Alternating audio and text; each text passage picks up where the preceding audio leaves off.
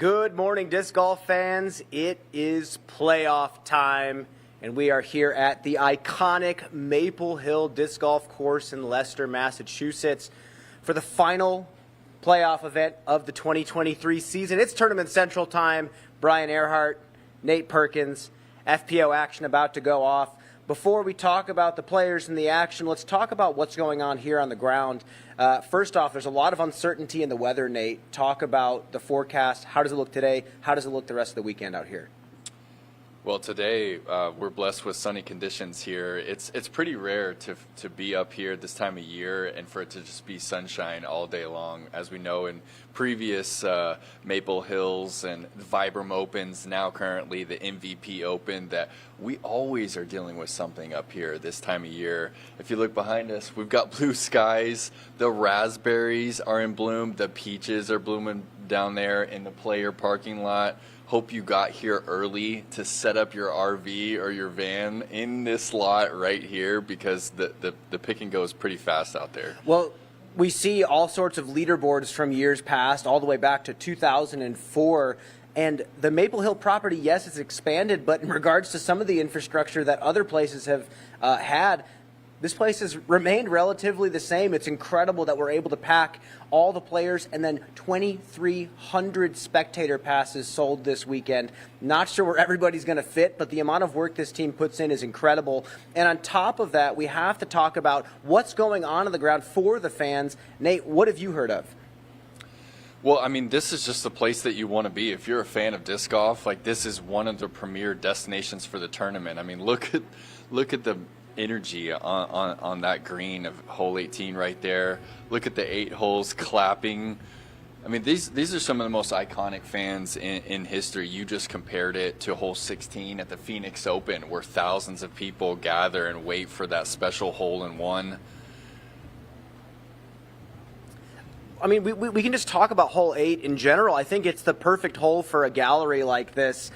You got the water carry, you got the ace run potential, you have the drop zone now that's making everything super exciting no matter what happens. So much going on here at Maple Hill. But the thing that we have to talk about, Nate, is the inception of the 8 holes. It really is similar to how Frisbee started. And I think just creating something out of nothing is kind of the spirit of disc golf in general. We actually caught up with the king of the 8 holes for an interview. Let's take a listen to what he had to say.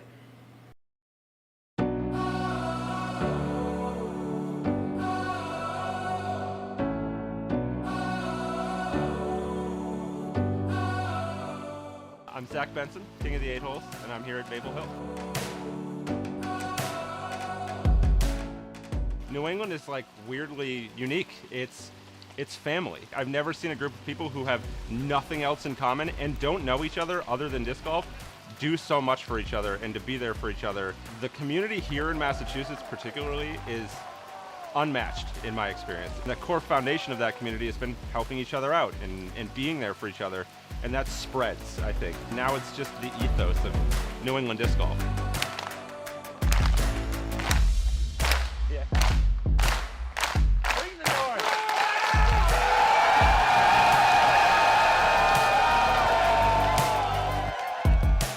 You still have the possibility of ace runs. You've got a very clear inbounds, out of bounds that is fun to watch. So there's a lot of that rise and fall of excitement. Like, is this disc making it over the water?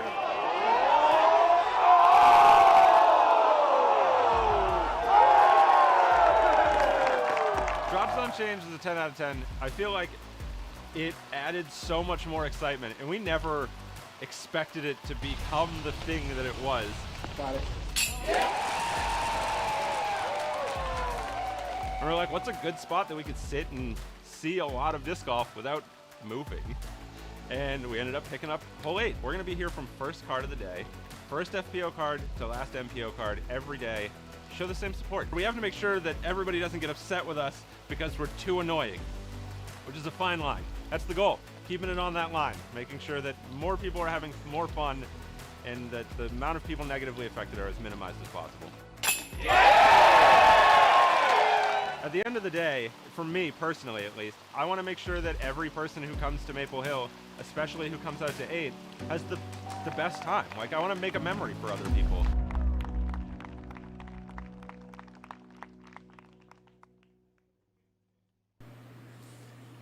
Certainly one of the special parts of being at Maple Hill. The players now have come to expect it, and the thing that I noticed listening to him talk was he is so tapped into the grassroots element of disc golf, doing something for no reward. The only reward being seeing other people come and enjoy disc golf on a level that they've never enjoyed it before. And it's funny, we're kind of teetering this line, like he said, of this polished professional sport and a sport that really started in counterculture. Yeah, I have to agree, Brian. I think that no matter what time you play the course, they're there. And they're screaming at the top of their lungs, and you can hear them from almost any part of this course.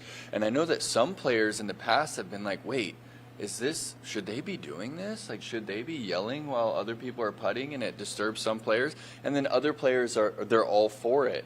And so, you know, I think the disc golf is still in that kind of, we don't know where we're headed. Should we be putting the light claps together for our players, or should we be screaming and shouting? What are your thoughts, Brian? Well, I think it's a fine line. In general, it's if every tournament had something like that, maybe the players would start to speak up more. But the fact is, it's the end of the season. It's a very special place with a lot of history. And I think the general consensus is, yes, it's loud, but you expect it at this point, and it's a very special thing. Again, we talk about the Phoenix Open in golf. It's a very similar environment.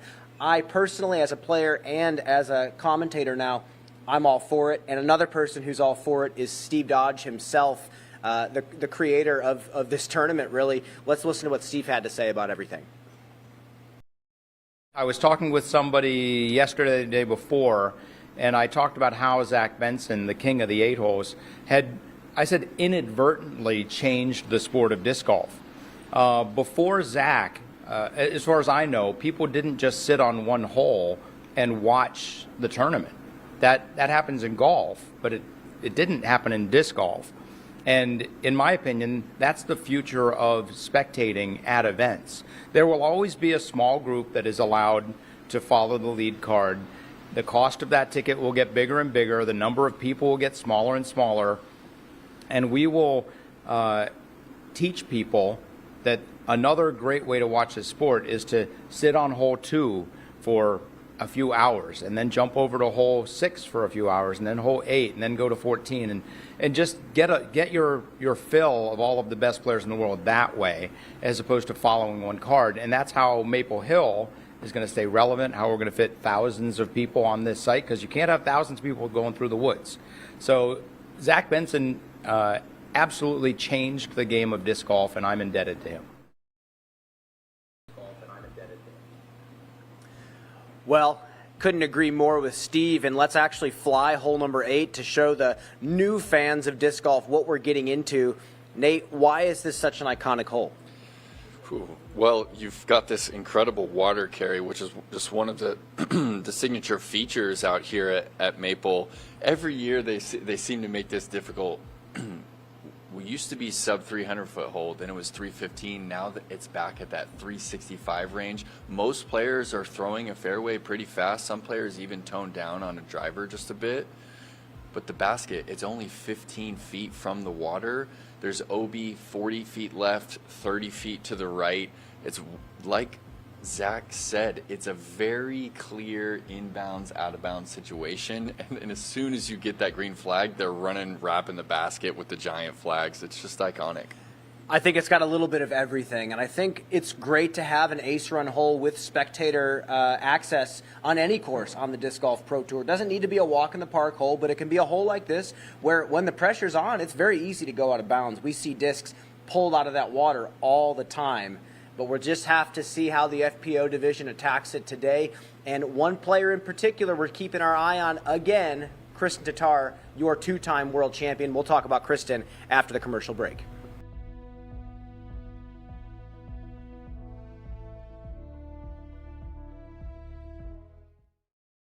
Behind the camera, there's one thing driving me forward: the shot. The shot that no one else thinks about or would even dare to try. The shot that people will remember. that tells a story. For me, that's what disc golf's all about. Introducing the time lapse, the first 12-speed featuring gyro overmold technology, and the first disc in the Simon line. Coming soon.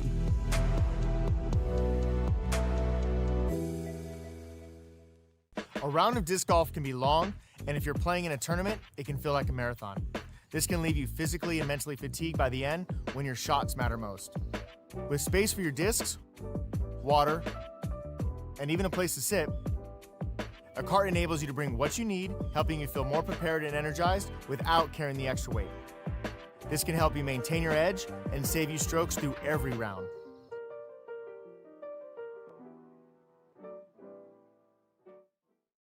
Feeling great starts with a great shave. Today, the world is in the palm of your hand.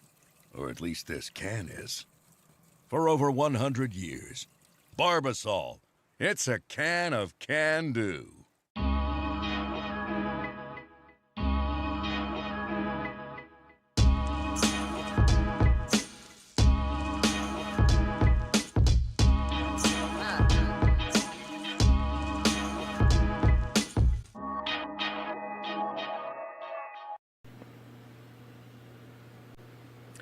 Welcome back. You are watching Tournament Central. The MVP Open is happening this week on the Disc Golf Network.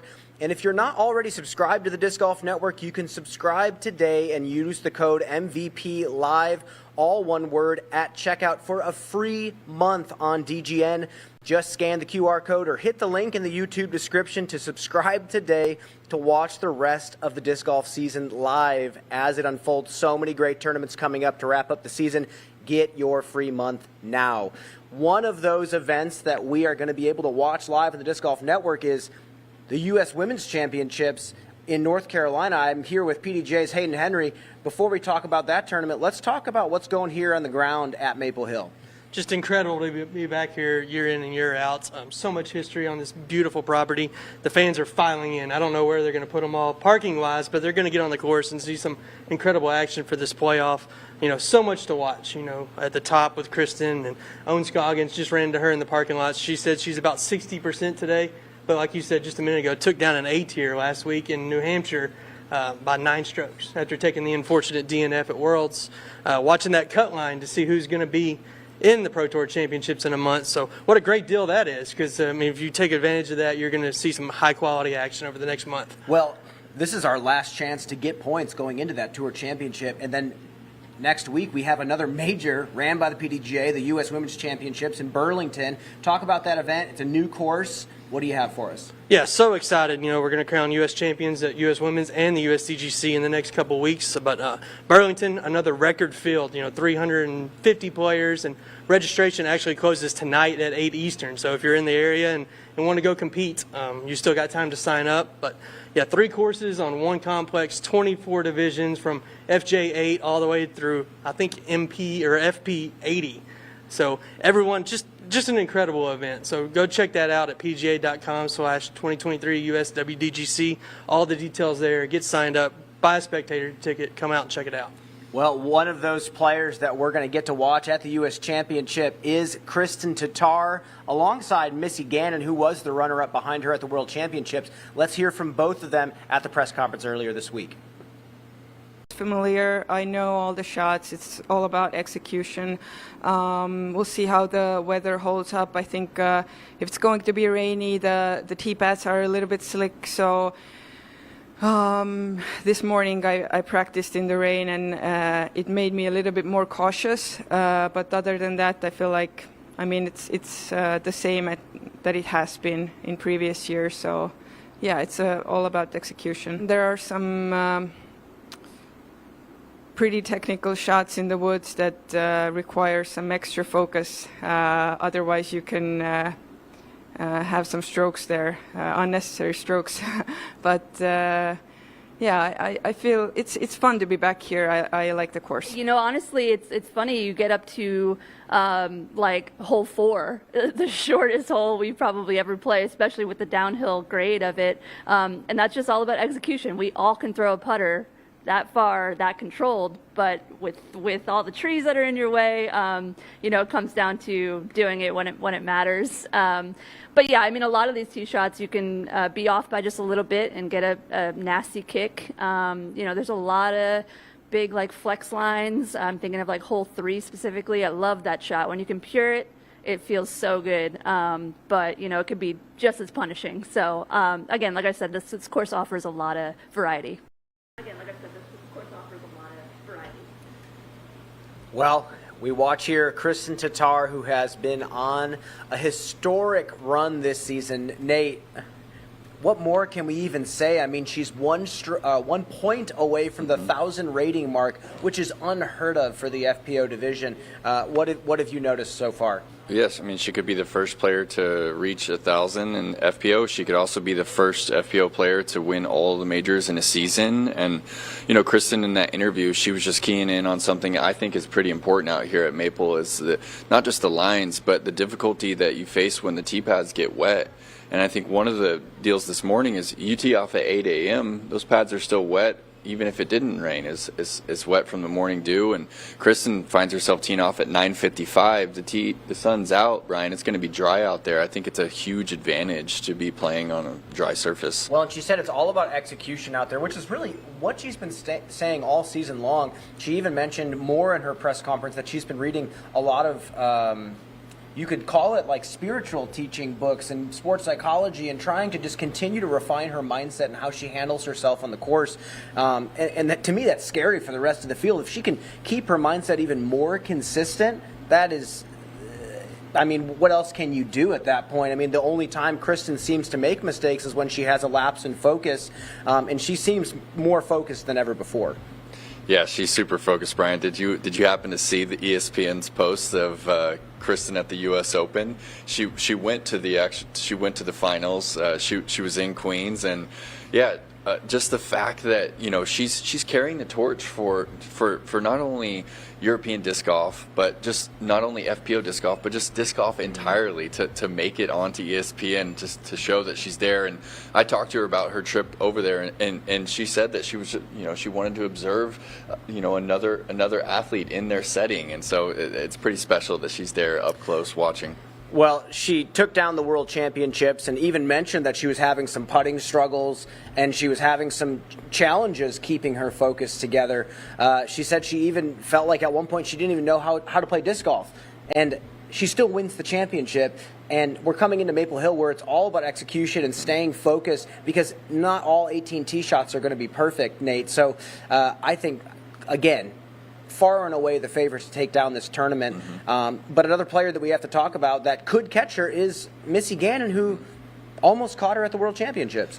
Yeah, historic run from Missy. I mean, we've all seen the statistic that it was the highest rated round from an FPO player at Worlds, highest rated tournament, that didn't take down the victory. Almost averaged 1,000 for the first time in her career. There wasn't a single moment in the tournament where Missy didn't have that laser focus. I mean, we saw every shot that she threw, and there were even less smiles from this Missy Gannon here in Vermont. There she cracks one there, and this turnover here on 8. This is a shot that I was actually extremely impressed by. Normally she's she was a one-dimensional backhand thrower for a while, but she's opening up quite a few different angles that I have never seen her throw with such physical competence. The thing that I heard from her at D-Glow, actually, I was talking to her off the cameras, and she mentioned that her mindset that she tries to bring into these championship rounds is a controlled arrogance. The moment you step up to T1, you are the best player in the world, and nobody is better than you no matter what. And you have to carry that all the way into hole 18. And then you know what? Once you step off the course, you can be as friendly as you want. But out here, you kind of have to tap into something different if you want to catch someone like Kristin Tattar, who clearly knows that she's the best player in the game, potentially, of all time. People now talking about that after her second World Championship. But I think Missy can do it. I think if a couple mistakes happen down the stretch, I think Missy can capitalize. And if she can keep putting the way she's been putting, it's going to be no problem. Another player we have to talk about, though, that just took down her first Disc Golf Pro Tour event up in Prince Edward Island, Ella Hansen, put on the hockey jersey and took down a great tournament, and she played extremely well that week, Nate. Yeah, I mean, she faced some adversity. You know, we were both on the mic for that event, and you know, we saw her struggle during that opening round. Her misses were drastic. I mean, when she was pulling on those putter shots, she was missing by 15, 20 degrees, and she struggled on the putting green. I mean, she 2 for 6 during that opening round, and then for her to just kind of collect herself and not let the moment get too big when she found herself behind Martel and, you know, battling Deanne Carey in that final round, we finally saw that confidence just flow out of her. She started to relax in the upper body, started to make all those putts during that final round, ended up winning by 9. I mean, that's a great example right there, just how relaxed she was on that 35-foot delivery, and just knowing that, you know, her time is coming, that she's one of the best throwers in the game. I mean, she hasn't missed cash all season long, Brian. Cashed for over $30,000, and she's just a few seasons into her long career. Yeah, I think the fact is she closed. She closed the tournament out, and regardless of how big the field was or what the stage was, she closed. And I think that's something that you can carry into any other tournament on the tour. Everyone knew that she had the abilities to do it, and now she believes that she can do it because she has done it. And it wasn't like she won by 2 or 3. She won by a very sizable margin. Let's listen to what Ella had to say about the win here in Prince Edward Island and how she is carrying it into this week at Maple Hill. You follow up the World Championships with a victory on the tour in Prince Edward Island. Talk about... I guess we could talk about the elephant in the room. It was a smaller field compared to the rest of the tour, but did the win still carry the weight for you because you were able to close it out? Yeah, I mean, it definitely felt good. It certainly is my biggest win to date, I think. But definitely, you know, I'm not going to like understate that it was a smaller field, that it was, you know, the week after Worlds. And I think there was a lot of different factors that led to that. You know, so I want to like maintain that I'm proud of that, and also I feel like it's not even close to what it would feel like to be winning an elite event.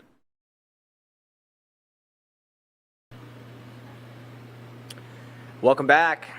We have to talk about Ohn Scoggins now, Nate. Hayden Henry just mentioned that he talked to her recently. She said she's only at 60%, but she just took down an A-tier the week after DNFing at the World Championships by 9 strokes. What is that?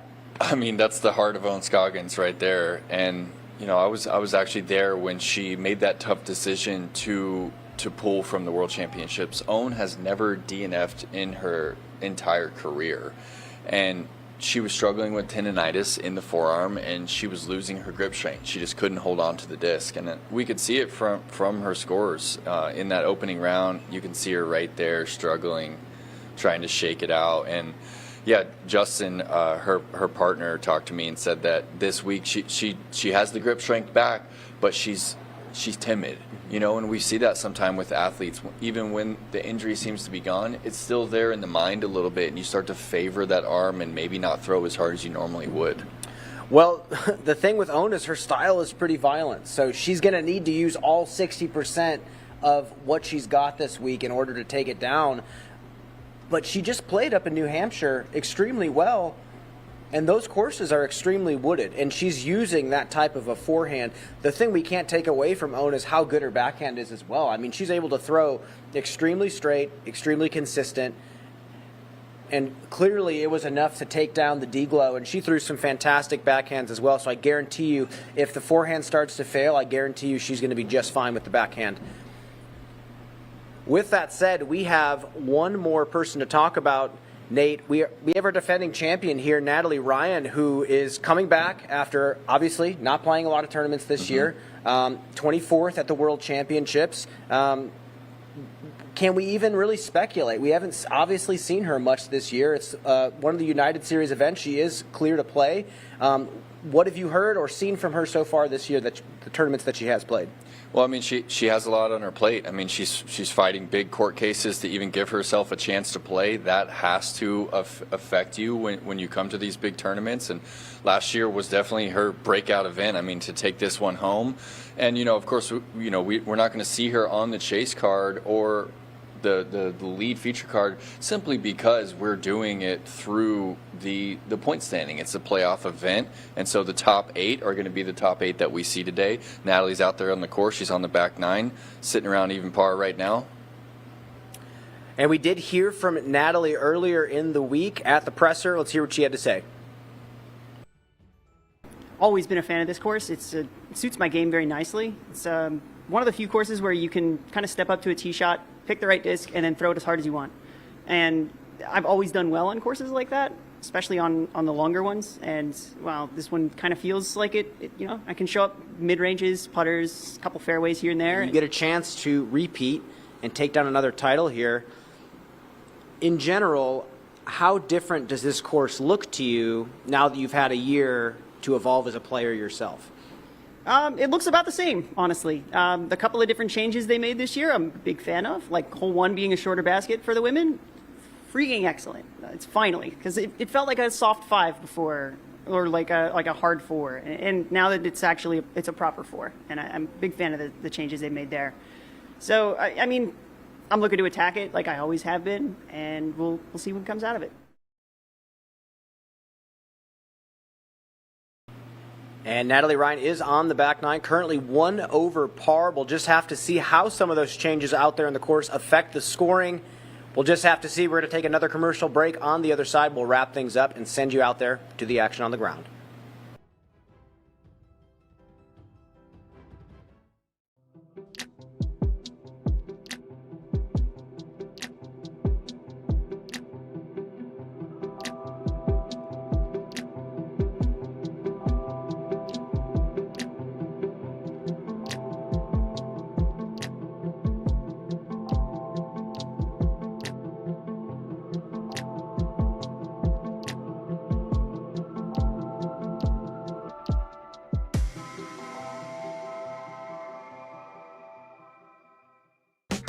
I'm super stoked about my new bag line. I'm actually still rocking the very first Voyager Pro I got when I joined MVP over 2.5 years ago, so I'm stoked to get some new bags and some personalized ones just for me. We got 3 awesome colorways picked out. The James Conrad World Champion patch right on the front is such a cool touch to me. It's kind of reminiscent of the artwork on the stock Nomad. It'll be an awesome chance for fans to support me and to rock some new colorways on the Voyager bags with this release.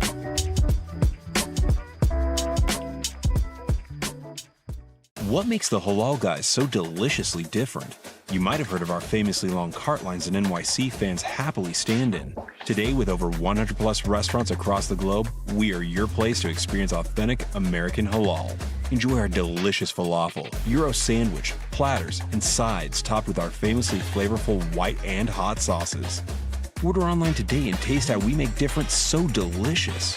The Halal Guys, bringing something deliciously different to the table. Welcome back. Your early leaders, Evelina Salonen, 3 strokes now on a multitude of players in second place at even par. Nate, final thoughts on either Evelina or what we're about to see today at Maple Hill? Evelina's putt's back. I mean, she's hitting putts from 30 feet, and we know that she's one of the best players off the tee over the past few seasons, so I'm excited that the Finns are sticking around for this one. And I mean, what a special place, Brian. We're here set up, Tournament Central. We're in the room where we play ping pong for the last 8 years, next to the Sap House. I mean, this is the place you want to find yourself. One of the tournaments that just holds on to what makes disc golf so special, that tight-knit community. And again, going back to what the king of the 8-hole said, what Steve said, disc golf came from a desire to create something out of nothing. And I think that Maple Hill preserves that very well. I think the players and the spectators both feel that when they come here. So if you haven't been here or you haven't watched disc golf out here, you're in for a treat. With that said, we're going to wrap things up and send it out to the DGN booth. Round 1 action about to begin for our feature cards. Brian Earhart, Nate Perkins. You're going to be seeing quite a bit of us this week, but we'll see you out there.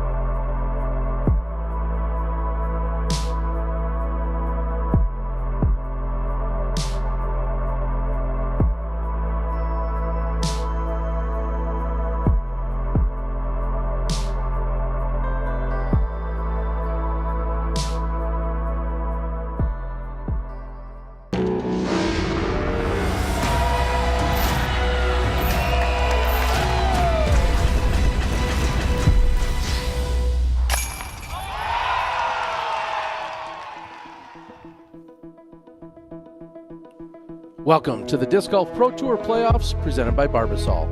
Maple Hill, the #1 rated course in the world, sets the stage for our 2023 MVP Open presented by OTB.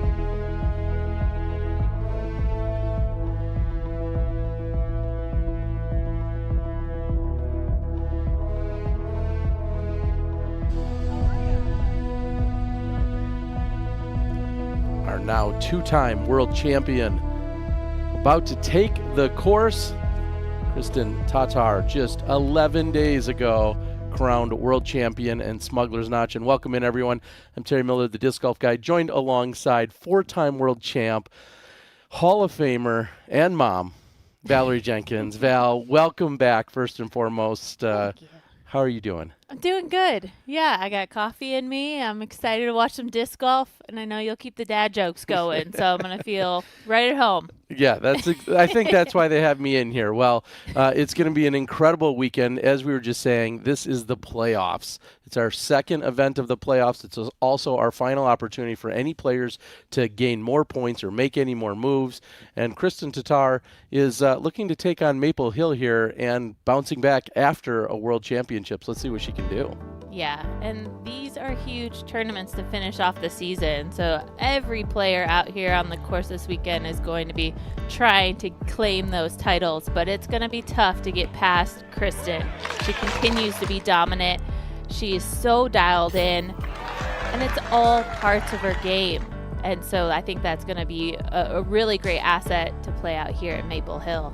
She spoke openly about having the week off and what it meant for her last weekend, taking in part of New York City and enjoying time with her family and not being out on the course. And we saw this performance just a few weeks ago.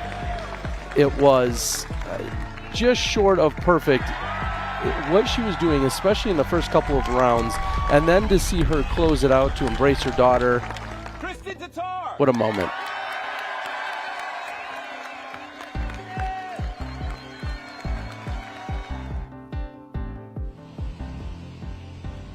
And this weekend, she is playing here at the MVP Open. This is the only Elite Series or major event on the tour where she has played it multiple times and not won. And I know that sounds like a really high bar to set. We talk about her dominance. We talk about how she plays so well at so many different courses. It doesn't seem to matter, but she is yet to collect a first-place trophy here at Maple Hill. Yeah, and her career it's very short. She's only been playing for just a handful of years, and in that short amount of time, she has just risen to the top so fast, been dominant in the last couple of years, and it's interesting to note that she still has things to fight for. And I think that, her being on that level in her own world, I think that gives her extra motivation. Yeah, of course, last year coming up just short in the playoff to Natalie Ryan. Well, let's take a look at something she doesn't have to worry about, which are points. And here is the second page of our point leaders in the competitors which have made it into our finals, our championship as of right now. Macy, Jennifer Allen, Maria Oliva, all sitting in good positions as of right now. The top 20 will make it into the Disc Golf Pro Tour Championship. And you're not seeing her on this list because she's in 33rd. Valerie Mandujano, she is into the Tour Championship because she won an event earlier in the year. So you get an automatic pass into the Tour Championship along with Paige Pierce. However, we know Paige will not be playing, but these are the women that are just below the cut line. Again, the top 20 are who qualify for our Tour Championship. And what are they playing for? Well, they're playing for an advantage during the first two rounds at our Tour Championship. The better you finish here throughout the season, the more strokes you get as essentially a handicap moving into the first day of the Tour Championship. First place getting 5 strokes, second place with 4, and so on and so forth as they move on down. So play well all year, get an advantage at the Tour Championship. And another woman that's outside of our Tour Championship qualifying is Evelina Salonen. And the only way that she can make it into the Tour Championship next month is if she were to win the event this weekend. And she's off to a great start. There's a birdie there on hole 8. She's got 4 birdies on her scorecard, and she is currently our leader. So, I mean, it's a tall task, but she's at the top right now. She just has to maintain. Yeah, if this isn't the definition of go big or go home in every sense of it, Evelina, like you said, a great start, 4 birdies through 10 holes.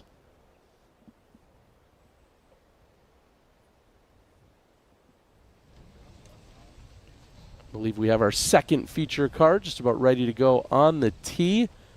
Our cards put together here at this playoff event based on their tour standings and the points in which they have accumulated so far until this weekend. Ladies, we are live on the tee. Up first from Caldwell, Idaho, Sarah Hoka.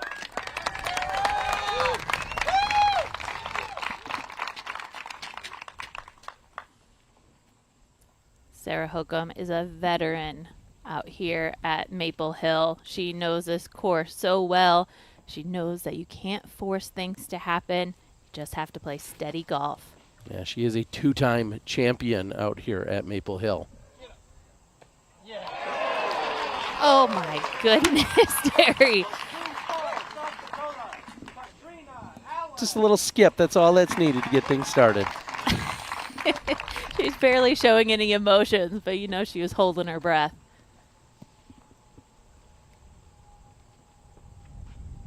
Katrina Allen, also a 2-time champion here at Maple Hill. When you have distance like a Katrina Allen, you know you can get over. You just hope you don't land behind a pine tree.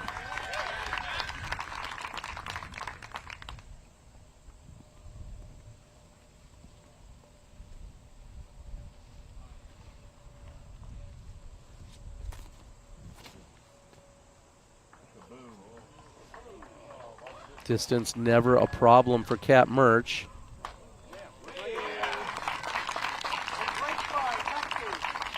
And that may be a forehand approach coming from Murch. And to round out our second feature card, Holland Hanley.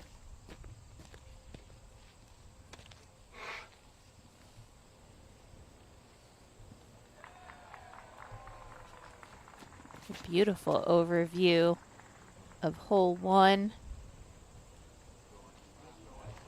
This is a Christmas tree farm, family owned, and every year people come, customers come, cut down trees, so there's new fairways created every year you play this.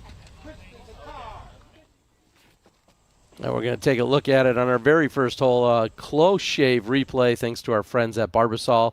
Our entire Disc Golf Pro Tour playoffs presented by Barbasol. As I like to say, put it on your face.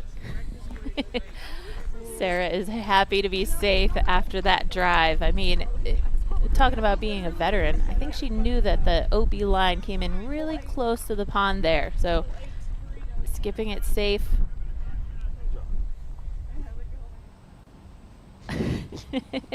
Leaving her caddy hanging. And this is a birdie look for Evelina Salonen on the 10th. This would push her to 4 under.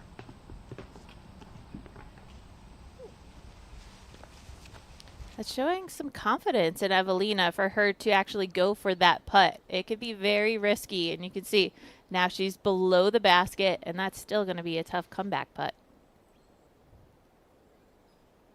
And you can see some of our early leaders here in round 1. Haley King under par now at 1 under.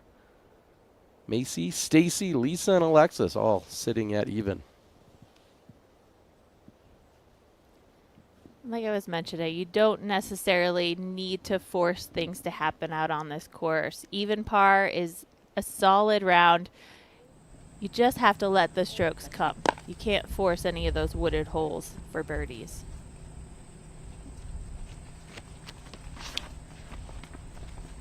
And once you get through the woods, you get out to a couple open holes here, and this is a smash from Evelina on hole 11. He does. Same Yeah, order?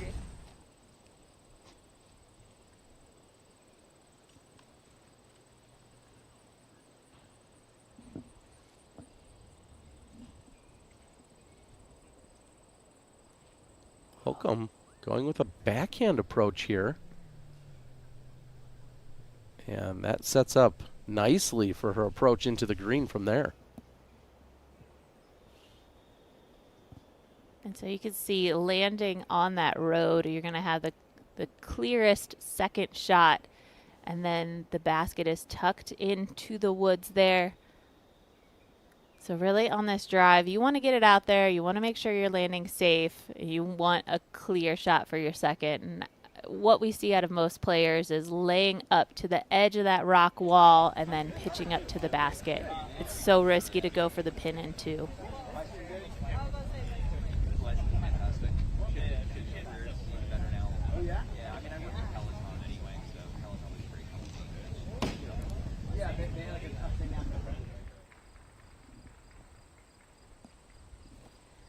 Do you have to pay full ticket for that price, or full ticket price to get a little one in like that? I think under 2 is free. Or is that on airplane? You see that too. So that was a good glimpse of the opening. Katrina laying up.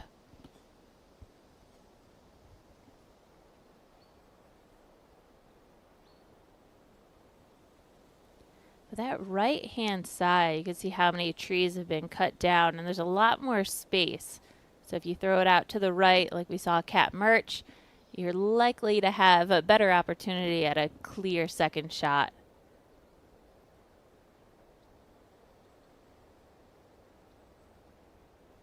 Maybe channel her little bit of Boys to Men here. She'd like to get to the end of the road, right to that opening.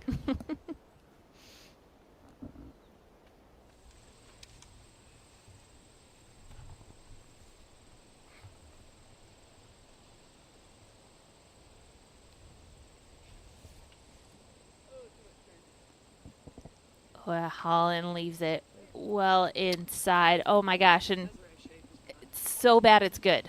Yeah, a very fortunate break that she came up short of the wall. She'll still have to clear the OB section between her and the basket, so we'll see if it's an open shot. But you called it. That was so bad that it turned out to be okay.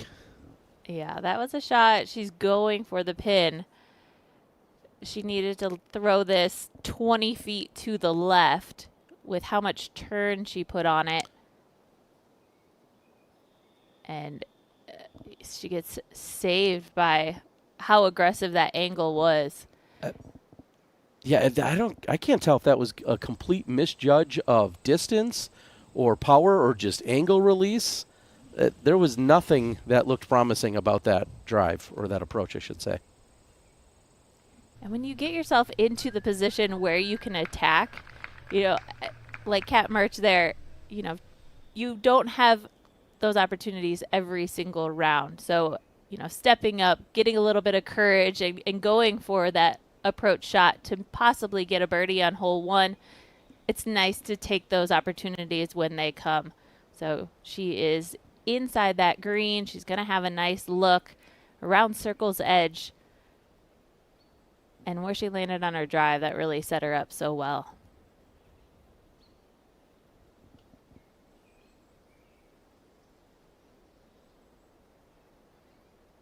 And I'm just interested to see where Holland actually ended up, because being that far right, and now if she doesn't have a shot, if she doesn't have a window, she's going to have to pitch up to the opening. Wow. Katrina playing the rock wall herself. Lands it safe. That's going to be a big putt to save the par. And we're seeing Kristin Tattar at the practice green, just getting ready to go. She'll be teeing off here shortly.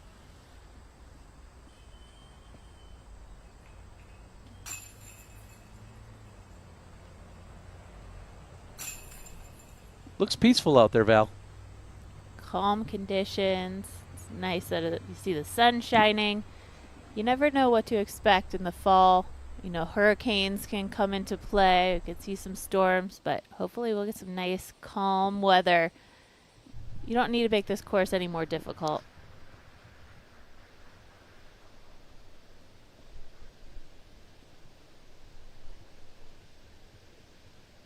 And pitching over the OB.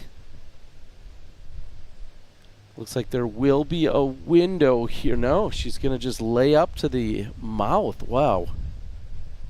Really limited and not wanting to take the risk to throw over the OB and going to go with a much longer putt as a result.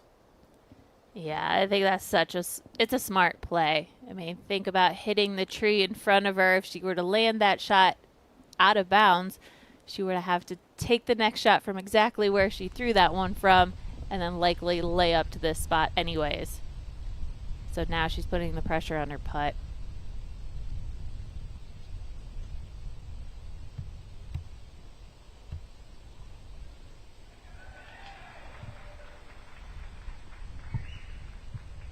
Just off to the right. But again, I think that was smart not to play that extremely risky shot.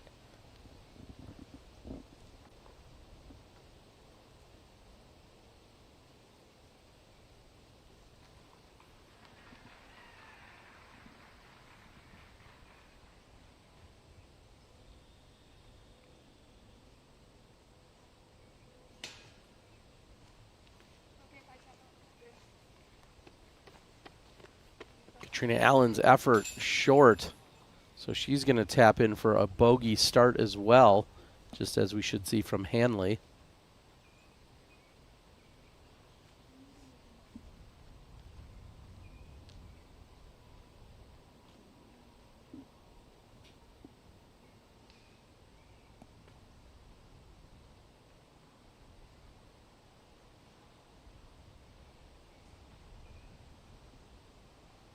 Holcomb inside the circle, coming up short, and she will open with a bogey.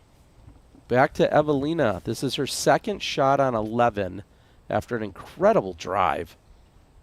And this is tracking left of the pin, so that should be an uphill putt, but a look for birdie.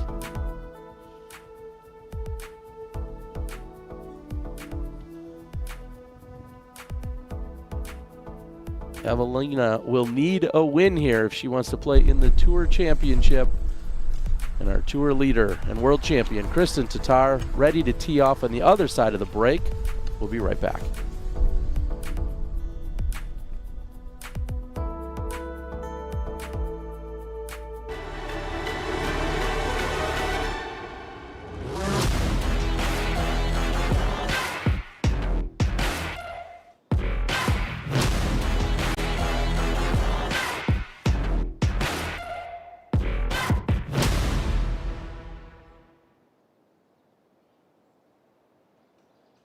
Whether I'm on the course or behind the camera, there's one thing driving me forward: the shot.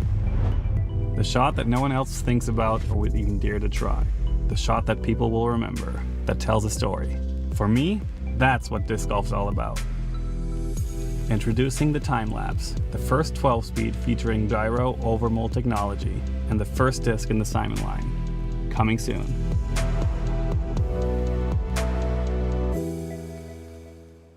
Billy Rossini and I go back to 2007, I believe. Billy was one of the guys that was actually sponsored in Charlotte by Innova. He said, hey, here's my product, and I was already in. All the scoring that we do in our sport now is all digital. Having some sort of backup power source is going to be really important. We feel that it's a good quality product. And having a stash pack that holds the cable that connects to any device, it just works. It's not just my business partner, it's my friend. And so that's why this thing really works for me.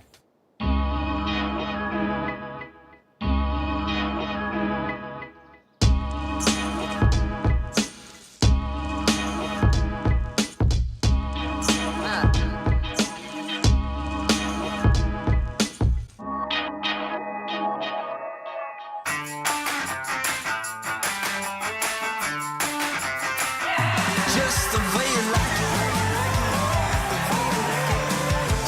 good, so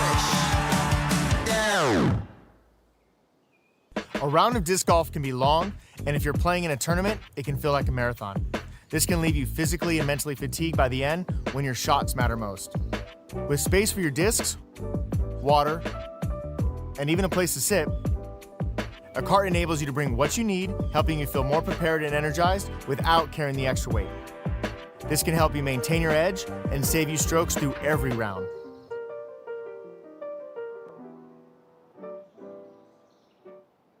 Oh man, I'm down by 2 with 2 holes to go. It's the hole 8 island. I need this birdie. I need this. Should I use my last 2 driving chips? Or should I save them for the final tee shot? Or maybe I'll just use one now. Maybe I need to save one for the next drive. Time delay, dude. That's a courtesy violation. That's a stroke. You're down by 3 now, potty mouth.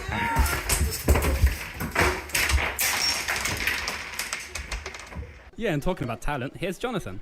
Stepping up to tee off, looking very good. Look at those muscles, working that drive. Well, he clearly works out, and that drive is amazing. Oh my God, once in a lifetime shot. Not for Jonathan, it isn't. I'm going to keep my eye on this guy. Not going to be very hard, considering how good he looks. Ska du kasta eller? Ja. Checka det här. Åh, jävlar. Snyggt. The MVP Open is brought to you by MVP, the leading edge in disc golf.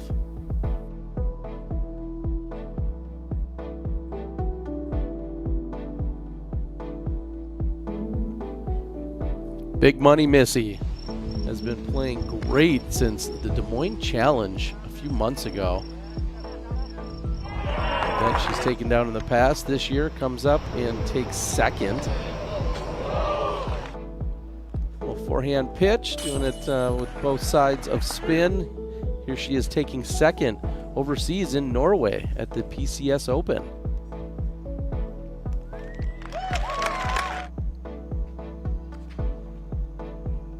She had a title to defend at Ledgestone.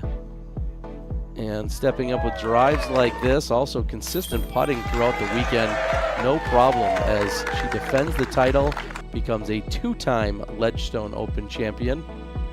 And then just 11 days ago at the World Championships, put up a good fight against Kristin Tattar. Ended up coming up short, but finishes as runner-up at the World Championship. And Kristin keeps getting in her way, is I guess what Missy would maybe say when she's looking at some of these graphics, seeing what she's been doing. 997.6 rating that we saw from Missy Gannon. That is the highest rating that we've seen at a World Championships that didn't win the event. And Missy, well, looking to pick up a title here in Leicester.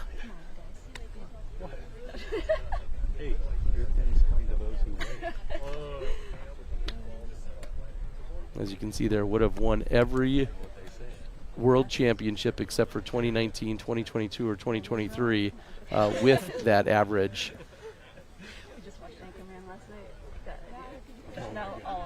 Her and her husband Tom on the bag. You see Ella Hansen walking behind a moment ago, our winner from last weekend.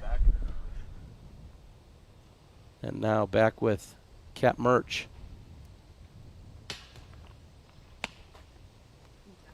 There is a front of the force field on that basket. The front of the basket taking some abuse here from that guard. And we saw the approach by Evelina. This is her look for birdie. Some awkward footing for her.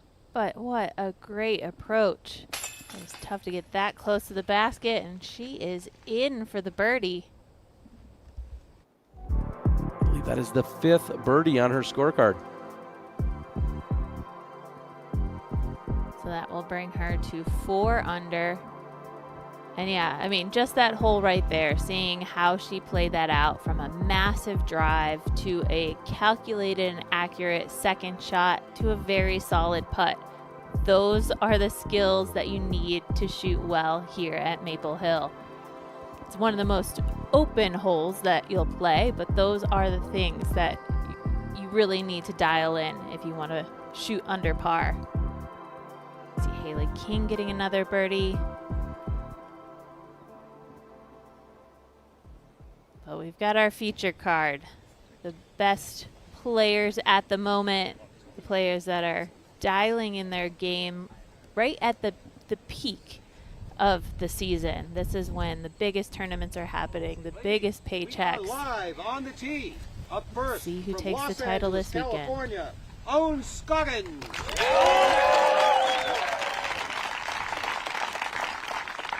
Ohn Scoggins we saw withdraw from the World Championship, then came back last weekend and averaged 993 golf to take down a win. So Ohn Scoggins appears to be back and healthy.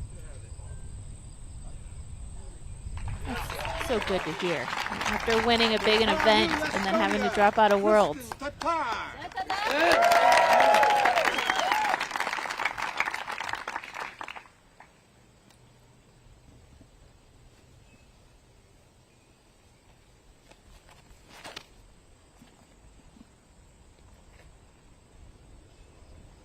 The wind catches this one.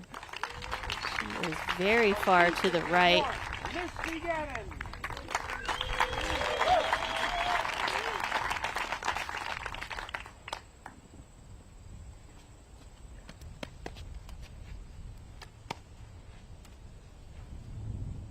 Just as you called, Val, we see those flanners blowing from left to right.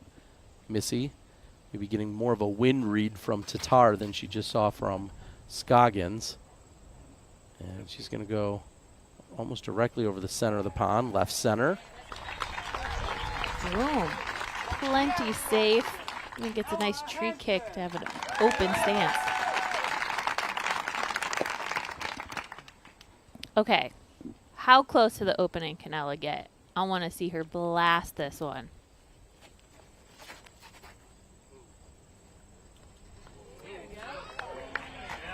This is huge.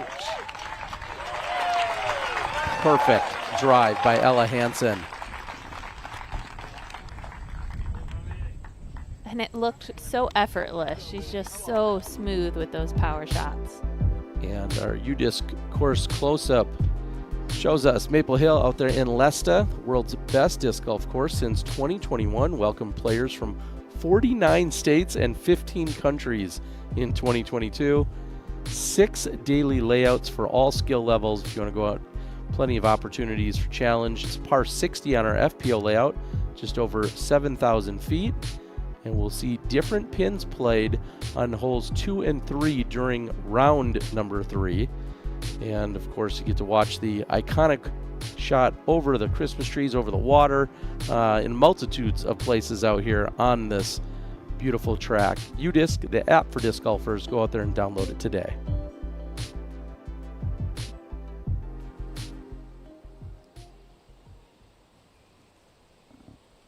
Hanley has a birdie look on 2. Oh, yes. And Hanley making up for the short miss that we found on hole number 1. Correcting her mistakes there and negating the bogey. Here's Sayananda.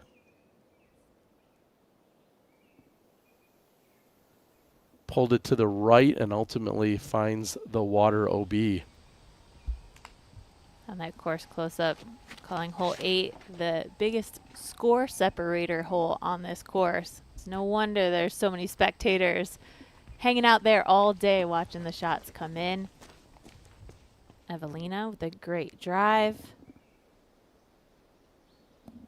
A lot of these open shots and tee shots on the back half of the course, it's just about placement. Just get it out there as far as you can, and it comes down to those second and third shots and what you do.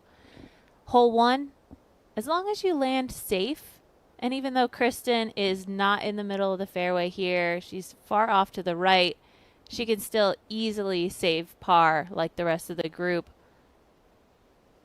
Looks like she has an open run-up, open arm swing as well, so she just has to throw it to that opening. Looks like on the left side of the fairway first we'll have Ohn Scoggins.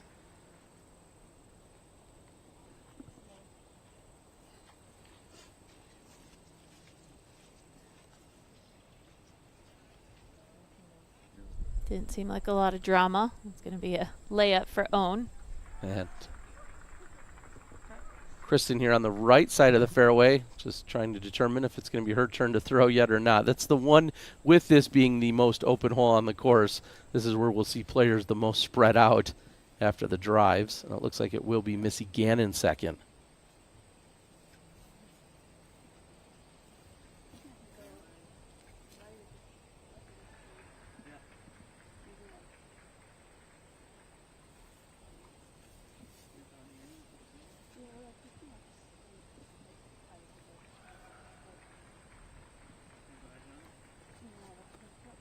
So you could play extremely safe to just punch it out and to get near where you can actually see the pin and then pitch under the basket. Or hearing Missy, she's getting a little bit more calculated. If you push it a little bit closer to that opening, you could give yourself a putt. You don't have to get it all the way into the green to get the birdie.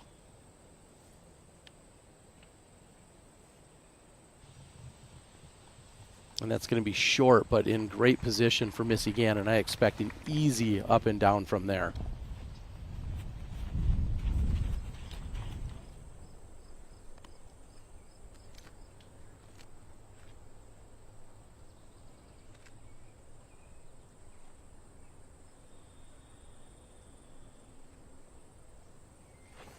Kristin can get it close enough to the pin here for a look for birdie.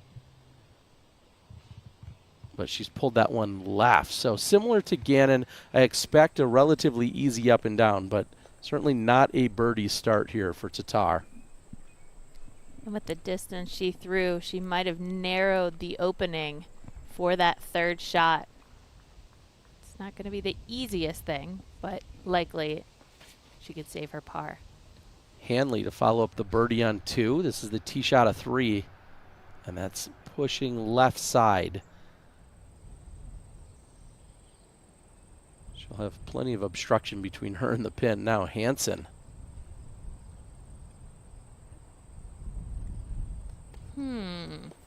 Tentative? Very, very safe for Ella.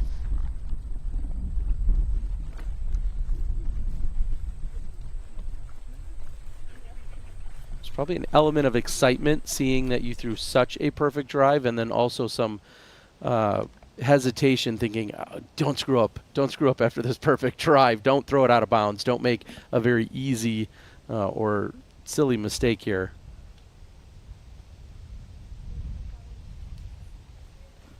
And that is the second shot from Evelina.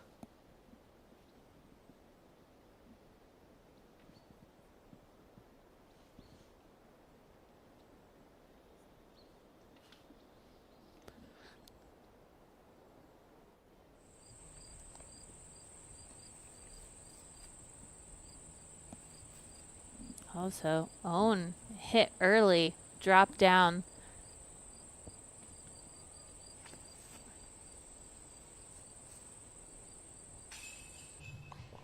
Ohn flirting with the right side out of bounds.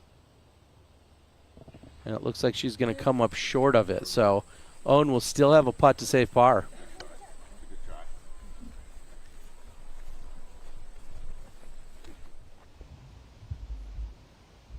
And from Norway, we have Anniken Sten.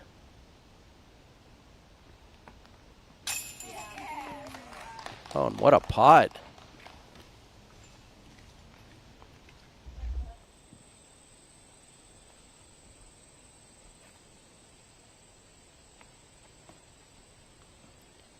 And a huge mistake here by Kristin. Thankfully, those rocks are lining that OB line and keeps her safe, but that had just such a sharp angle, hit the ground, rolled. Yikes. That was not the intended shot. She needed something just nice and soft to skip into that opening and give herself a putt. It was wide open. I was worried if it was going to be too tight of a gap, but Missy also leaving it short. Just into that opening, that's at circle's edge. So Missy's going to be just inside of that. So 28-footer, 30-footer. And Hanley with her second up off the koozie.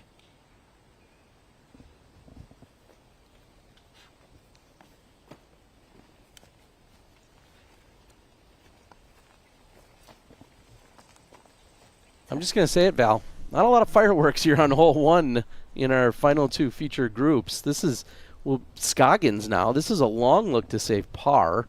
She's way out in circle 2.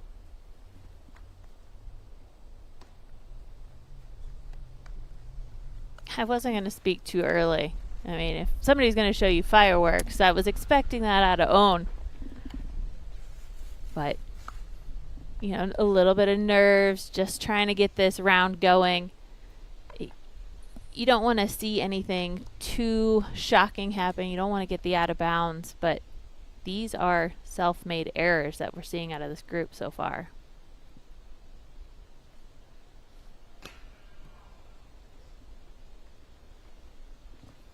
And off the side of the basket. So Kristin will be opening with a bogey. And from just inside the circle, Missy Gannon has this.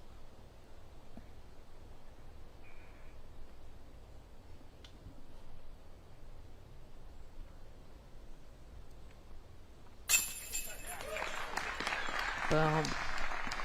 Dagger in the heart of the chains for Missy. Forcing herself to work on hole 1. Forcing the putt to happen. That's a good feeling. That's the way you want to start your round, with a little bit of that momentum and confidence building up.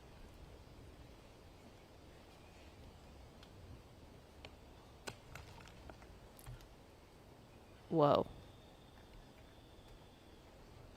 And I was thinking about the mental state, you know, Ella playing this hole very conservative and now hitting that tree in front of her on a relatively short putt.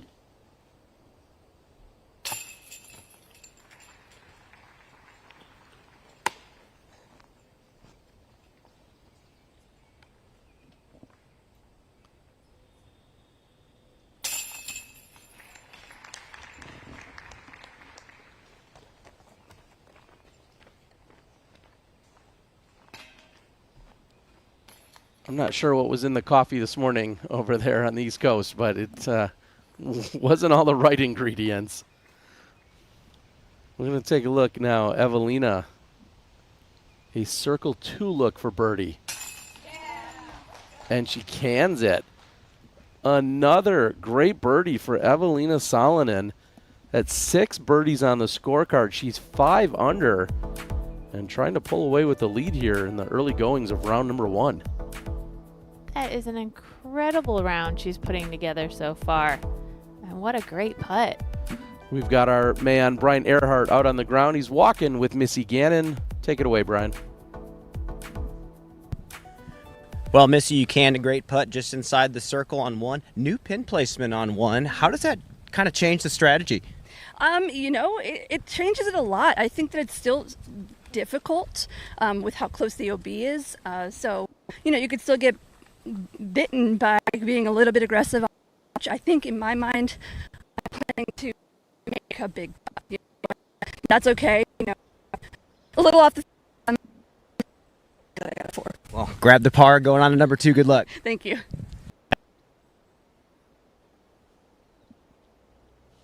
Yeah, seeing that new pin and expecting to see the scores get significantly better this year as opposed to last year. And from what we saw from our final 2 cards, no one taking advantage. And then I know I was talking about it back during the approach shot that Ella Hansen put herself in the best possible position. She might have had one of the best drives in the entire field today and ends up walking away with a double bogey. Rough start as we're with Hanley on 4.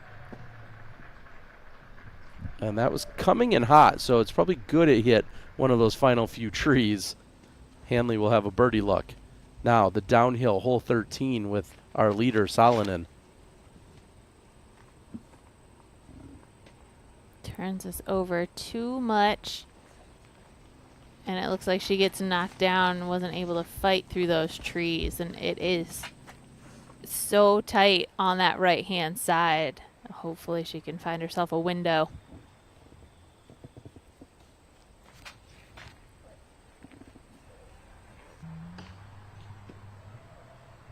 Not enough turn for Gannon to fight back to the center of the fairway, so caught up on the left side. Opposite spin coming from Scoggins inside the circle.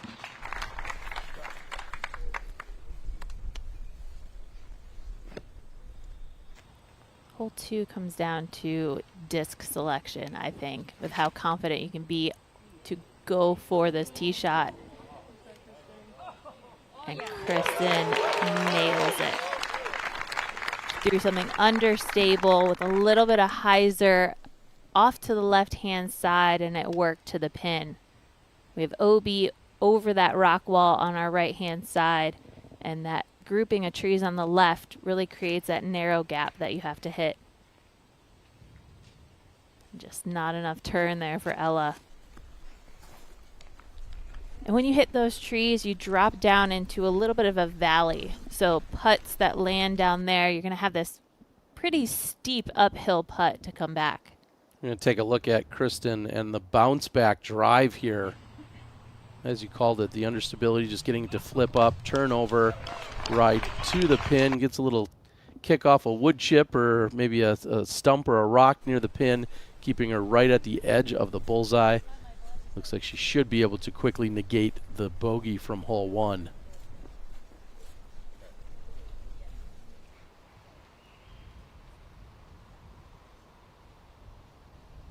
And a birdie look here for Hanley. Just short of 40 feet, slightly downhill, right to left wind.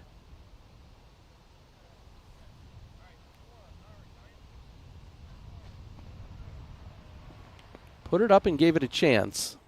Just needed to start it more on the right side.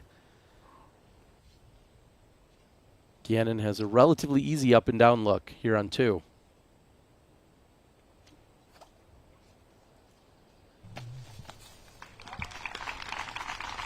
And that should result in a par.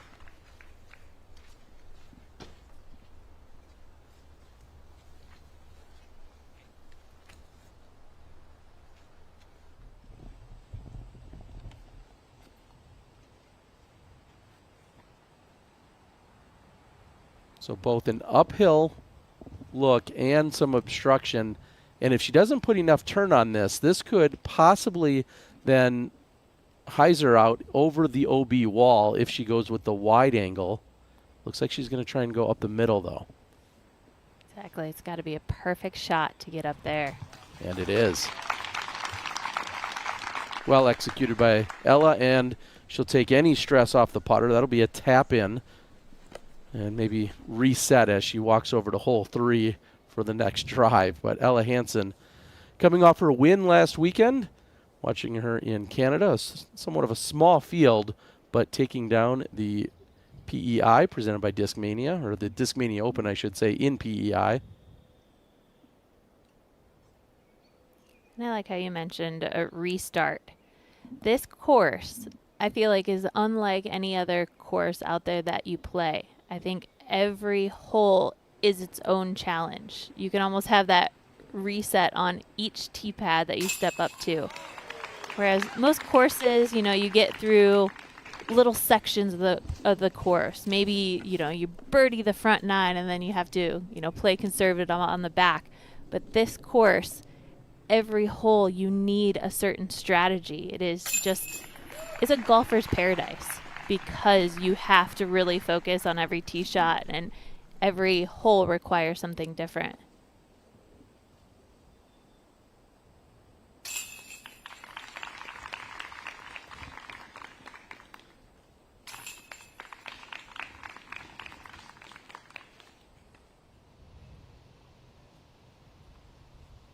Katrina Allen has a birdie look. Capitalizes on 4. Kat has been struggling as of late. She's been very open about those struggles. We saw her with her worst major finish at the World Championship just a couple weeks ago. And Evelina trying to fight through with her second shot on 13.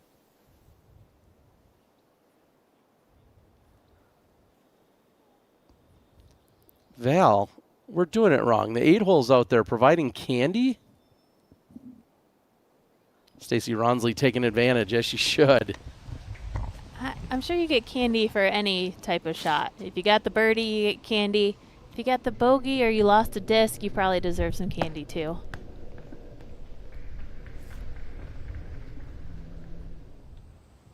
Long birdie look for Holland Hanley coming up. More importantly, it's safe.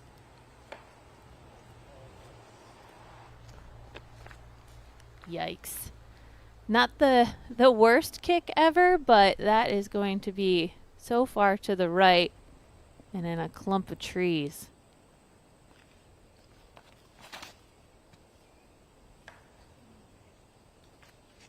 And Kristin's gonna keep her company.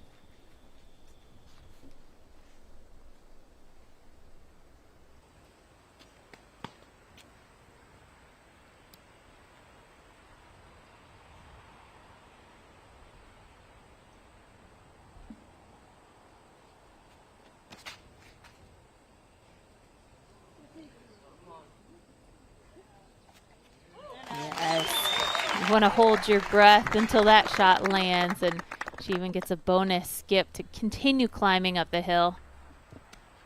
I believe Missy was even talking about how good it feels to execute the drive on this specific hole, and you saw her do just that, especially after the 2 previous drives that were off the mark. Hansen takes the right inside lane, and that should be a long look for birdie if she wants it, but at least a par.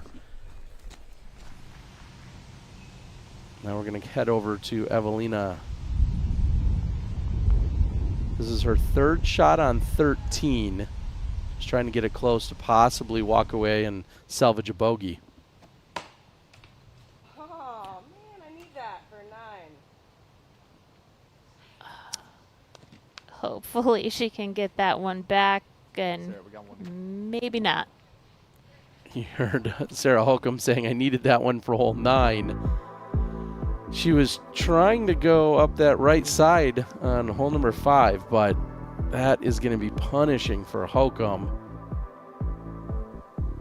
Bogey at best coming up for Sarah, likely a double.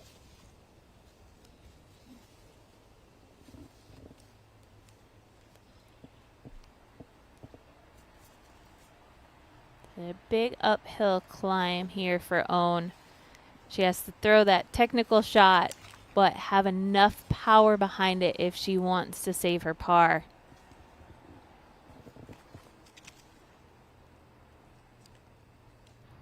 Great line, just a little overstable. So she's going to be on the left-hand side. Ooh, and we see her. Is she rubbing her arm or scratching it? Yeah, Oh. yeah, it looks very similar to what we saw at Worlds, Val, and I'm not liking that at all. Evelina has a short bogey look, but she gets it to drop. And what an awkward stance she had. Another solid putt and a huge smile to keep that good round going.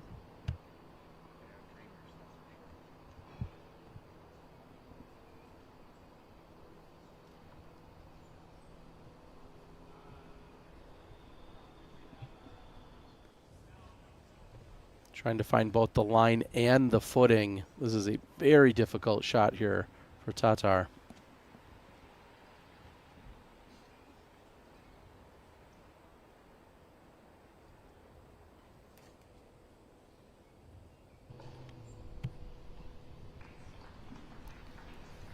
So strategy there for Kristin, not going big, not risking too much. She just hit the line she needed to, pitched out to that open area, and looks like she'll be surrendering for the bogey.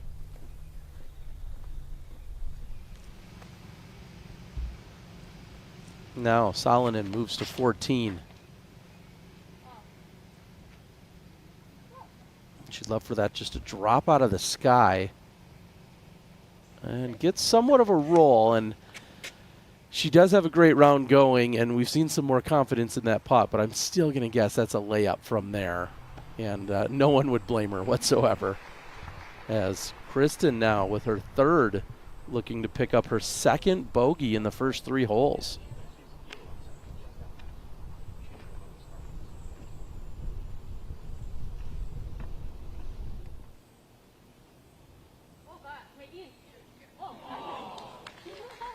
What a run from Ohn. Brian, we're seeing some smiles from Ohn, but any idea how she's feeling out there? We just saw her rubbing her arm as well. Yeah, you know, Terry, Hayden Henry with the PDGA caught up with her today, actually, and mentioned that she only said she's feeling about 60%. So we'll see if she can use all of that 60% this week, because she's going to definitely need it out here at Maple Hill. Thank you, Brian, as you see Ella Hansen come up just short on the Circle 2 bid.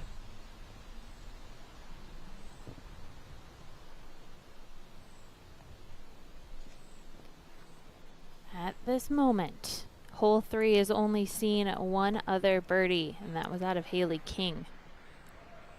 So we'll see if Missy can join her just outside Circle 1.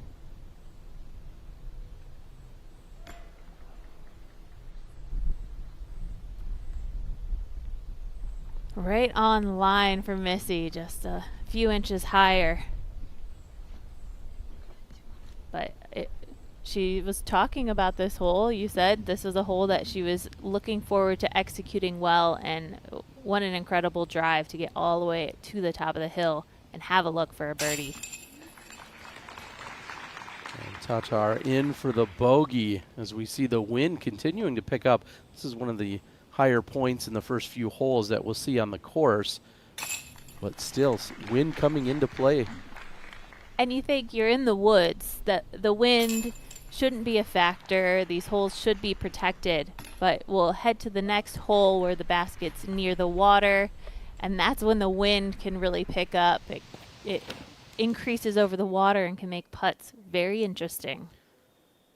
And this is Haley King. You just spoke of her, Val, on getting the birdie of 3, setting herself up for a birdie look on 8. And not any hesitation, understandably, as Evelina is going to set that one right next to the pin. That's going to be a drop-in par for Evelina on 14. Haley King would go on to make the putt after you just saw the drive. So also off to a great start. She's 3 under through 8. Yeah, 3 under, bogey free. So keeping it clean in the woods so far.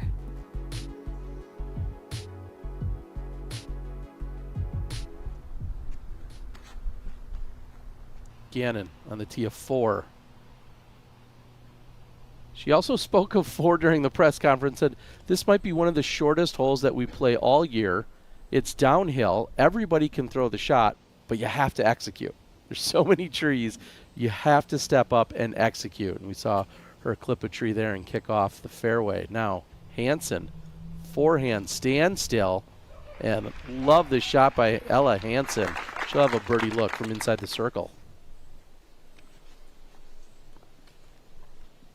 Yeah, hole 4, you see players getting too tricky. They're trying to throw some tricky floating soft shot. But like you said, Missy talked about executing the shot. You got to hit that line or you got to hope to get lucky. Oh my, Ohn was ace running there.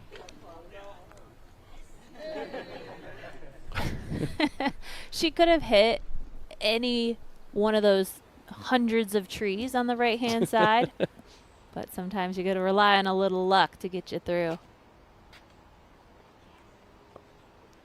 Wow. Good looking shot from Kristin. I think it needs to slow down though. And it does. She gets a kick right next to the basket that very easily could have carried past the pin and into the OB pond, but it Gets a favorable kick, and Kristin will have a look for birdie.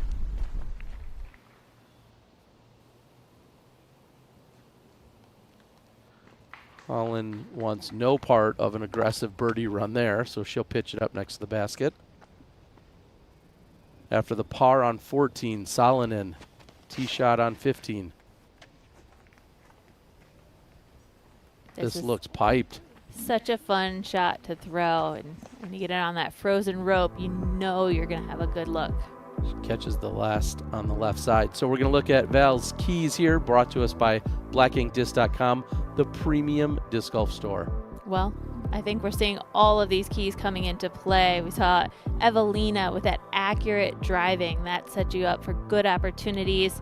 If you get a little bit off of those fairways, though, you have to scramble. That's the only way you're going to stay alive. And like I said, every hole requires its own strategy. So you can kind of rely on resetting on each tee pad and go back to your game plan and get comfortable no matter how well or how bad you're shooting in that day. Ugh, and this hole needs strategy. And I feel like every player plays hole 6 differently. OB to the right over that rock wall. There's a pond to the left.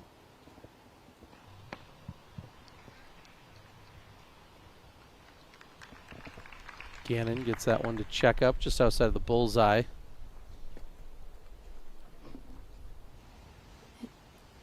Thinking of that strategy, you have to be aggressive on these holes, but you also have to know how risky they are when you go for them. And Ohn, big risk, big reward. What a solid putt.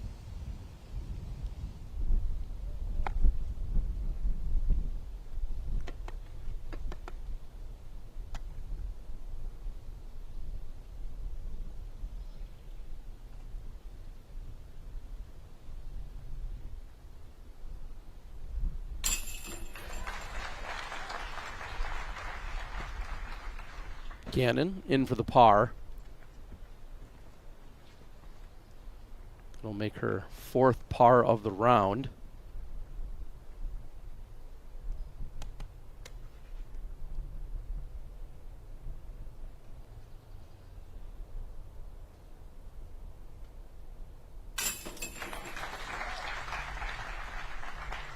Ella Hansen on the board.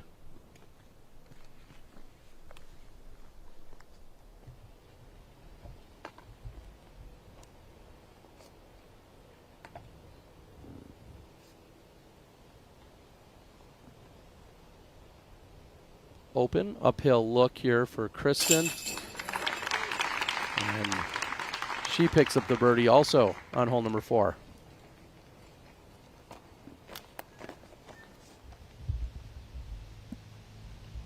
And Evelina did connect with a tree on the left side of the fairway, so this should be a pitch right next to the pin, and Evelina trying to card another birdie, or excuse me, another par. Feels like a birdie. Now we head over to hole number 5, Val, one of the most iconic holes I feel like in all of disc golf. Yeah, and it's nice to see the drone flying this shot because it's not a tee shot I ever threw, but it is the most open. You can see we're flying over the water. If you have a sidearm, this is a great chance to rely on that. Bring it out wide, but make sure that it has enough stability to come back and spike into that green. Otherwise, you see a lot of players playing the right-hand side. There is a fairway, but it is very technical, and you just can't get underneath the basket like you can when you go left.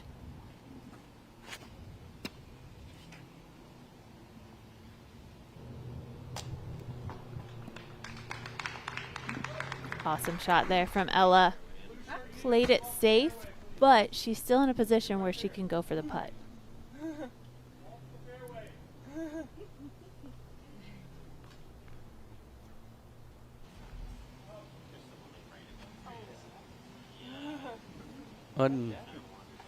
Unsure of the conversation taking place there on the tee, but it looked like a little hesitation. And Ohn is not going to play the forehand route over the pond. She's going to go up the middle.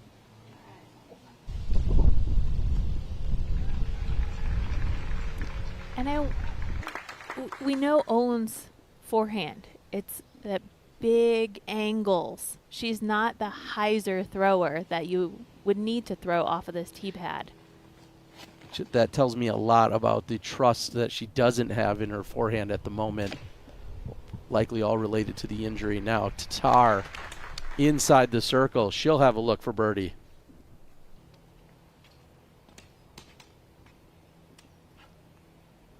Playing this right-hand route, again, it's almost impossible to get under the basket, so you have to play each shot perfectly to get the par. That's a great shot from Missy. And you see there's so many trees still left between her and the basket, so it's going to require an accurate upshot to get herself to that par. So it's tough. If you don't have that solid sidearm, you're going to likely lose a stroke to some of those top players on this hole. Rejoining Evelina Salonen, TF16.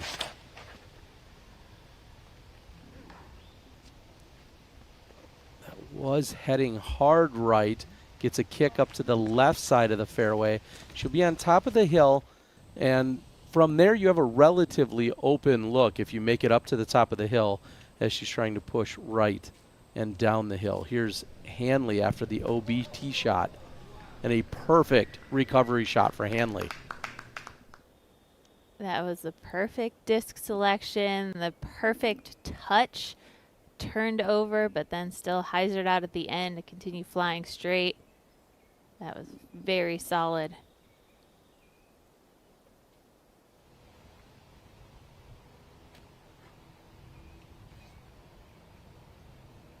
Gonna want to get through that wall of trees. Nails it. Near perfect also for Gannon. She'll have a look to card her 5th par in a row to open up on round number 1.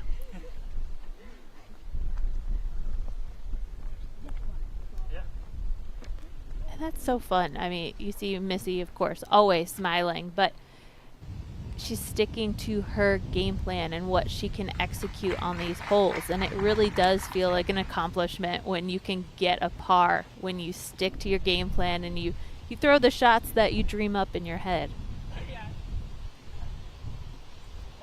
Yeah, essentially just kind of picking and choosing your battles. You talked about the strategy you need on every hole.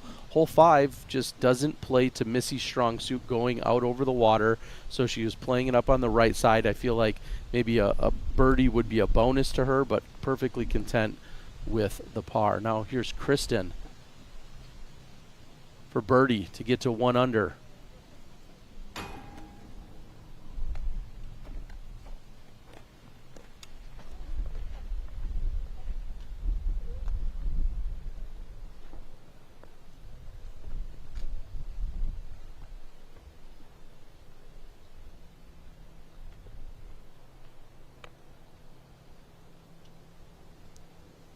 After a great shot by Ella, she has a chance to pick up a birdie, get back to even, and Ella's putt is tentative off the side.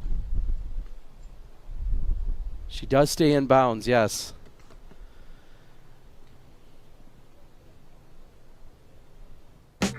I'm super stoked about my new bag line. I'm actually still rocking the very first Voyager Pro I got when I joined MVP over 2.5 years ago, so I'm stoked to get some new bags and some personalized ones just for me. We got 3 awesome colorways picked out. The James Conrad World Champion patch right on the front is such a cool touch to me. It's kind of reminiscent of the artwork on the stock Nomad. It'll be an awesome chance for fans to support me and to rock some new colorways on the Voyager bags with this release.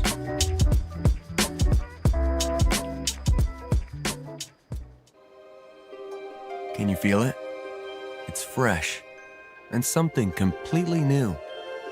It's something that connects us with nature and where we care about what's around us.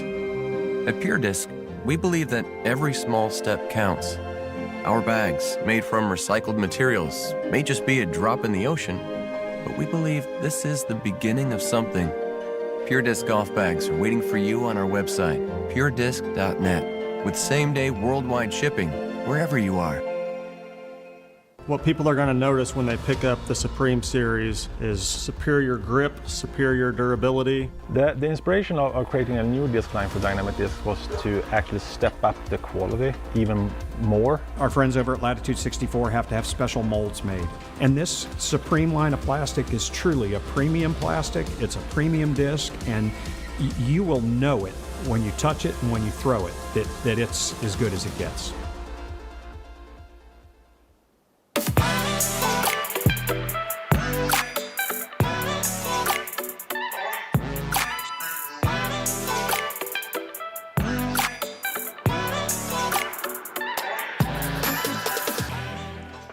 Feeling great starts with a great shave. Today, the world is in the palm of your hand. Or at least this can is. For over 100 years, Barbasol. It's a can of can-do. The Innova Alien, our newest multi-purpose disc. It's like nothing you've seen before.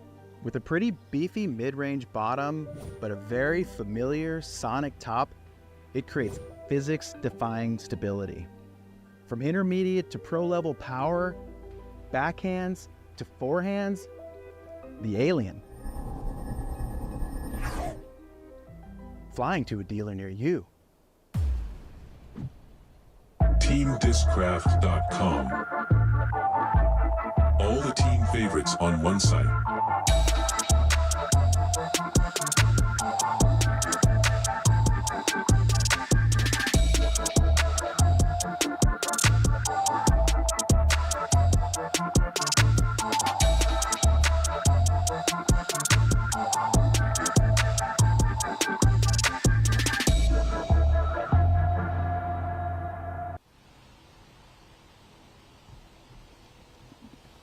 Welcome back. Ella Hansen on the tee of 6.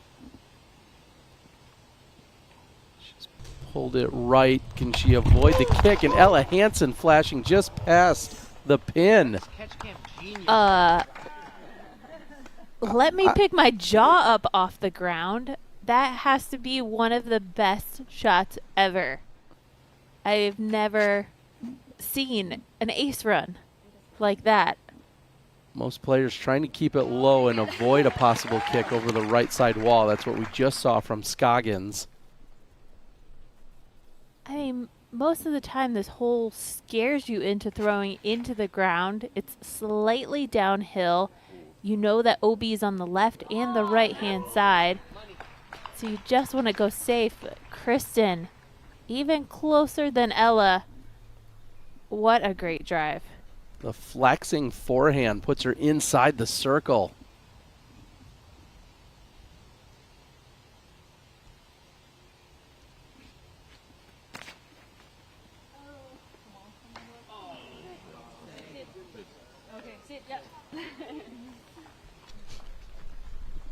Not a bad kick for Missy Gannon. She's going to be in the middle of the fairway. She'll still have to go through the tunnel to approach. We're going to take a look at Ella Hansen and a spicy replay brought to us by our friends at the Halal Guys. Just over the OB wall, just past the pin on the right side. She'll have a comeback look from that, but the Halal Guys providing us a great spicy shot from Ella Hansen.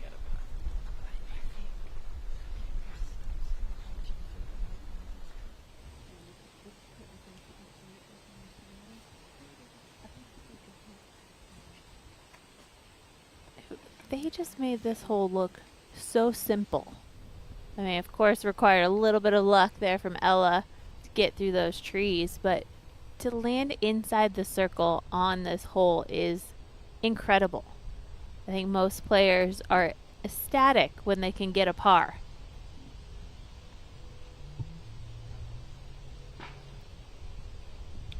And Gannon going to the forehand gets a roll, and now her par streak in jeopardy on the 6th, as Gannon's going to be deep in circle 2 and likely obstructed.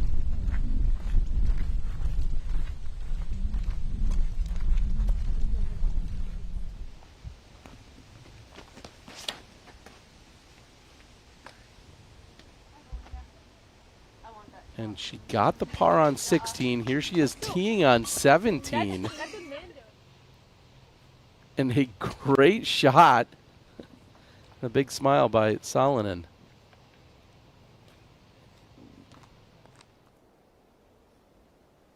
That was Hanley with a birdie look on 7. Looks like a par is coming up for her. Big thanks to our friends over at Flight Factory, bringing us the drone coverage throughout this entire weekend. If you use the code MVP 2023, you will get a discount. Head on over to flightfactorydisc.com.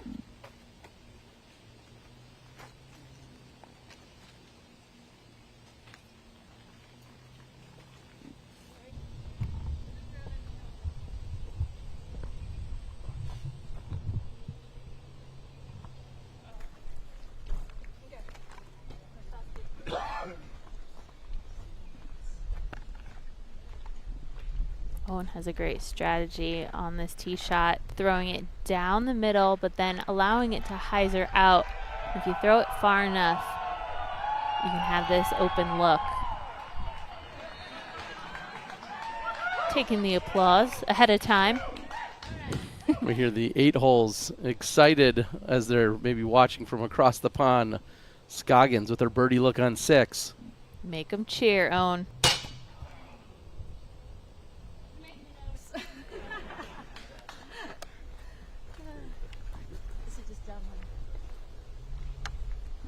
So I was talking about how incredible those drives are. We've also seen 2 other birdies on hole 6. Cynthia Ricciardi and, get this, Holly Finley with a 5-foot drop-in birdie. Looks like Ella's got a little work to join that club. Crosswind right to left, and Ella leaves that left. There's no chance.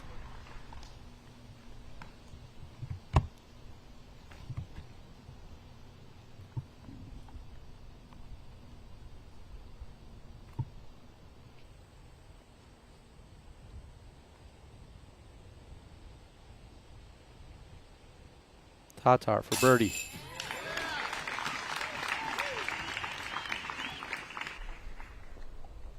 Incredible birdie. But Holly Finley gets the CTP of the day.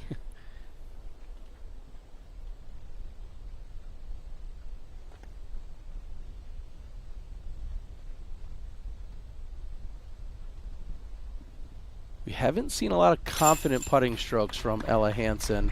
This one looks to be right in the middle, no problem as she cleans up.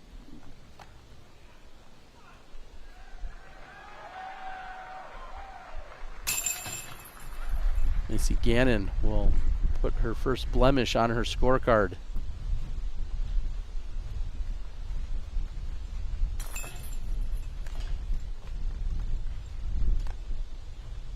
And they move to a new tee that we'll find on hole number 6. Very short walk. Excuse me, hole number 7.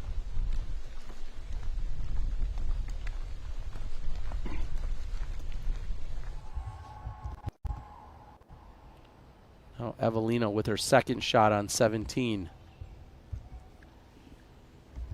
She threw a great drive to get up to the top of that hill, and she's looking straight down as it doglegs to the right. It almost plays at a 90-degree angle where you're trying to throw straight up the hill and then turn to the right, as you were just saying, Val. Kind of break it off in 2 separate straight shots on 17. Haley King now 4 under and a co-leader along with Evelina. It still remains bogey free.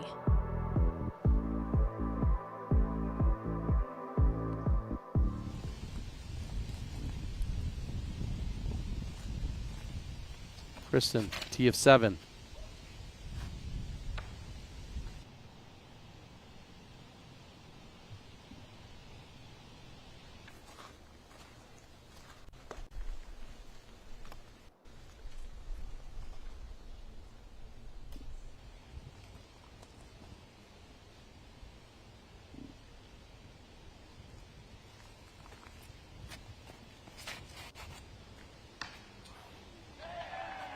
Ella also off the mark, as we just saw from Kristin.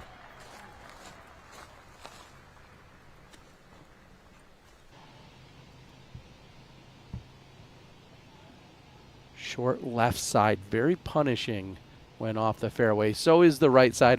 I don't know if I could. I just know when you're on that short left side, there tends to be more brush and more trees and leaves, so to speak, that get in your way. When you're on the right side, you have plenty of trees, but there's still more space. There's not as much foliage on those trees.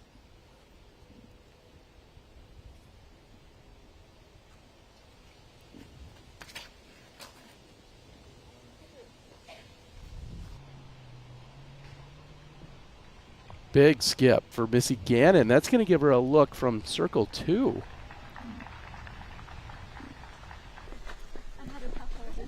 And what I feel it makes these holes so difficult, so of course you have to hit that very narrow fairway.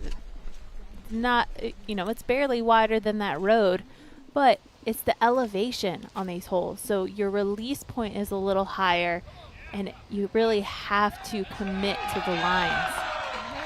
Talk about committing. That was a beautiful drive from Kat Mertsch. And now Evelina has a birdie look on 17. Count it. Evelina Salonen, solid opening round. Just one hole left to play. 5 under effort through 17 holes. She played that hole exactly as you should. So just playing by her game book.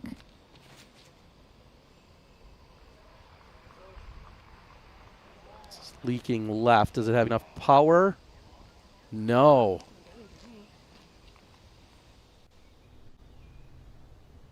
Huge mistake by Hanley off the tee of 8.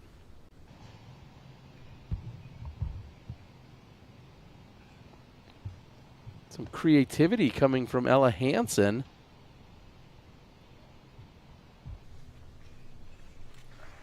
So that rope in the woods, I just want to clarify, that's not out of bounds. I think that's just marked for the spectators to stay on the one side and keep the fairways clear. That pond, however, it is out of bounds on that left-hand side. Ella struggling on hole 7. And really, if you don't get a clean drive, that's what happens on hole 7. If you're off the fairway at all, it can be very challenging to get to the basket.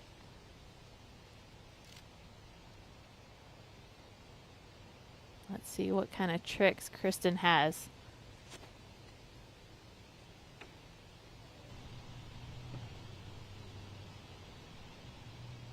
It's caught up for Kristin.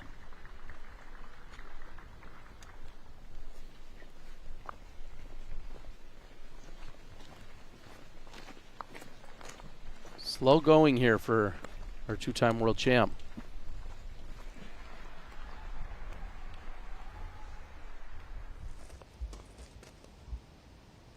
Salonen on the tee of 18. OB to the right of that rock wall. But really the game plan is just to pump it through that gap, get as far as you can to climb up the hill. And then it comes down to how confident you feel to go for that second shot or if you're just going to lay up. But our big power throwers certainly have an advantage. Her drives are dialed here today, which is what has led her to this 5 under as she's trying to close out. Evelina has not had the lead at an event outside of Europe since last year in July. So she's trying to get off to a great start here at the MVP Open. Well, what'd you say? She has to win this tournament if she wants to play the Tour Championships. So she's doing what she needs to do at this point.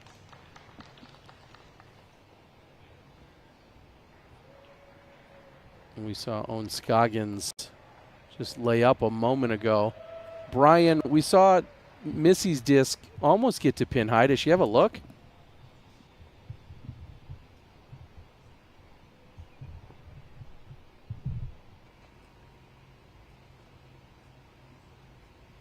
And there is my answer. It looks like somewhat obstructed. I'm guessing knowing where this basket is along with the tee of 8, Brian may have been not in a position to be able to respond to us. But now we're seeing uphill. It's a hyzer around the tree, and that's going to be short and an easy tap-in par for Gannon.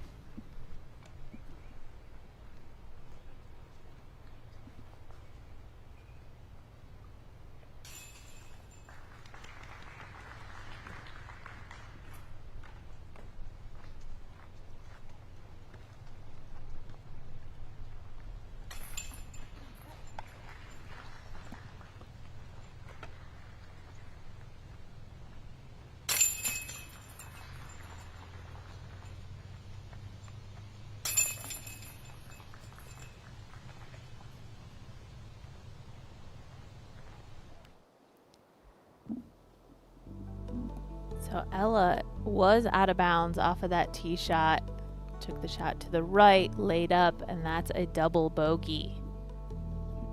Kind of a shocking score you don't see often on hole 7.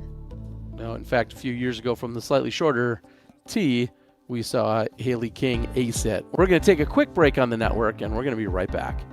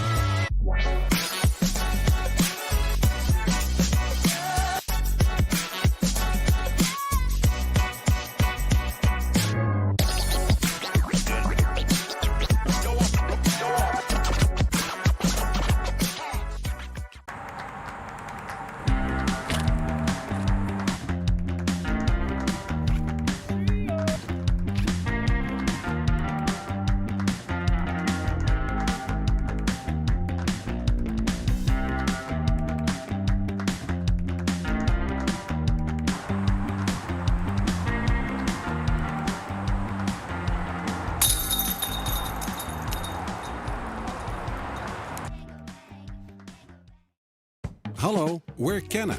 We're a Dutch growing company. We love plants and we want to tell you some cool things about them. Just like humans, plants can communicate. They can sense when another plant is close. Plants look out for each other too. They warn neighbors about nearby threats by secreting substances. And studies have shown that plants love a good tune. We love and understand plants. Let our passion excite you too.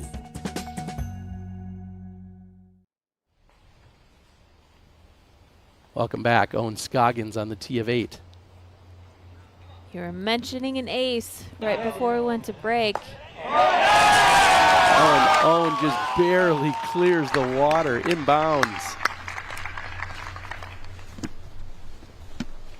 I mean, if you don't get an ace, you just want to land safe, right? Give yourself a look at birdie. And the biggest fault is landing short. These players need to have enough power behind these shots. Just under 300 feet to the pin. That's pushing right, and it gets a kick off the tree underneath the basket. Gannon, tap in birdie.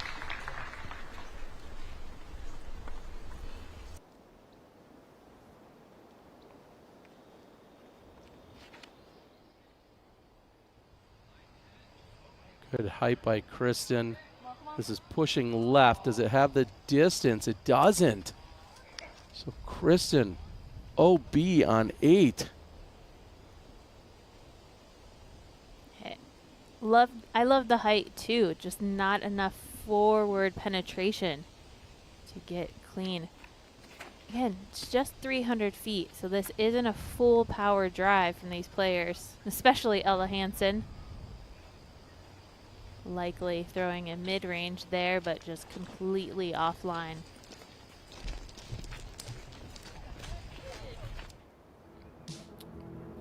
Let's take a look at what they're doing here on hole number 8. Val, you called it just 300 feet.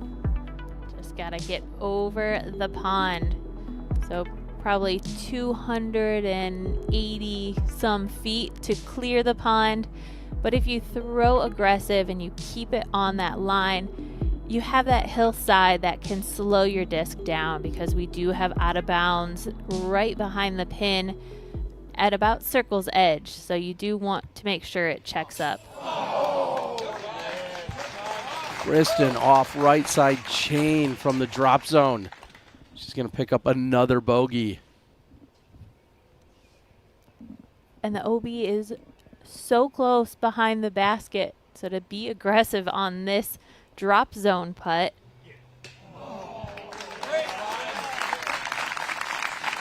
Just barely off for Hansen, so she'll also collect a bogey.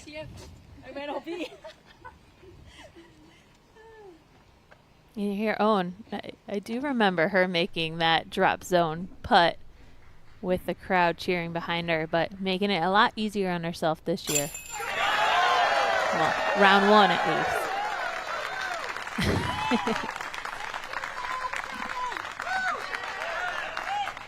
Is there anybody that loves a crowd more than Ohn Scoggins?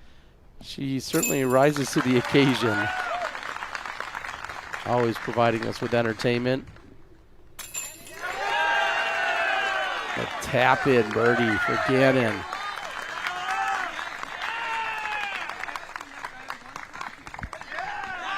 What'd you say earlier? Thanks to our friends at UDisc Course Close-Up, hole 8, the #1 score separator.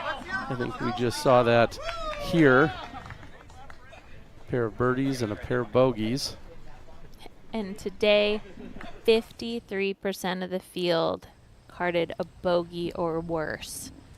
Now we head over to Evelina Salonen. And if you're wondering if she's going to lay this up or possibly try to just walk in with an easy par, not the case. She's going for it. Salonen trying to close out with a birdie on 18.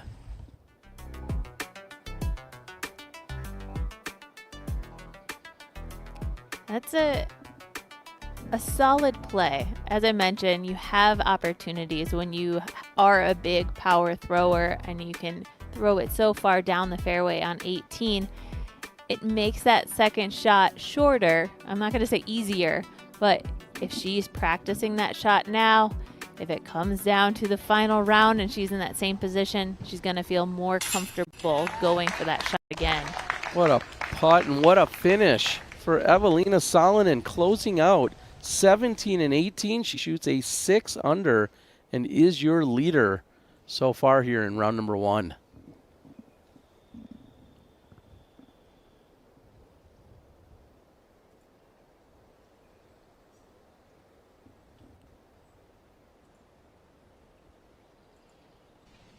You see Ohn keeping her arm and hand and wrist, everything as relaxed as possible. Injury certainly going to be a topic of conversation for Scoggins here throughout the weekend.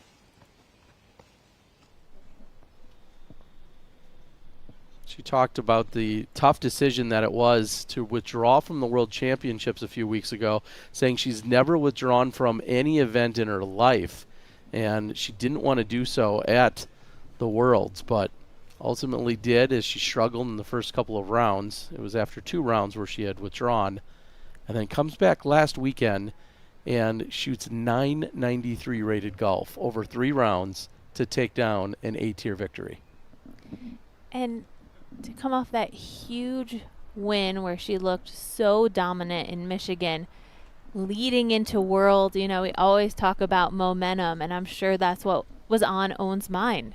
When players were asked who was your favorite going into the Worlds, Ohn was the answer for a lot of players because she was looking so solid. But yeah, unfortunate to miss the big event, but great to see her back. And they're in a backup, just waiting to tee off. So we're going to stand down for a moment, and we'll catch you on the other side.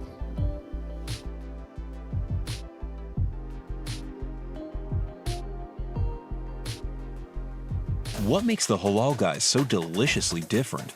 You might have heard of our famously long cart lines that NYC fans happily stand in. Today, with over 100 plus restaurants across the globe, we are your place to experience authentic American halal. Enjoy our delicious falafel, Euro sandwich, platters, and sides topped with our famously flavorful white and hot sauces. Order online today and taste how we make different so delicious. The Halal Guys, bringing something deliciously different to the table. Do you ever get sick of watching the same one all year? Gets a little repetitive, but what else are you gonna do? Like anything? I absolutely love watching the slow motion videos. Yeah, they're like so good. Get us in slow-mos again next year. Cheers. Yep. Mm-hmm. I'm down. What a shot by Simon. What a veteran play by Simon. Beautiful putt. Great putt. I'm blown away. Champion at the Great Lakes Open, Simon Lizotte.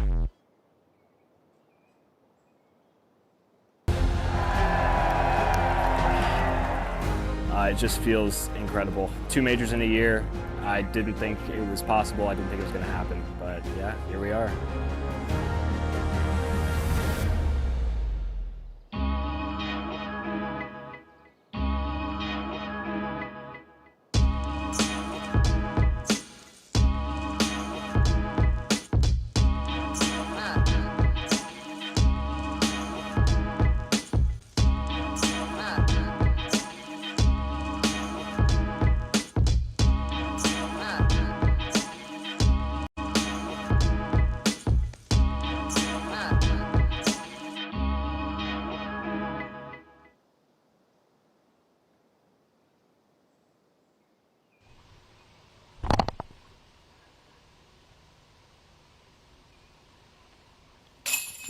Colin Hanley with a birdie look on 9, capitalizing.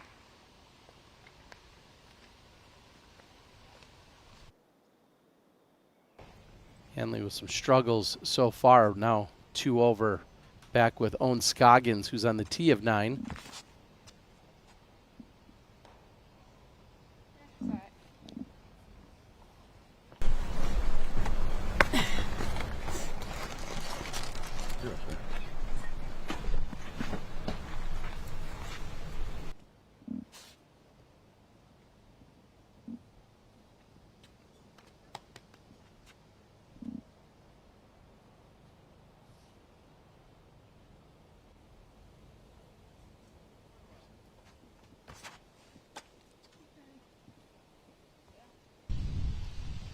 Gannon looks to sneak up on that left side. Not sure that was the intended route, but she'll take it.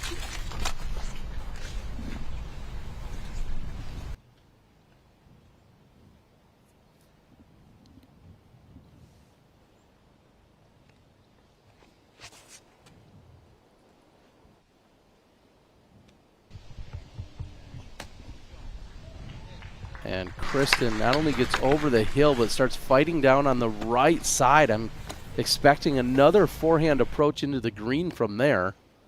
It was a great drive, but an even better roll to get her into that position.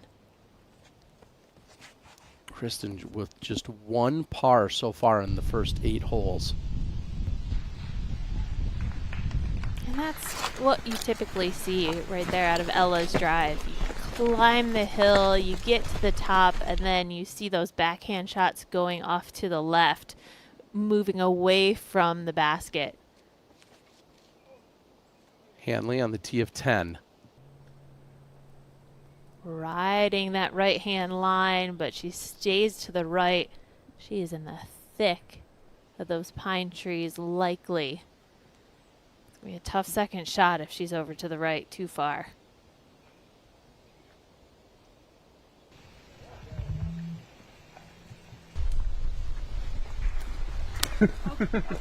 Blind second shot for Ohn.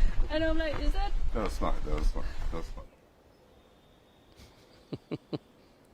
You never know. You're throwing downhill, and she had to crest the hill, and then as the disc is flying downhill, it picks up speed. So even if you're trying to lay up, you could reach that out of bounds pond that's right in front of the pin. The disc can do crazy things if it hits that slope wrong and start to roll. But it seems like she has a safe second shot.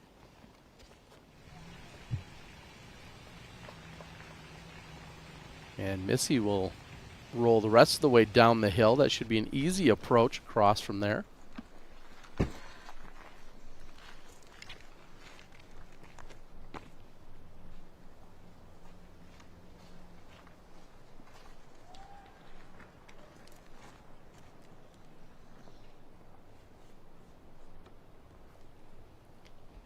It's a tough decision to be made.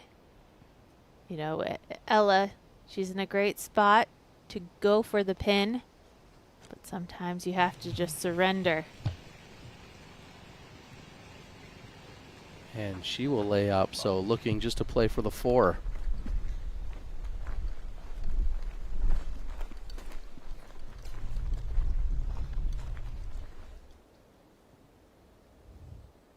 We'll take a quick look at our Canna current conditions, where temperature is 65 degrees. Humidity has lowered from what we saw earlier today to 72%. The wind at 11 miles per hour coming out of the north and northeast. The wind just giving us a little something to talk about. Just an ideal spot here for Kristin. She's of course going to go for the green. Great upshot. It's going to be a nice look at her birdie.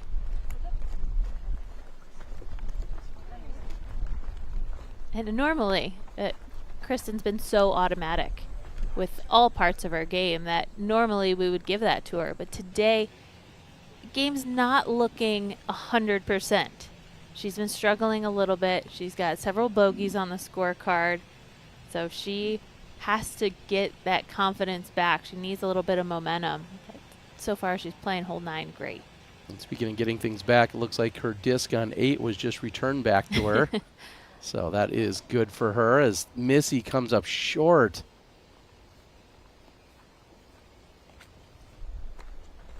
Hitting the wall. So Missy will have a putt from the short side of the pond or little OB area there. Still a very makeable distance, but unforced error there by Gannon.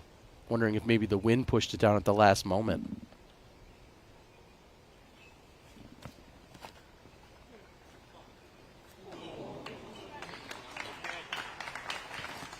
Ella able to get over clean.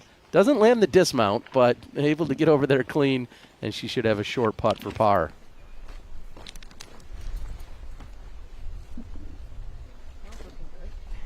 Hole 9 playing as the 4th most difficult, averaging 4.53 today. Not too many birdies out there either, Val. No, your drive, it has to be perfect to give you any chance to think about going for the green. And even so, even if you have a perfect drive, it's still a very risky shot.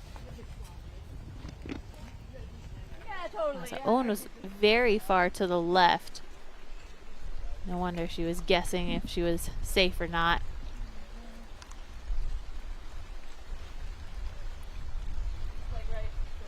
And this is the most challenging thing, you know, whether you're going for this shot to the green on your 2nd or your 3rd, if you don't make it over, if you don't cross that inbounds area by the basket, this is the putt that you have left. It's slightly uphill. Even if you're outside the circle here, you don't have much of a follow through unless you really want to get your shoes wet. I feel like in years past we've seen this one elevated, and so this year the basket at, we'll say, standard height. Gannon to save bogey, and she does. Great putt by Missy Gannon. As soon as it left her hand, that was right in the basket. Perfect line.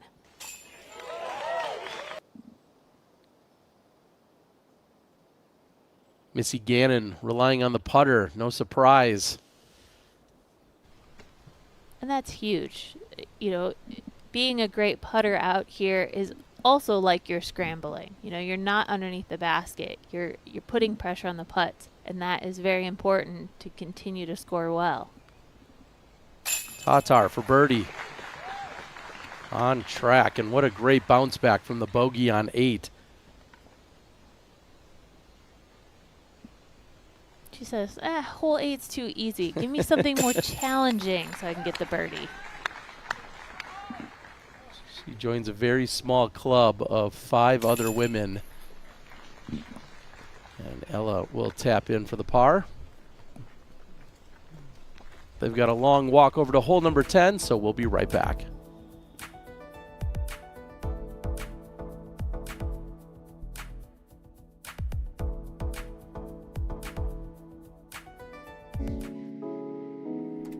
Are you sick and tired of browsing through countless online stores for your disc golf equipment only to come up empty-handed? Look no farther. At 1010 Discs, we have a vast selection with pictures of each disc so you can find the exact one you need. We offer a wide variety of top-quality brands at affordable prices, including discs, bags, accessories, and much more.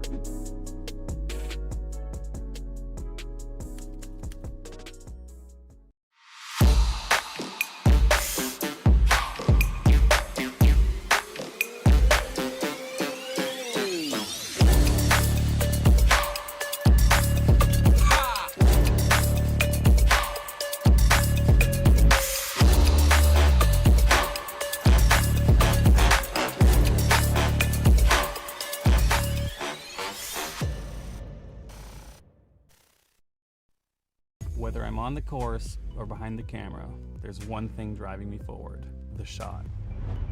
The shot that no one else thinks about or would even dare to try. The shot that people will remember, that tells a story. For me, that's what disc golf's all about.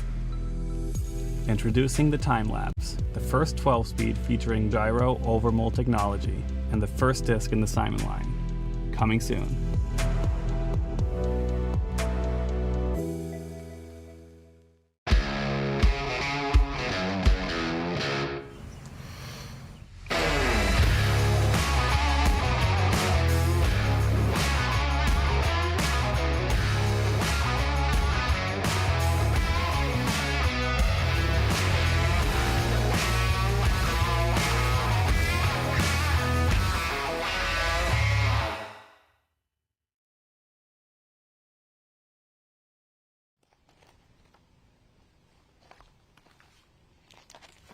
Kristin, even par through the front 9, the 6th even or worse front 9 this season. Waco, Open at Austin, Music City. So Kristin not off to an incredible start. Still very much right there in contention. Of course, we all know that sometimes even Kristin's bad days aren't so bad, but by her standards, this is a very slow and rough start for her. Exactly. She's currently tied for 4th. She's at even par with 4 birdies, but 4 bogeys at this point in the round. Evelina is 3 down.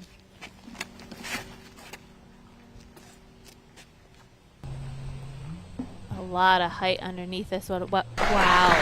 She gets plenty of distance. I mean, I shouldn't be surprised, but normally when you see a shot go that high, you're limiting how far you can go, but looks like she's going to have a birdie putt.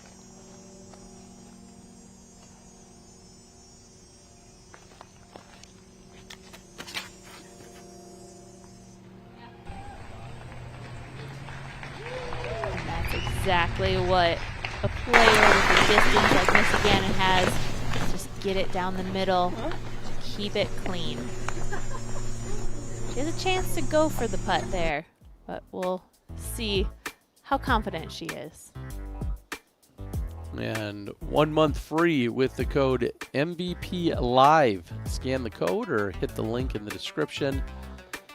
Take advantage. We've got so much disc golf to show you guys over the next month. We just saw the announcement as to what our USDGC release will be, and in terms of all the action that you can take in live along with post-production, Tour Championship, of course, coming the week after that. I'm here for it. And we're also going to be watching our next major in the U.S. Women's next week. Just barely gets over the edge, has a perfect approach from Scoggins. That'll be a tap in par. That one's almost like don't have a breakfast.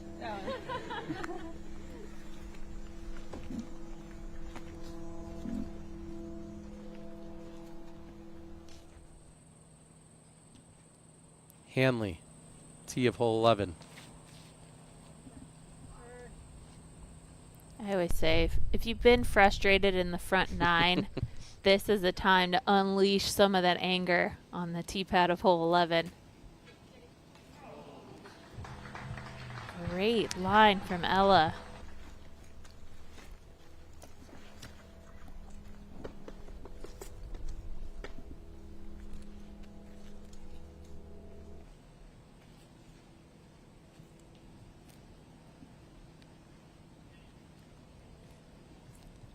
Flags are pretty still on the top of that basket. Great time to run for this. Just tickles left side chain. Not enough for Gannon to pull it in for birdie.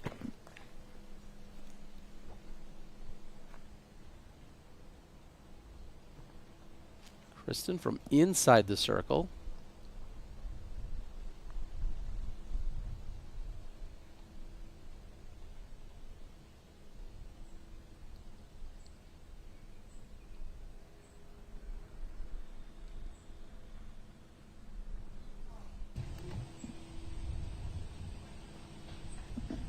Normally, those putts are automatic for Kristin. That's what we've seen as of recent. She has just looked so unstoppable. So it's just shocking to see her miss. And not only miss, but not draw any medal. And really, it's been perfection. So it's tough not to see her play perfect. She'll walk away with the par. 13% of the field have captured birdies here on hole number 10. And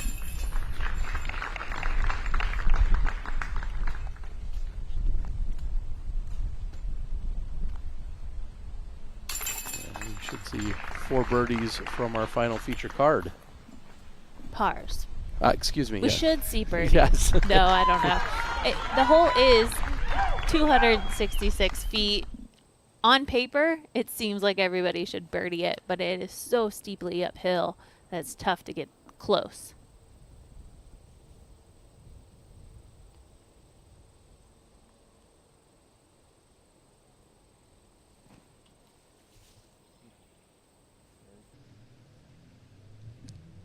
Hanley's second is going to come up short. That's going to be circle 2. A wide open putt, but you would expect her to be closer after 2 here on hole 11, which plays 666 feet, Val.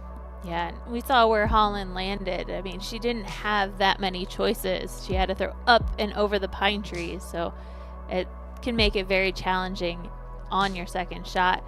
Ideally, you want to throw it straight down the middle, and you see this huge grassy area. That is the perfect landing zone. It's about 350, 400 feet to get to that spot. If you land there, of course, you're going to have a wide open stance. You can even have a little bit of a run up because it's still a lengthy second shot to get to the basket. And you really have to dial up the distance. You want to throw it a little bit short of this pin as the basket's perched on this hillside. You don't want to go long, otherwise you're going to have a death putt coming back.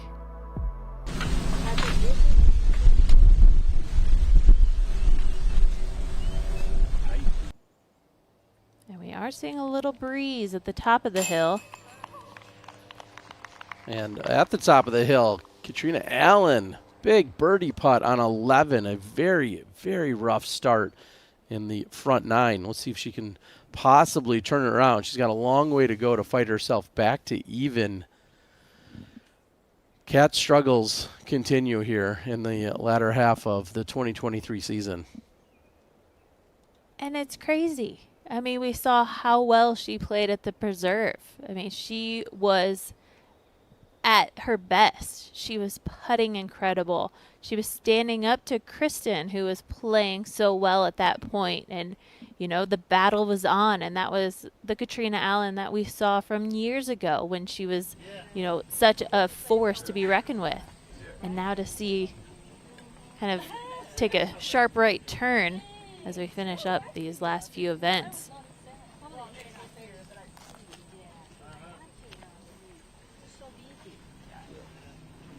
Oh, can you? Sorry.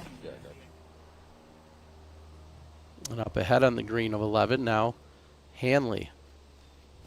Long birdie look. Oh, she wanted to run it down, but off the mark for Hanley. So a par likely coming for Holland.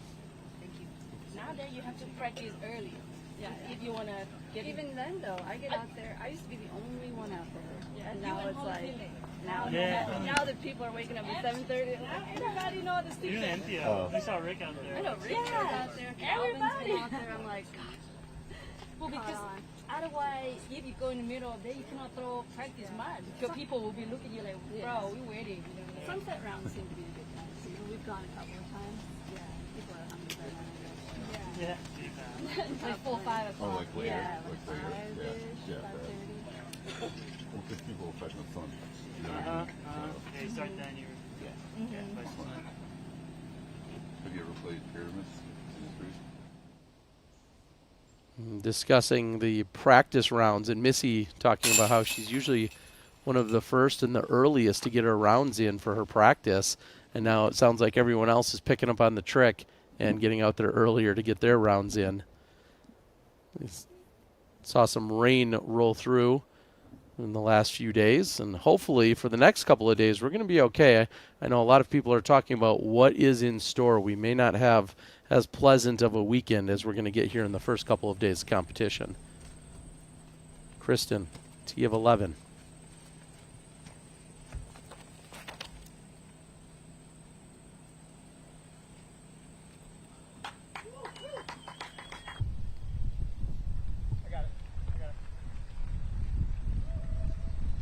Not far enough to get into the opening.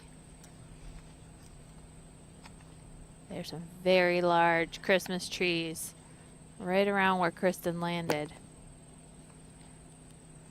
And really, it's like rolling the dice. If you're not getting to that open spot and you're landing in the trees, you might still have an open look, but you might have to reach out and do something crazy for the second shot.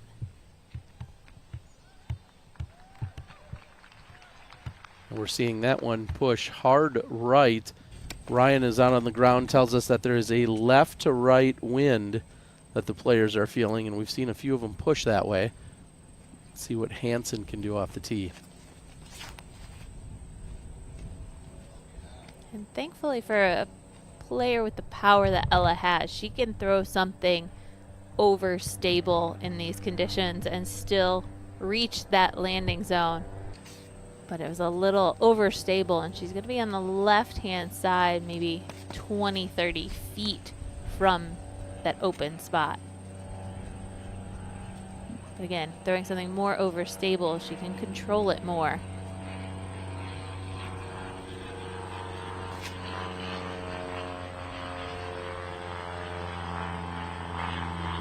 See this one pushing hard right as well.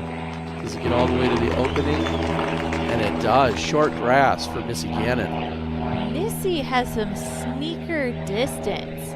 The way that she can manipulate that flight. I mean, on the last hole, I thought Ella was parked, but it was Missy that went a little bit farther. And again, Missy with a great drive. Well, Missy trying to set herself up in the birdie zone, which is currently in stock now. You can build your player, use your skills at the right time, get a little karma, and hit the winning putt. Get your copy of the best-selling disc golf board game in the world. And we see where all of our players have lined up. Ohn just short of what we're calling the birdie zone. Ella, left side. Yeah, she's very close to the birdie zone as well. Again, it'll just be a matter of if she's got an open stance. And even with the standstill, Ella can easily reach the pin from there. On the bottom left-hand side of your screen is where you see hole number 10, and on the bottom right is the tee of 13 as they're making their way down the middle of 11. This is also the farthest point out on the course away from Tournament Central. Commonly a place that's given our cellular devices struggles through as well throughout the last 13 or so years.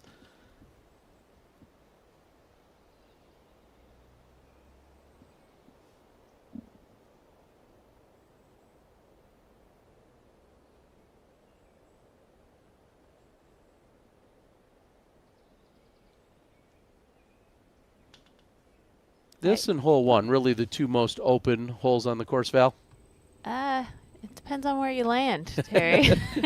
Well, in terms of airspace off the tee, right. I would say that these two are the most open in that sense. Yeah. But like you said, it's all about the landing here. Scoggins seems to have an alley.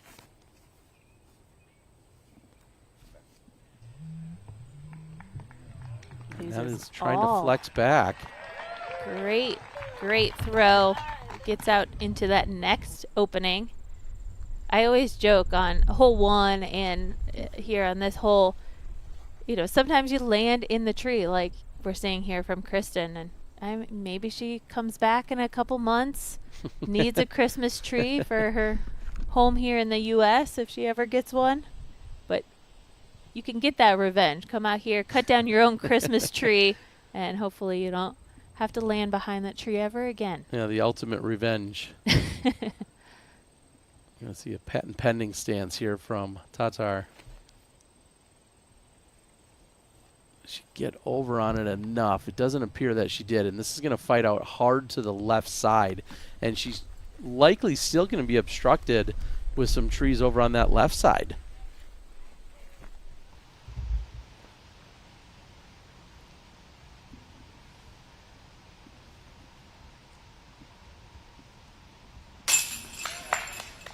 And Haley King converts on the birdie look. Soon you'll see that update on 13. She's going to move to 5 under. Haley King, the only competitor in the field that still is bogey-free. So a blemish-free scorecard going for Haley King. Hanley, shot on 12. Big uphill pull.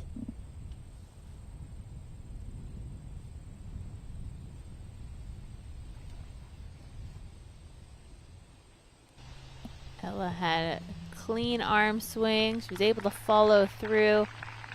Leaves it a bit short.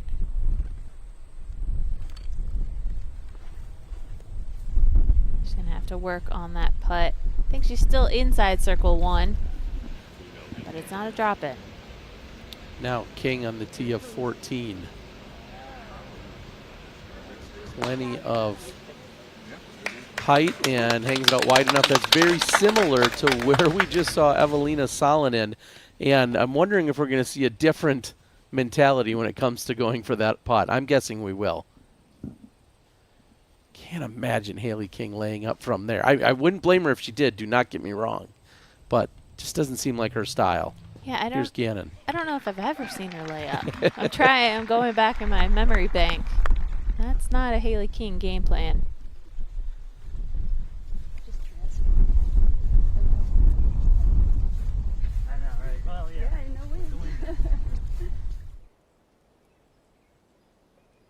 That was a great upshot from Missy. You can see how large that landing zone is, but it just can be so difficult to land there, especially when the wind picks up and can take that distance driver a little bit off of the mark that you intend to hit. It's a full power drive to get there on your tee shot. Hanley's second shot on 12. What an incredible drive. Gets a good late kick, and she's inside the circle with a birdie look. Big opportunity there. Here's Madison Walker. She's got a look from the drop zone on 18, and she cans it. Walker limiting it to just the bogey on 18. She's 7 over for the day, but big putt to close out her opening round.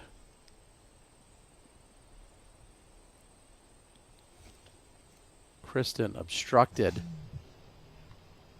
And that's going to be short, and she'll still have work to do for the par.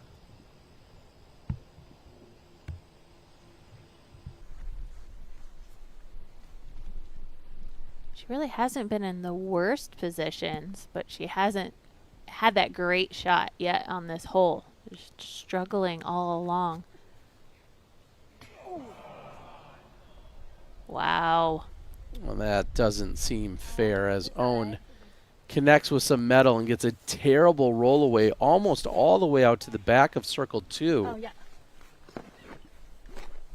It is such a steep hill that this basket is on. It's not very high, but if you hit anything on edge, you get the roll like we just saw from Ohn. Hole 11 playing as the 12th most difficult. 16% of the field have captured birdies. Still averaging over par at 4.16. And now she's having to straddle. She's deciding left or right of that tree that's guarding the basket. Come on. What a putt, and not quite as far away as I initially thought, but nonetheless, a solid recovery for Ohn Scoggins. She made that look like a drop-in. You think about players' reactions to a rollaway and how flustered you are and frustrated and everything that, you know, just didn't go your way, and then Ohn steps up with that right in the middle of the chains.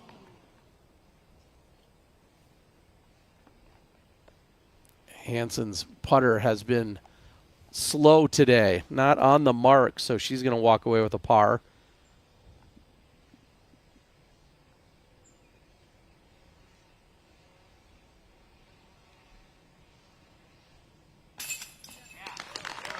And just barely squeaking it in.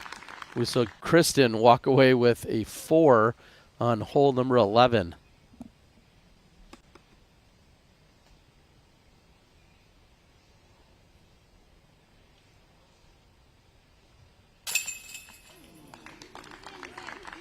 And hesitation, but still in for Gannon. Calling for a reaction from the crowd. He seemed as uncertain as she did for a moment.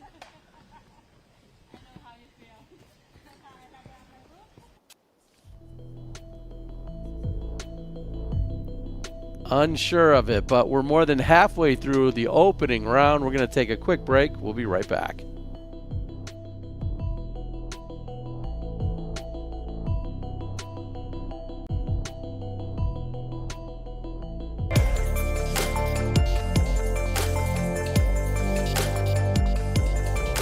Play smart. That means getting reliable results from reliable discs. Keep it simple. Founded in 1995 as Innova's original molding partner, Millennium Golf discs are designed for control and not overcomplicating your game. Throw Millennium. Premium discs that help you compete at your best. Play smart. Keep it simple. Throw Millennium. When you first sign up for a PDJ membership, you're given a PDJ number. Your PDJ number is a stamp for when you got involved in the sport. It's a badge of pride for players and a part of your disc golf identity. Get your number today. Visit pdja.com/join.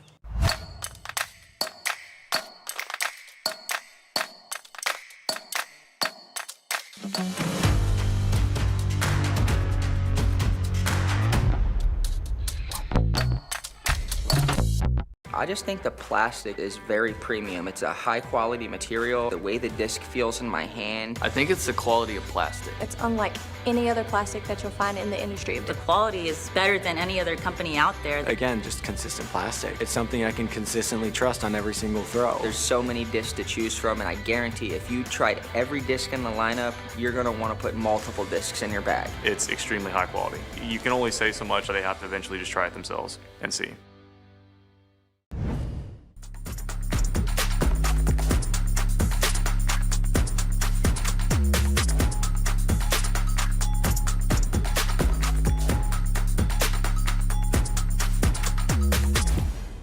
Maybe I need to save one for the next drive. Time delay, dude. That's a courtesy violation. That's a stroke. You're down by 3 now, Potty Mouth.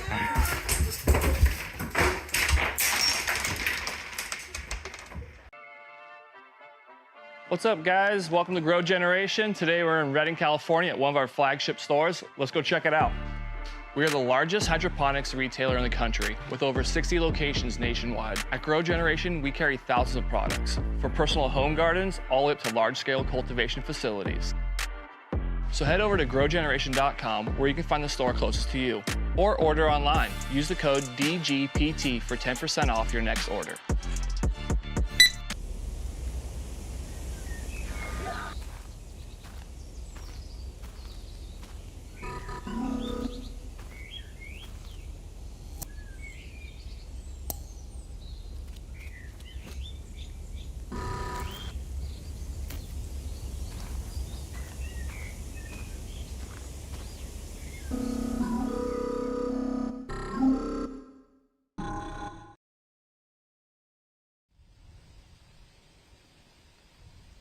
Welcome back. Missy Gannon on the tee of 12.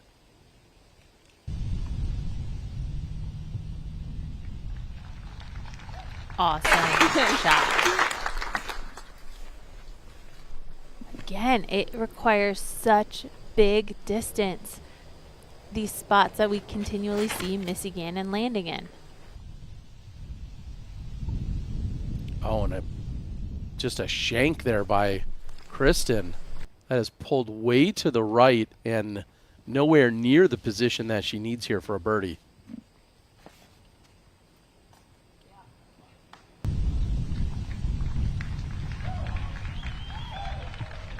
Great flex line from Scoggins. And that rock right there that we see on the ground, that's a great position to aim for so that you have a good angle for your second shot. And of course, Haley King makes me eat my words. She did end up laying up. She got the par and just dials in that drive. Great shot.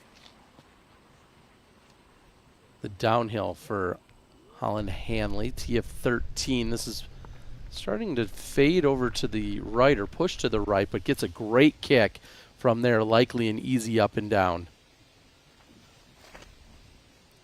Wow, so Kristin made it through. Leaves that one low, just cresting the top of the hill.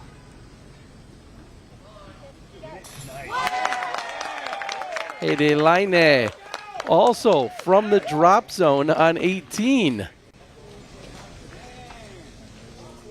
That putt's not that easy, so the fact that we've just seen 2 of them is incredible.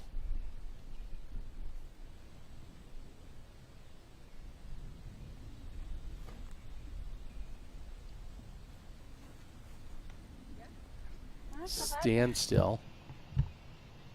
And she says that'll be a putt. Looks like it's still in circle 2. And when you're in that position, although I said that's the best spot to be, you're at the top of the hill, you have a look down the fairway, but you can't see the basket. It's a completely blind shot. It's sloping so dramatically all the way down to the pin. And so you really have to control the flight of your disc. I think something slower speed that isn't going to hyzer out too quickly for these backhand shots. I think that's the best play. I mean, I've seen people do it. And that's going to get a slide. Looks to avoid most of the trees, so Gannon will have a look for birdie.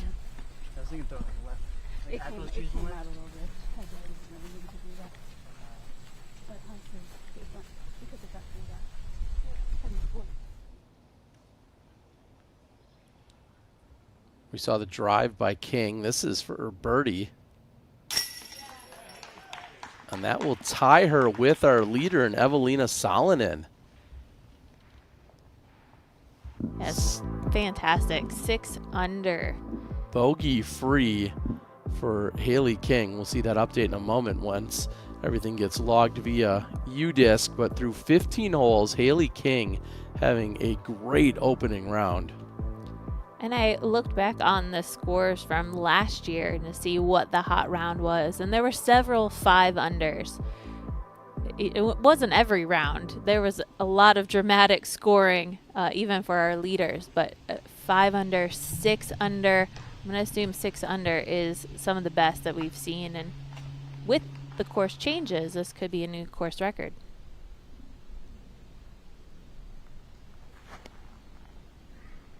Now the third coming from Kristin. And that's going to go just off the basket. I thought it was going to carry just past it, and she'd be left with maybe a 15 or 20 footer, but instead connects with the top of the cage, and it checks up for her. So Kristin should escape with a par here on hole number 12.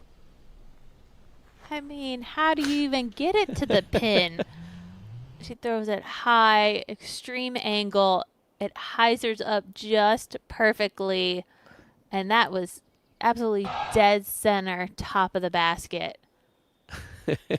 And for a woman that you don't see a lot of emotion or reaction out of, a big one there for Kristin. And thank you to Zuka for letting us roll back that Zuka replay. She needs a little bit of that energy back into her round today. And now our co-leader in Haley King, TF16. This could be trouble. And that's a hard kick left on the par 3. And her clean scorecard will be in jeopardy on hole number 16. If you get too far, there is out of bounds with a lake. Cannon's long birdie attempt is just short. She'll walk away with another par.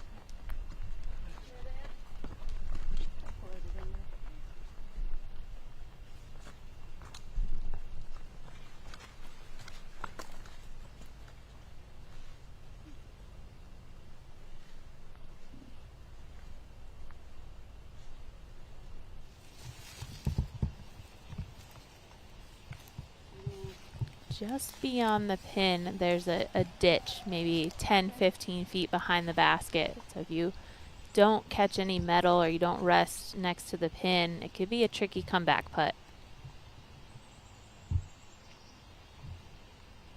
From 42 feet, Scoggins just off the front of the rim.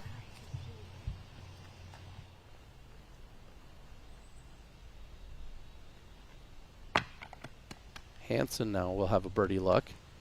After such a big booming drive, approach not quite on the mark.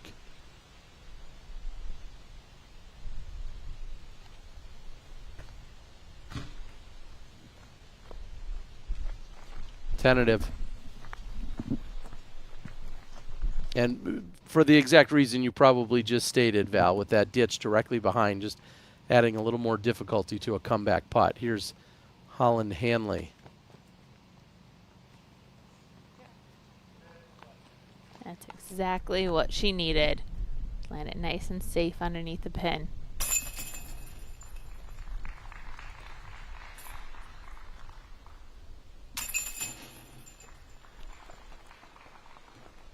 Gannon and Hansen both in for their pars. Kristin will walk away with a par, as will Ohn Scoggins. And as they head to 14, we're going to take a quick break.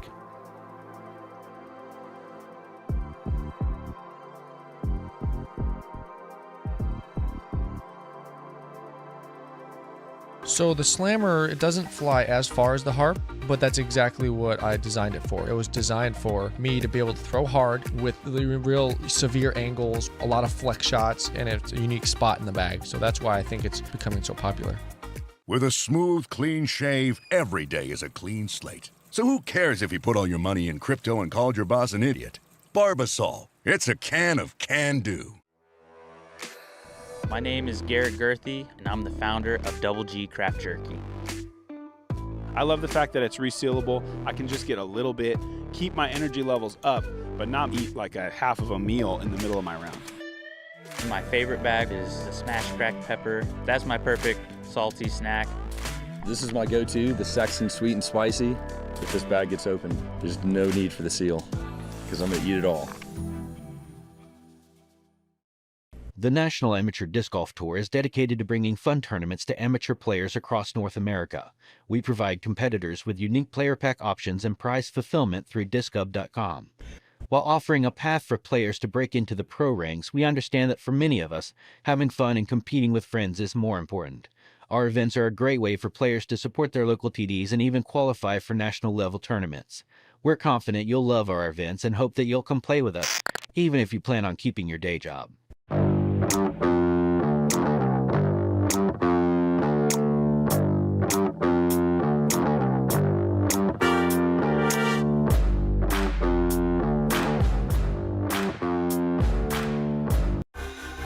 At Discraft, we don't wait to see what the future holds.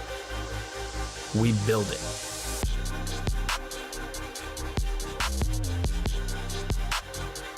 The future is in your hands.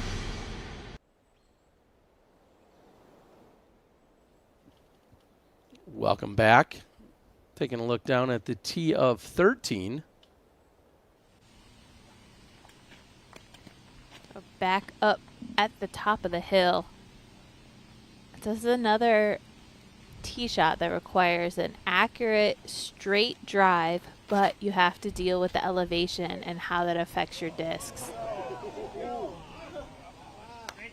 It's riding the line perfectly. And if your disc does get some angle, fading off to that left-hand side is not bad at all.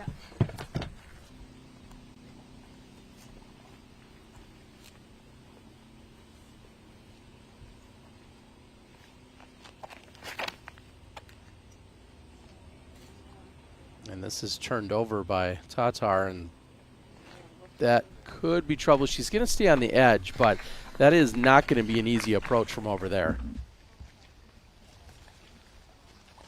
And we saw the drive by Haley King. Unfortunately, it hasn't been located. And you have to think they're likely coming up on a 3-minute marker here soon. You have 3 minutes to locate the disc.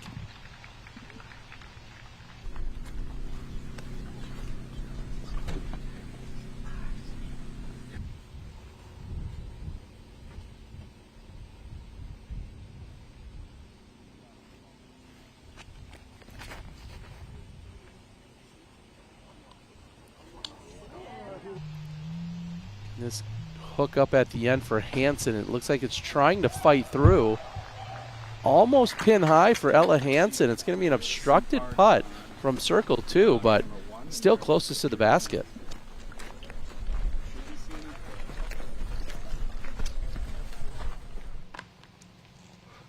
And now Hanley on the tee of 14.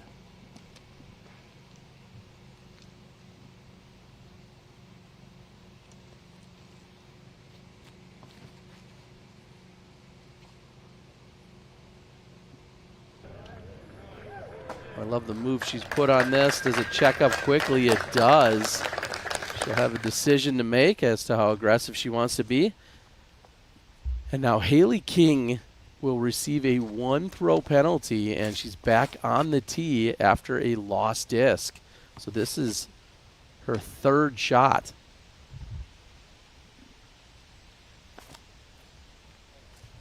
Likely a double bogey coming for Haley King. Yeah, she needed to ace it to walk away with the par. Or throw it in. I guess it's not considered an ace. But yeah, that's unfortunate for how well she's been playing. We haven't seen any mistakes on our scorecard. Everything's either been a birdie or a par through 15 holes. And now lost disc, re-tee. Yeah, just a moment ago becomes your co-leader, and now we'll give a few back to the course. And Kristin, as I said, very difficult angle here to approach. And I think about the last 2 holes that we've seen from Kristin. Hole 11, you called it. She didn't throw really any good shot. She just barely squeaks out the par there. Hole number 12, again, throws 3 less than stellar shots, or at least the first 2 not so good, and then has a great recovery finally with the 3rd. But Kristin squeaking out a few pars here. Not the on point, near perfect throws that we are often seeing from our two-time world champ.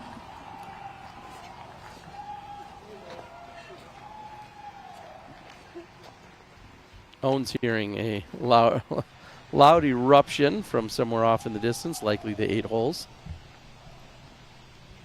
And to continue on that point, I feel like this tournament, you know, you can have a horrible day, but then come back the next day and have the round of your life.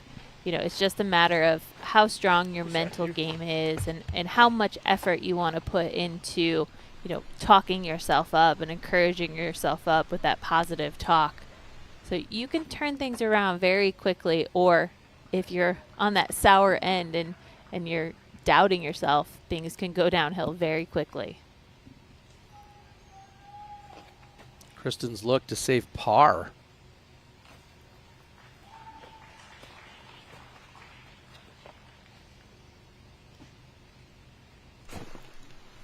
This also coming just 2 days after we saw Kristin reach the 999 rating, the highest rating of any FPO player of all time. Previously, that record was held by Paige Pierce at 996. Kristin just 1 point shy of the 4-digit rating. Now Hansen, obstructed birdie look on 13.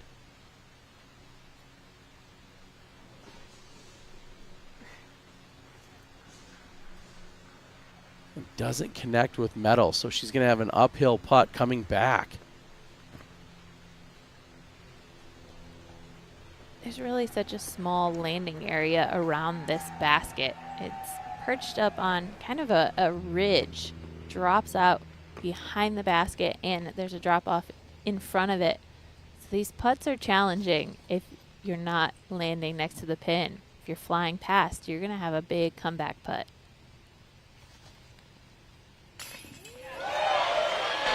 Left side and in. Gannon, big smile as she runs it down. And the fist pump in the air.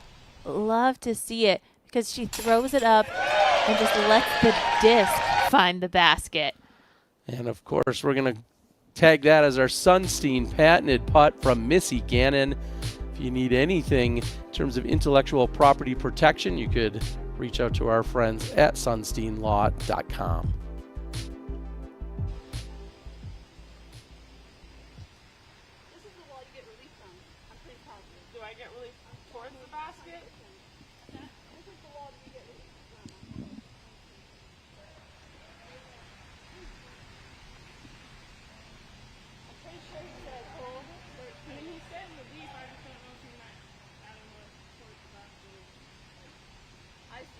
Conversation being had as to where Ella can, asking for what relief may look like.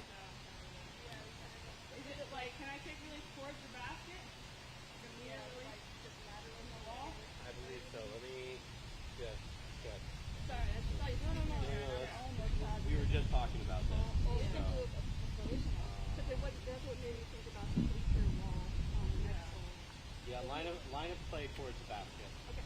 Yeah. Line of play towards the basket. Not a meter, but like meter relief towards the basket. Right, up to a meter relief on the line of play towards the basket. Okay. Sounds good. There? Yes. Good.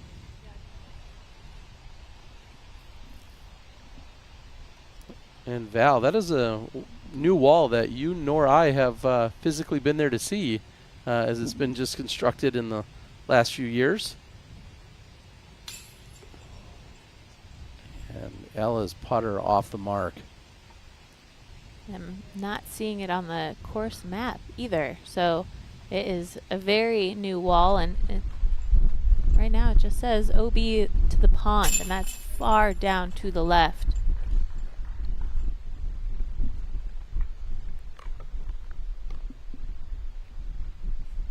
Yeah, there is a pond to the left, Terry.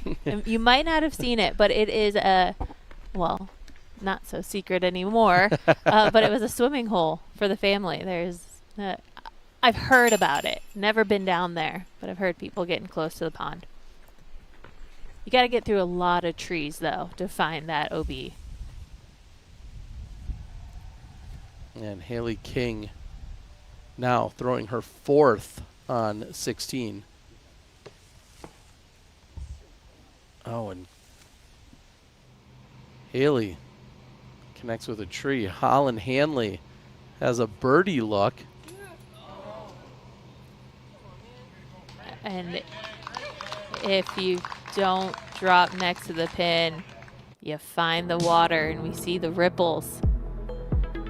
That's what makes this hole so exciting. Hole 14. If you throw in the backhand shot, right-handed throwers are going to bring it out wide and over the water. Most players get a little scared to bring it too far to the right, and you'll see they'll bring it on the inside, skipping off that road, and so many players are on that left-hand side around that tree line, making that decision. Do I go for it or do I lay up? And you see what can happen when you go for it and you don't connect with the basket. For me, this just needed to be just barely outside of my reach for me to feel comfortable to go for that birdie putt. Great line from Missy. She brought it out nice and wide like you want to see, and she even kept it lower than most tee shots that we've seen today. Great speed checks up for Gannon now. Big moment here for Scoggins. She's going to go to the backhand. And this will find land. Question, does it check up for her? And it does. Very quickly comes to a stop. Ohn still rubbing the right arm, though.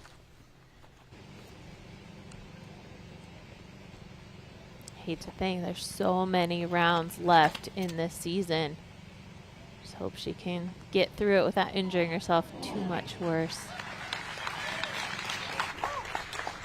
And with what we've seen from Kristin, I'm very excited to see how aggressive she is with that putt. Is that one where she can get herself back on track, or will she simply pitch it right next to the pin? Next up, Hansen.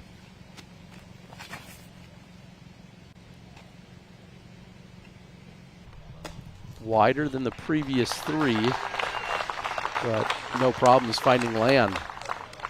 I have to imagine, I mean, every group that comes through, those spectators that are watching, there's bets being thrown around. Who's going for it? Who's making it? And hopefully some of them are going swimming if those putters find the water. And a few of our storylines here in round number 1 is Tattar is 7 shots back of Evelina Salonen, who's your outright leader at the moment. She needs to win to make the Tour Championship. That is Evelina, as we've said.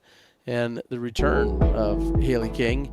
Haley was tied for the lead, but assessed a lost disc penalty on the 16th. We'll see how she can finish out. Remember, Evelina finished out 17 and 18 with birdies.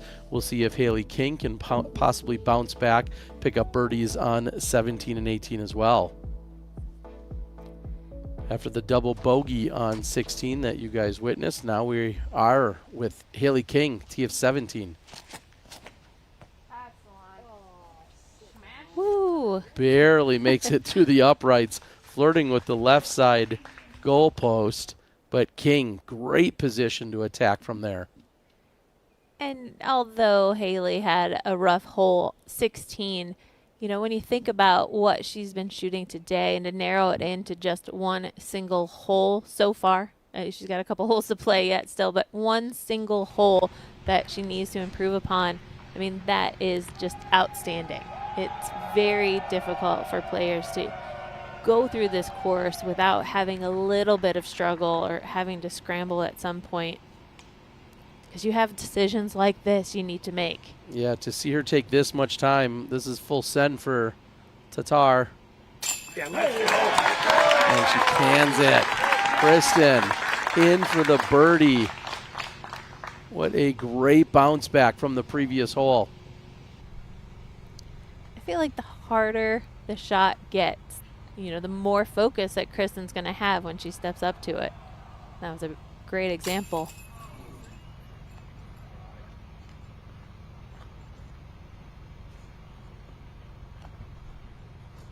Stay safe for Ella Hansen, but another tentative putt.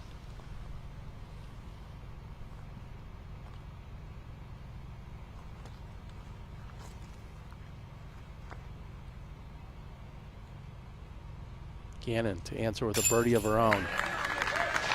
Never a doubt for Missy Gannon. Yeah, I don't even think that was a decision to lay up. She was so close. She's been putting so solidly today. That was an absolute go for it and a great opportunity.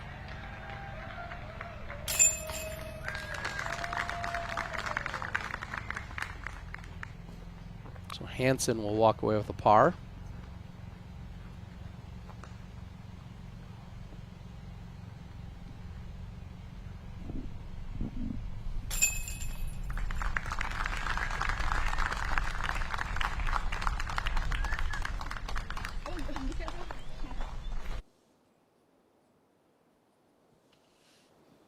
Take another look at Kristin's putt. And she knew it right out of her hand. What water?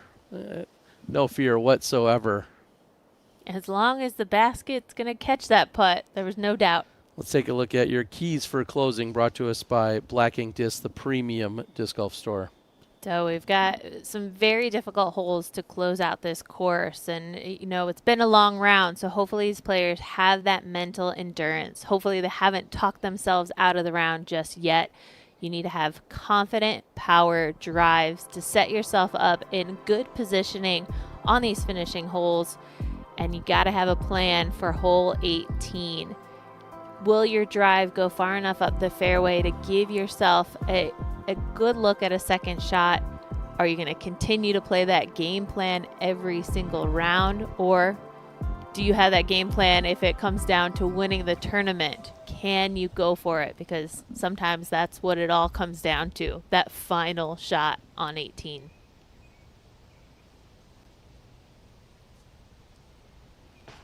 And what a drive way up at the top of the hill. A nice easy layup, but maybe a little short. She didn't seem like she liked how far that had, or had enough power.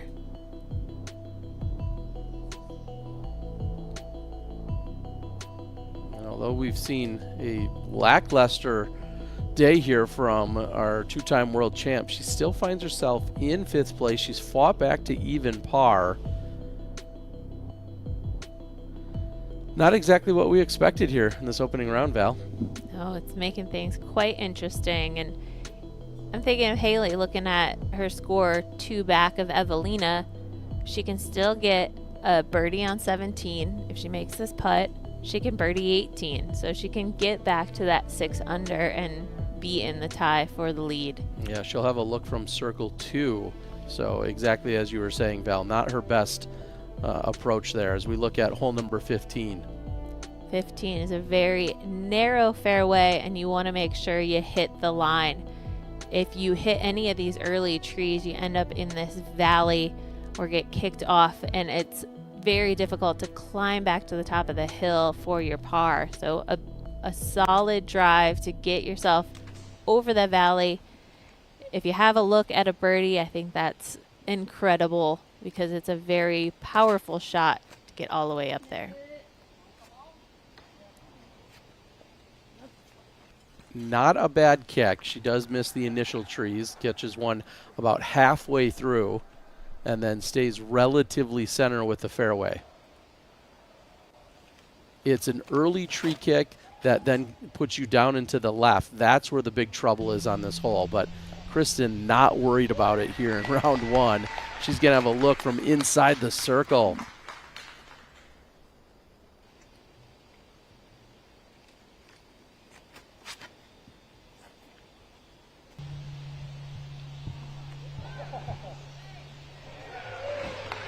And Ohn gets past the majority of trees. She'll have a look for birdie.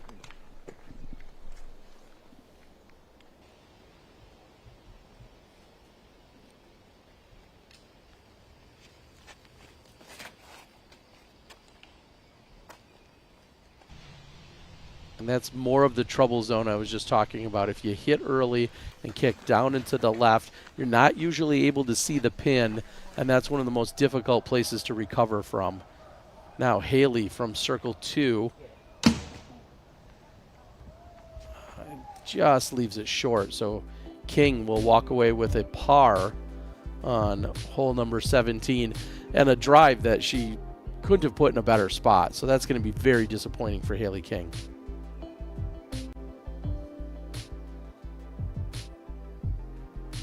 So we see not too many players under par at this point. There's still opportunities for these players that are over par and in that big ties. I mean, we're going to see so much movement in these coming rounds. But you don't want to be too far back. I mean, at this point, I'm seeing Katrina Allen tie for 29th. Still has a few holes left to play. But you got a very deep hole to climb out of, and it's just one round.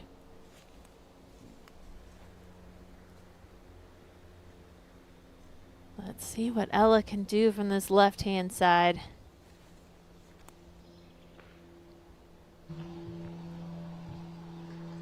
And now it's a solid recovery shot for Ella Hansen.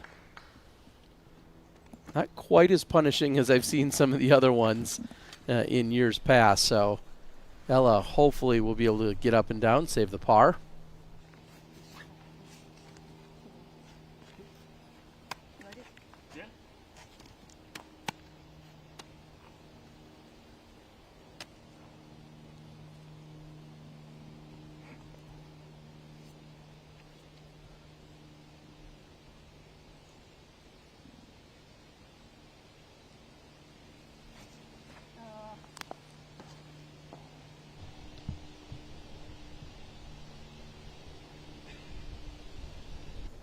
Not on point for Gannon.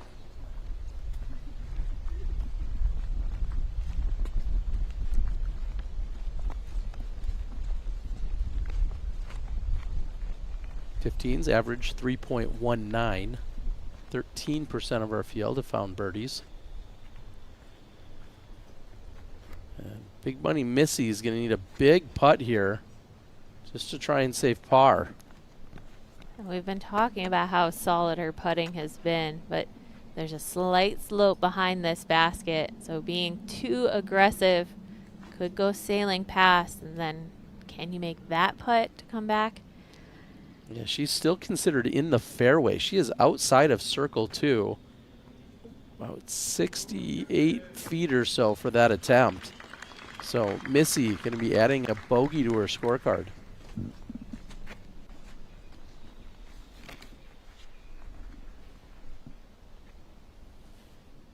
And that was absolutely a run. And plenty of power behind it, but not so aggressive that she's going to have a difficult next putt. No difficulty in putting for Ohn Scoggins. In for the birdie as she takes a bow. It's not just the under par score that she's getting or the incredible putt. It's the fact that she can take in all the cheers. I mean, waving to both sides and the bow. Pro moves. Ella trying to save par, and this one's on the right side. So we've seen her both short and left with her putt. We've also seen her miss wide to the right, just not dialed into the center for Ella Hansen today. Her putting, a huge problem during this opening round.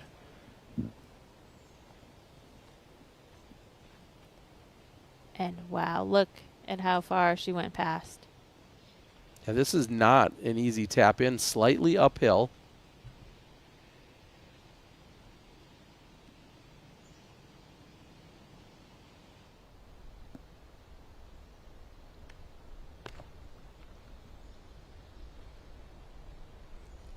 I was just thinking, you know, coming off of the win last weekend, you have to assume that Ella had such high expectations of what her play could be at a big event like this, and being on the featured card, and having this kind of putting performance that we're seeing out of her today.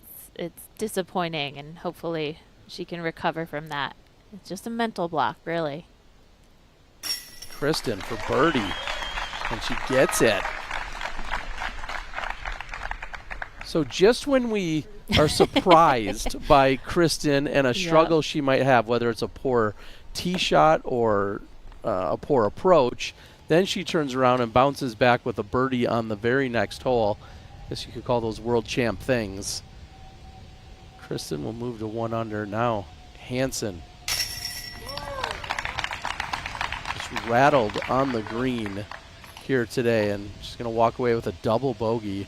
I believe that's her 3rd of the round. And a bogey. So Kristin picking up strokes on 2 of her competitors. Her and Ohn both walking away with birdies. Here's Haley King. Pure looking tee shot on 18. And she's open out there in the left side, and she'll have a decision to make as to how aggressive she is with the second shot. And use that code there on your screen for 1 month free. MVP Live, you can punch that in or scan the code and hit the link in the description.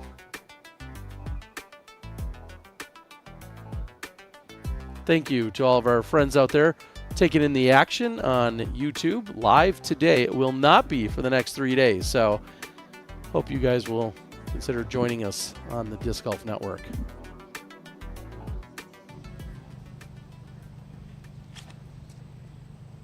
Haley, the forehand, going for the green.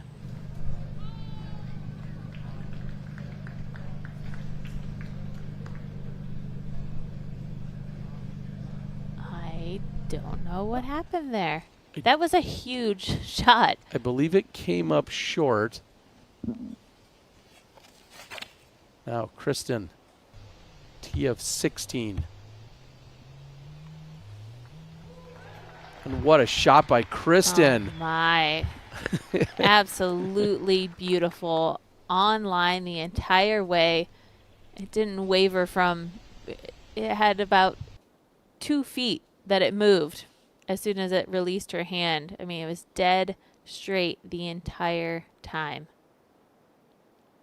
Inside the circle, slightly uphill for her birdie putt. Kristin looking to take it personal when we were second guessing what was going on out there. She's looking for her 3rd birdie in a row. Scoggins. And that's the true determination that you develop when you're at the top of the class. When you're one of the best players in the world, it's because you never give up. You know, regardless of how bad the round is, you keep fighting because you know it'll turn around at some point. And that's exactly what Kristin's doing here in these final few holes. Oh, trouble, just like we saw from Haley King. Hopefully we'll have an eye on it. There is a chance that could find OB on the far left side. And speaking of OB, it looks like Haley King was in bounds on hole number 18.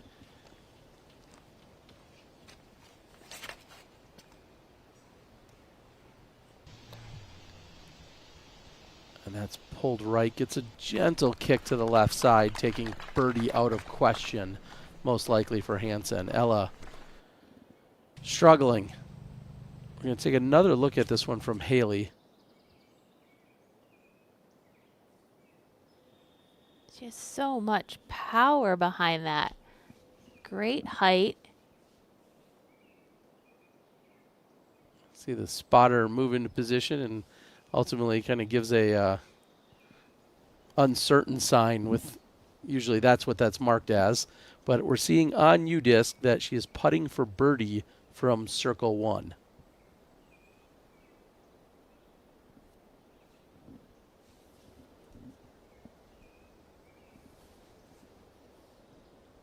And Haley is one of those players, you know, if it comes down to the stretch in the final round and she throws a decent drive on 18, she has so much power that she can pretty much reach the pin into wherever she lands.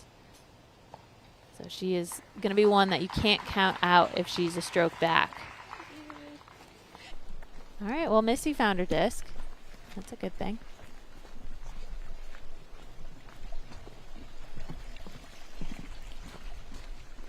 And as we head into this hole, I can't help but think of all the iterations, all the different holes that we've seen on through the years on this course.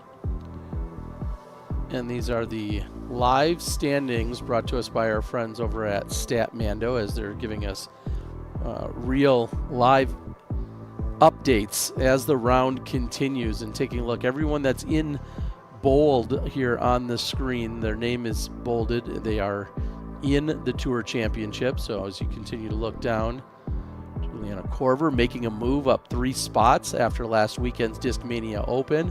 And then right there, you're seeing Evelina in 22nd place position right now. She's out of the Tour Championship unless she wins. You get an automatic bid into the Tour Championship if you are a winner on the Tour. So just by pure positioning, she would be out, and the only way that she can get in is if she wins this weekend.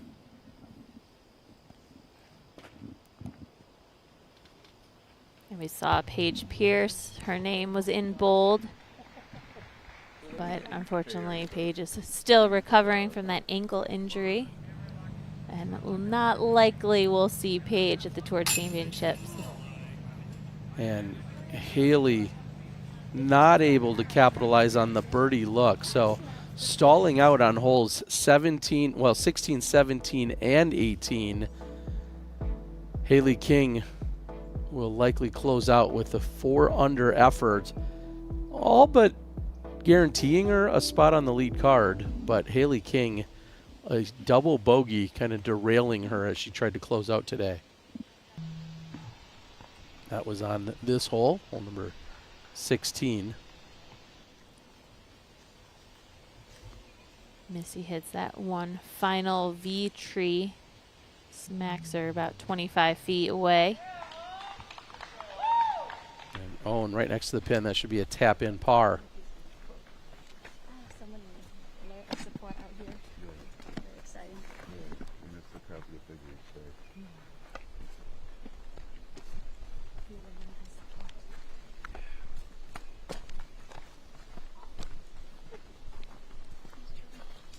And normally we see Ohn's husband, Justin, on the bag.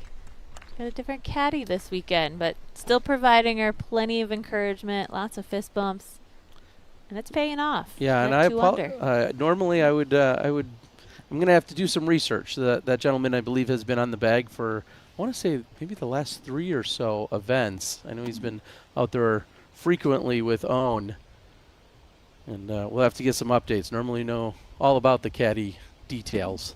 Yeah, and I've been living under a rock, so I don't know what's going on. Well, Missy Gannon's making putts going. Solid conversion there for Missy.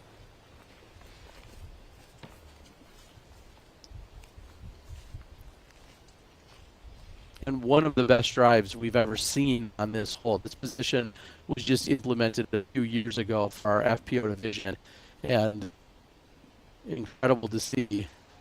Let's see if Kristin can take advantage.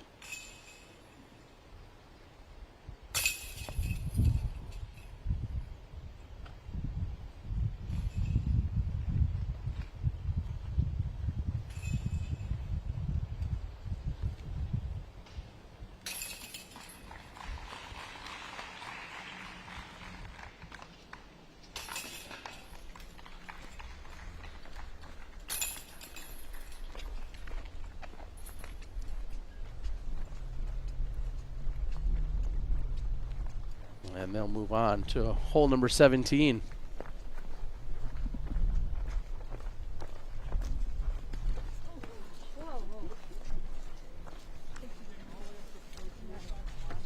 So, wow. It's still not quite on point like we see from Kristin as of late. There's some kind of disconnect, a little bit of rattled here in this first round. We see her currently tied for 4th, and the last time that Tattar didn't lead after a round was the PCS round 1, and she would still go on to win that event. And this tournament specifically is a tournament that you see players from behind making charges. You can see those big stroke swings happen. So I think it's still too early to count anybody out, especially Kristin Tattar, who's sitting in 4th place. So although not on her typical perfection, she is still right there.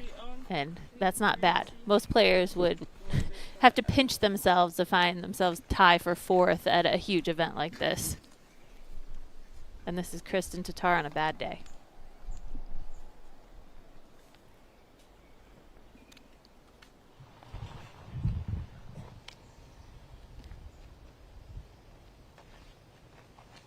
She has the tee on 17. And perfectly up the middle, splitting the uprights, no problem. We'll see if she can get up and down from there.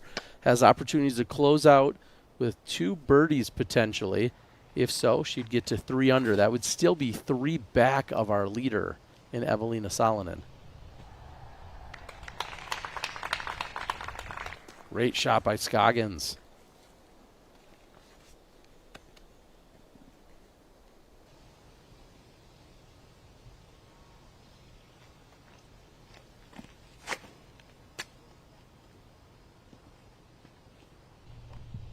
And this looks to be the best shot in the group if it made it up the hill far enough.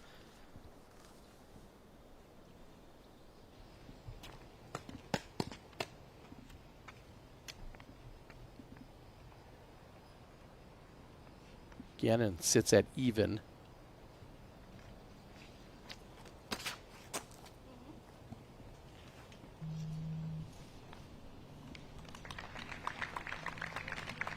And Missy also, no problem splitting the uprights. And I didn't want to talk too early, but it is impressive just to get through those uprights. You know, that's the start of this hole. If you can get through there, you're like, okay, awesome.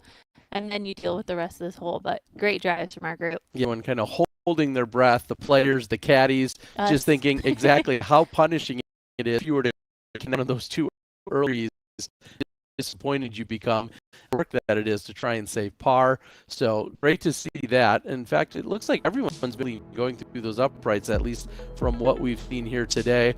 I don't think the camera or the drone or any of this does it justice with how daunting really shot is here, Val.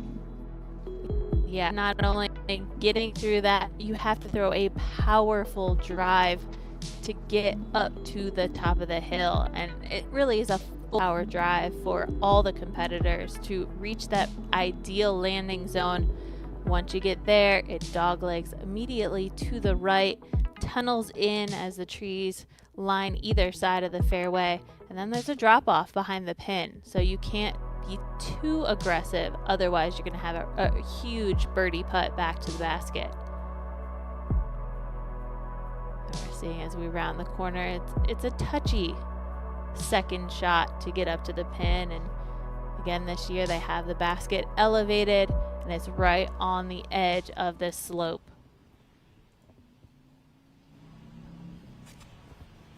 So Missy will have to put some left to right turn on this, and throwing uphill, and just when I thought she was going to be early, she gets around the bend and Gannon has a birdie look.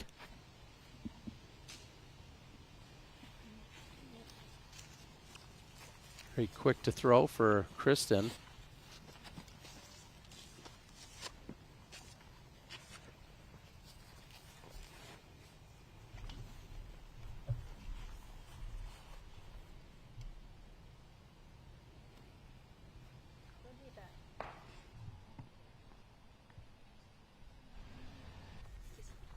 Unforced error by Scoggins as she's on that short right side. She was in great position to be able to get down and through the tunnel. So missed opportunity here for Scoggins.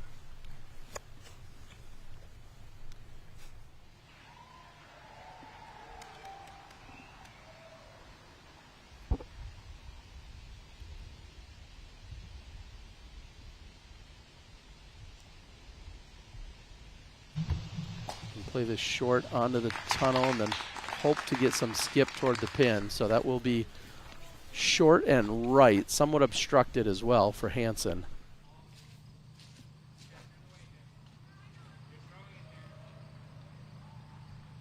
And Holland Hanley throwing her second on 18.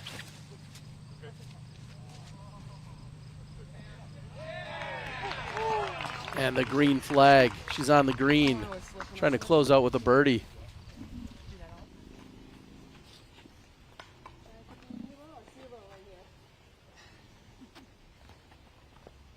Come on. What's your bet, Terry? Going for this one? Not only is she going for it, I'm going to call it in. This is Ohn Scoggins, shallow circle 2 for birdie. So close. She has so much confidence. It's just incredible.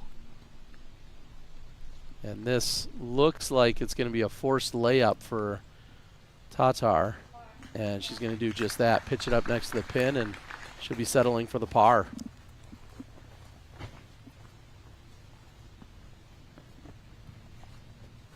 Knowing she doesn't need to force anything there. Round 4, tight battle, maybe that's a different decision to make, but in that case, just laying it up and she's going to be content with the par. Now Hansen, short right side. And that one's on the mark for Ella Hansen. Ella, even in this round where we're talking about her struggling with some putting, she's had some solid putts. There is that glimmer of hope that she can hold on to in the coming rounds.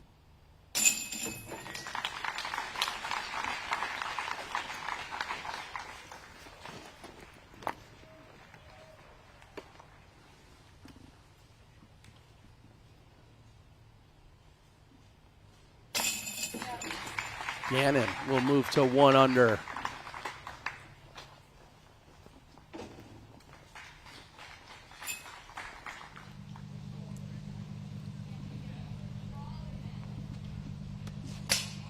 After the approach by Hanley getting onto the green, she also will close out with a par, just as we saw from Haley King. So the solid approach not paying off.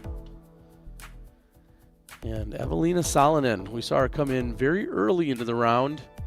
Had a solid performance out here today. She shoots 6 under and looks like she will be our day 1 leader.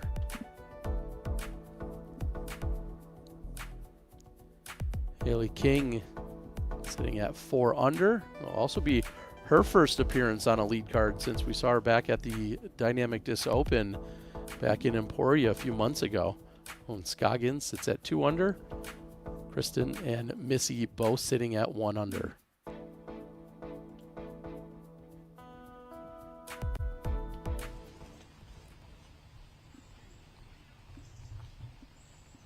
One tee shot left of round 1. Ella leaves this one extremely low.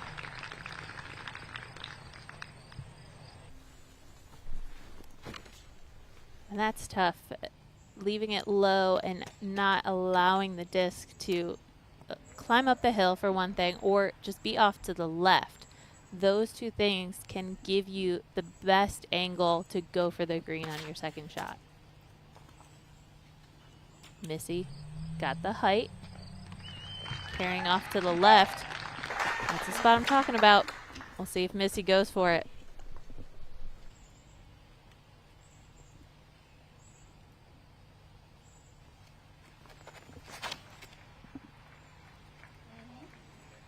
A laser coming from Kristin.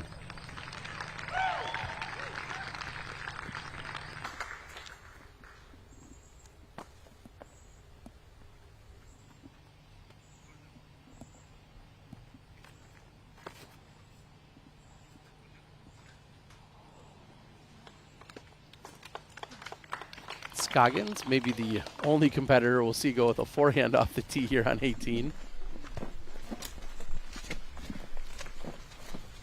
Hole 18 is playing as the second most difficult hole on the course. I'm not surprised.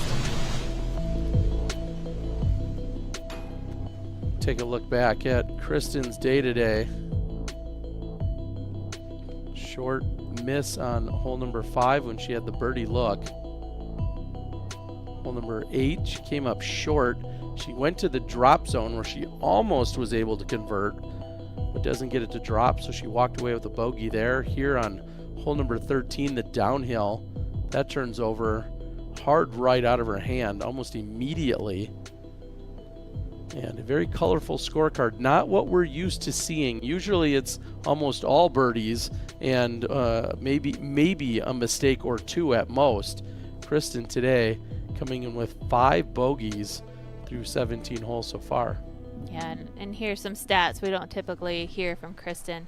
65% fairway hits, 29% scrambles, 73% C1X putting. That one's shocking. Yeah, if you told me all of those stats and said attribute that to any particular player, there's no way I would ever guess Kristin would be the owner of those statistics. Yeah, and she usually gets those bonus putts too. 4 attempts from C2, wasn't able to connect on any.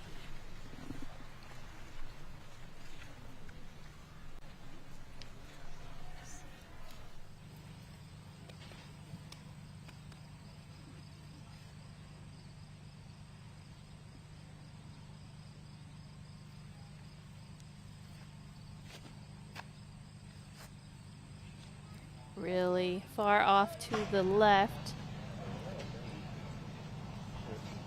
That spotter had the red flag up even before the disc landed. That was very far off the target for Ella. And as we look at how this could close out, Kristin and Missy both tied. If they were to remain tied, the tiebreaker would go to Kristin for being on the lead card. She has the lower PDGA number.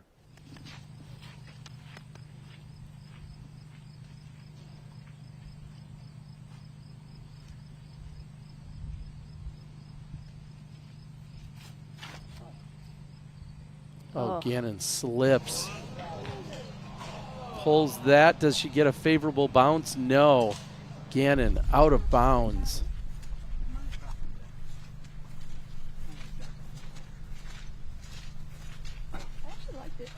Hopefully she's okay. See her shaking her wrist there. To land on your throwing arm.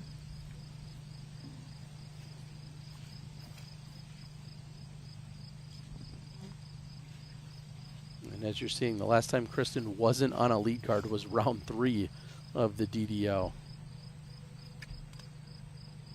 And even if, as I was just saying, even if she were to match now with Missy, she would still get the nod. And that's inbounds for Kristin. Trying to close out with a birdie potentially. That could get her to 2 under, which is where we currently see Ohn Scoggins. So all of that non-lead card talk can be put to bed. Again, this is Kristin Tattar on a bad day, and she's still on the lead card. She has so much potential to shoot better in the coming rounds. Feels like some of her play has been... Oh, no. Don't do it, Terry. We're almost through the round is almost over. Let the people I'll let them take a finish break. it. I'll let them finish it. How's that? You guys can go wherever you want with that one. Fill in the blank.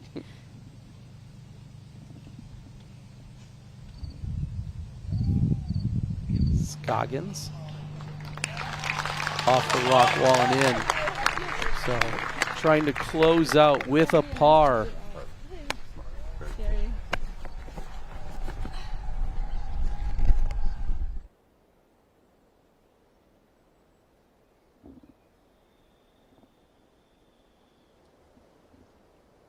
VIP tents off to the left-hand side. I saw one representing our friends at Sunstein. Of course, the Sap House on the top left side of your screen there.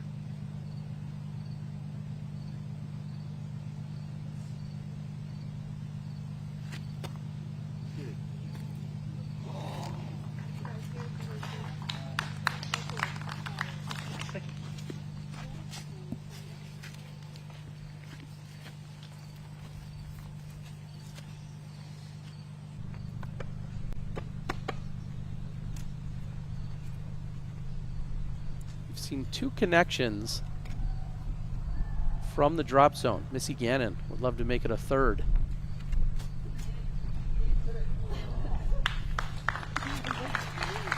Good bid, but Gannon going to walk away with a bogey to close out her round. That'll bring Missy Gannon back to even par for her opening effort here at the MVP Open.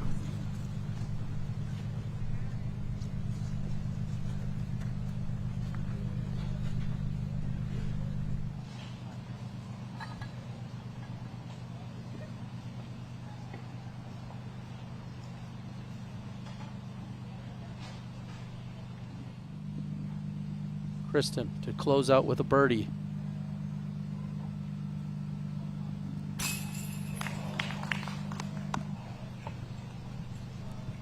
And of the putts that Kristin missed today, I mean, she's been all over the basket. It's just been a matter of inches. Too high, too low. I mean, that one right there could have easily just fallen to the left.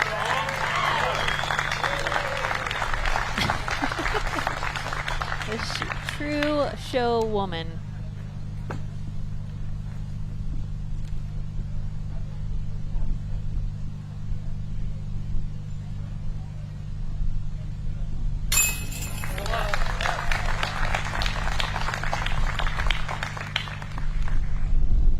Ella closes out.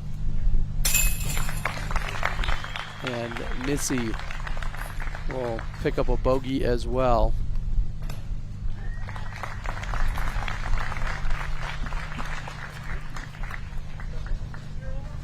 And as we're seeing, Kristin has not lost single stroke play competition since July. And that's where she took 2nd at the Preserve Championship to Katrina Allen. And some may say that we're being overly critical or in any way trying to be negative. That is not the case whatsoever. She has created a new bar that no other woman has obtained. When we talk about her 999 rating, her consistency, everything that she's done has been so impressive. We've grown to expect that from her. So although it's not been a perfect day, she's still in contention. So that's really, in a way, a compliment to her that even on her off days, she's still right there in consideration, in contention, just not as sharp as what we're used to seeing from her. Yeah. Any thoughts about what you saw out there, Val? Thanks, Kristin, for giving us something to talk about. I mean, she has been so dominant lately. It has been the story of Kristin for so many months now. And now she brings in conversation. Other players are in the hunt, other players in the lead, but you can never count the world's best player at that time. You can never count that player out. Evelina Salonen had the 6 under. It's going to be great to see her on our lead card. We're going to break down the rest of the day and have our OTB shot of the day. All of that and more on the other side of the break. We'll be right back.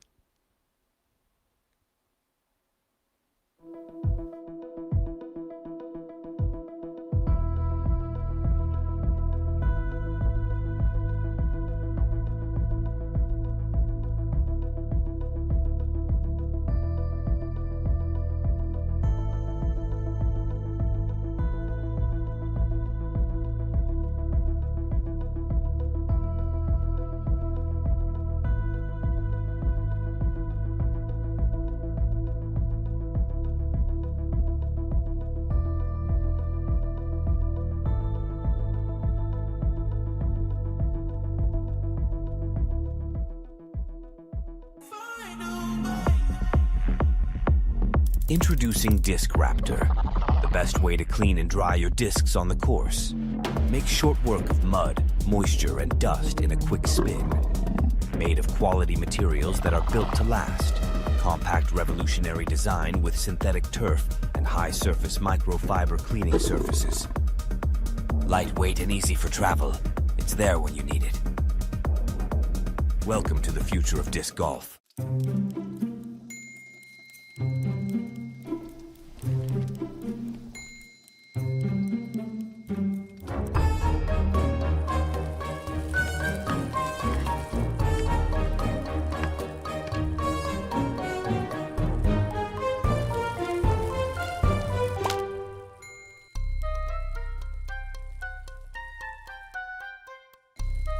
Check out the whole lineup at ClashDisc.com.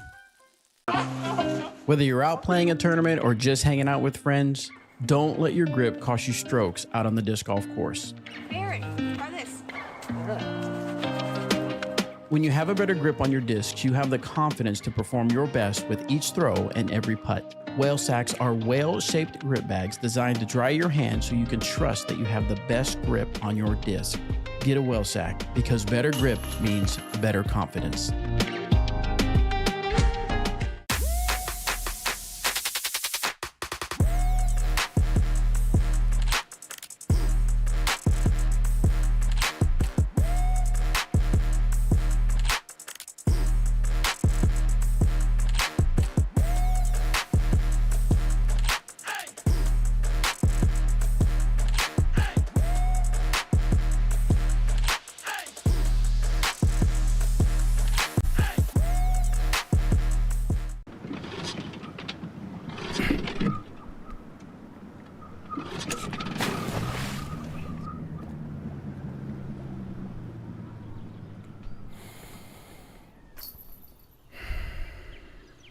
Millennium's Quantum Vela is a Speed 7 fairway driver.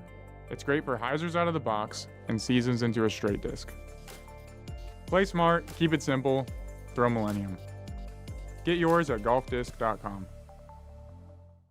Putting is where we get all of our strokes shaved off at the end of the rounds. It's always important to make clutch putts towards the end of tournaments. If you're on the biggest stage, you want to make sure you're confident with what you're playing with. So I start with my putters. I like 300 PA3s. I putt with the PA3. My putters are 300 PA3s. PA3 is perfect for my spin putt. They go straight, dead straight. So having less glide, stiff plastic, the beads, pretty much my ideal putter right here. What a shot by Simon. What a veteran play by Simon. Beautiful putt, great putt. I'm blown away. Champion at the Great Lakes Open, Simon Lazat.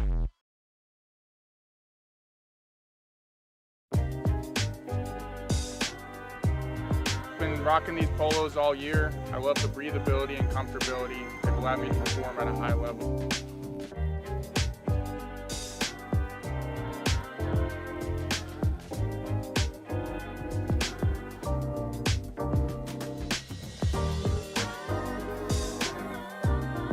Check them out at flightfactorydisc.com.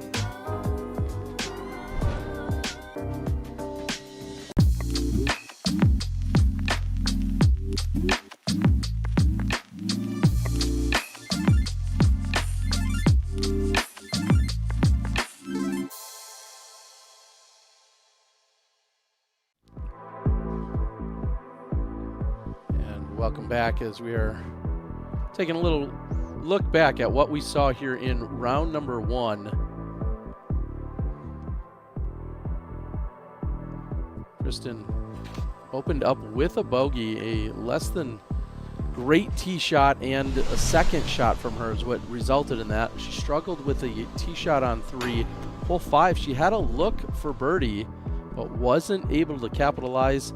And then on the next water carry hole that comes about, that's hole number 8, just comes up short and goes to a drop zone where she did give it a good bid, but wasn't able to capitalize, and flips over here on hole number 13 on the downhill. Does pick up a little bit of steam on 14 and 15, picking up birdies, puts herself in great position on 16 to get yet her third birdie in a row, but doesn't capitalize. And then on 18, I can just imagine what's going through her mind there, thinking just not much was going right for her. And even with all of that, she shoots a 999 rated round. So Kristin Tattar sitting in 4th. She catches up with Brian Earhart just after her round. Let's hear from them now.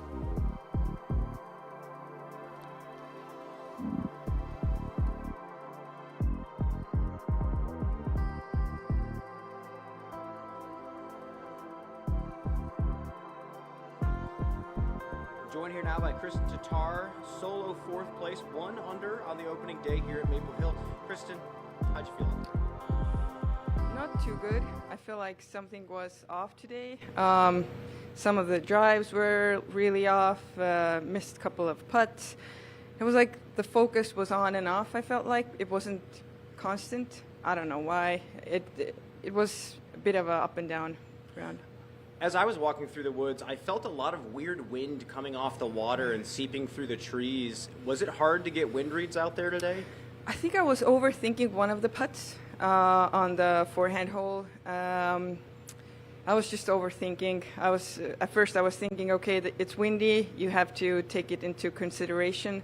And then I was like, no, don't think about it. Just do your normal putt. And then it was tailwind, and I missed it low. I was like, wow, why? But yeah, it was just maybe overthinking. I don't think the weather was that bad at all. Well, you had almost a career highlight on number 11, the downhill forehand. I have never seen you so excited. You almost fell over with joy. Talk about the shot. I had an awful drive, awful second shot. I was like, okay, you have to pull it together, and now you have to hit that line there. I know I can do it. And then when I released it, I thought, okay, this is perfect. Like, it had the perfect angle to come out from the flex. And then I was like, wow, it might go in. And it hit the band. I was like, oh, it would have been so much fun. Well, the entire gallery almost fell over with joy. They were so excited about that.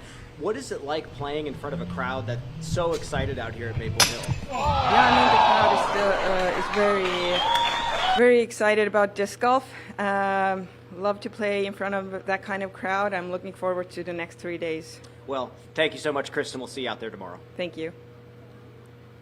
Great. Thank you, Kristin. Okay. I almost fell over those Hearing nuts. Kristin kind of break down exactly, and that's kind of what I anticipated to hear from her. Just some things went really well for her, and we saw that. And then sometimes there was a lack of focus or things just not going her way, through and through on every single hole. I will say this, and I have to point this out. I've been watching her now at this competitive level for the last 3 or 4 years.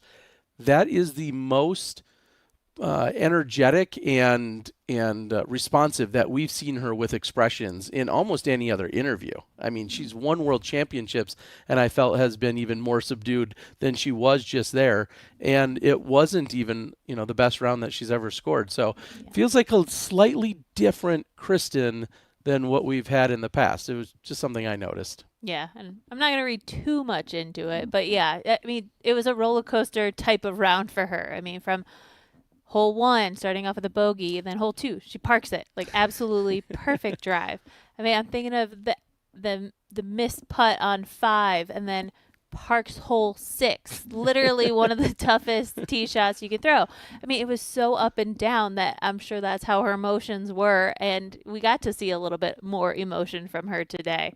A lot of struggles, but she powered through, and of course we're going to see her on a lead card. So she's going to, I'm sure, clean up some strokes in the coming rounds. And someone who didn't struggle much at all out there today, Evelina Salonen. What an incredible performance. It looked like she got off to a pretty good start and then just continued to ride that momentum throughout. She needs to win this event outright. No pressure. Yeah, no pressure, but she needs to outright win this event if she wants a spot at the Tour Championship in October. She currently has the 2-shot lead. We saw it for a moment that she was tied up with Haley King. Haley, however, then went into hole number 16, had a lost disc, and then fell 2 behind and couldn't recover from there. So she has the 2-stroke lead. That's Evelina, and right now really doing the best she can because this is a do-or-die situation. She needs to win to make it to the Tour Championship. It's sad that she's brought it to this point, Yes. but it's pretty exciting. And today we saw we popped in with her. She was out far ahead of our featured card, but when we saw her, she was putting really well, 92% C1X putting. It looked like she was having a really good time on her card. So, that lightens the load and lightens the pressure too. But now she's going to be on the lead card. She's going to have the lead. We'll see how she can handle it. And hopefully she can get herself into that comfortable mind frame and continue to shoot well. I mean, that's what you can always hope. She's an incredible player. It's just a matter of, can she talk herself into it and continue playing well? Yeah, keep that putter going because it's never the driving. That's a challenge for her. It's always about what's happening on the green, and we'll see if she can keep that. 92%, as you said today, very impressive. Val, any guesses? OTB shot of the day? You got any candidates that you love that you were thinking about out there? We saw some really great stuff. I don't know. There's a lot of those drives that we saw from Kristin today, even though she's not our leader like she has been many of these months. But I don't know. Hole 6, I'm still so impressed and so shocked by that one. Wow. Let's take a look at our OTB Only the Best shot of the day. What do you guys got for us?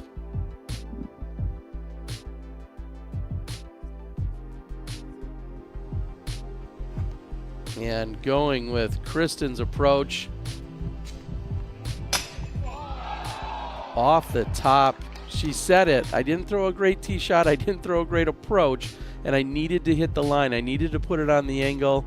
And she did just that. The basket got in the way, not far from putting it in.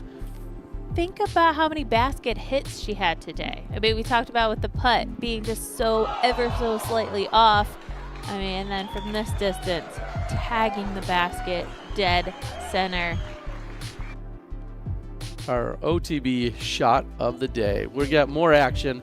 Of course, the MPO side will be kicking off in just a little while. That's going to come to you at 1:30 Eastern. Make sure you join us.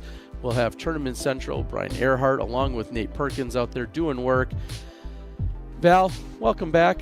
Great to be in the booth. Thanks for leading the charge here, everyone. We're closing out for our FPO first round. We'll see you this afternoon for the MPO. For Brian Earhart out on the ground and Valerie Jenkins, I'm the Disc Golf Guy. We'll see you in a few hours.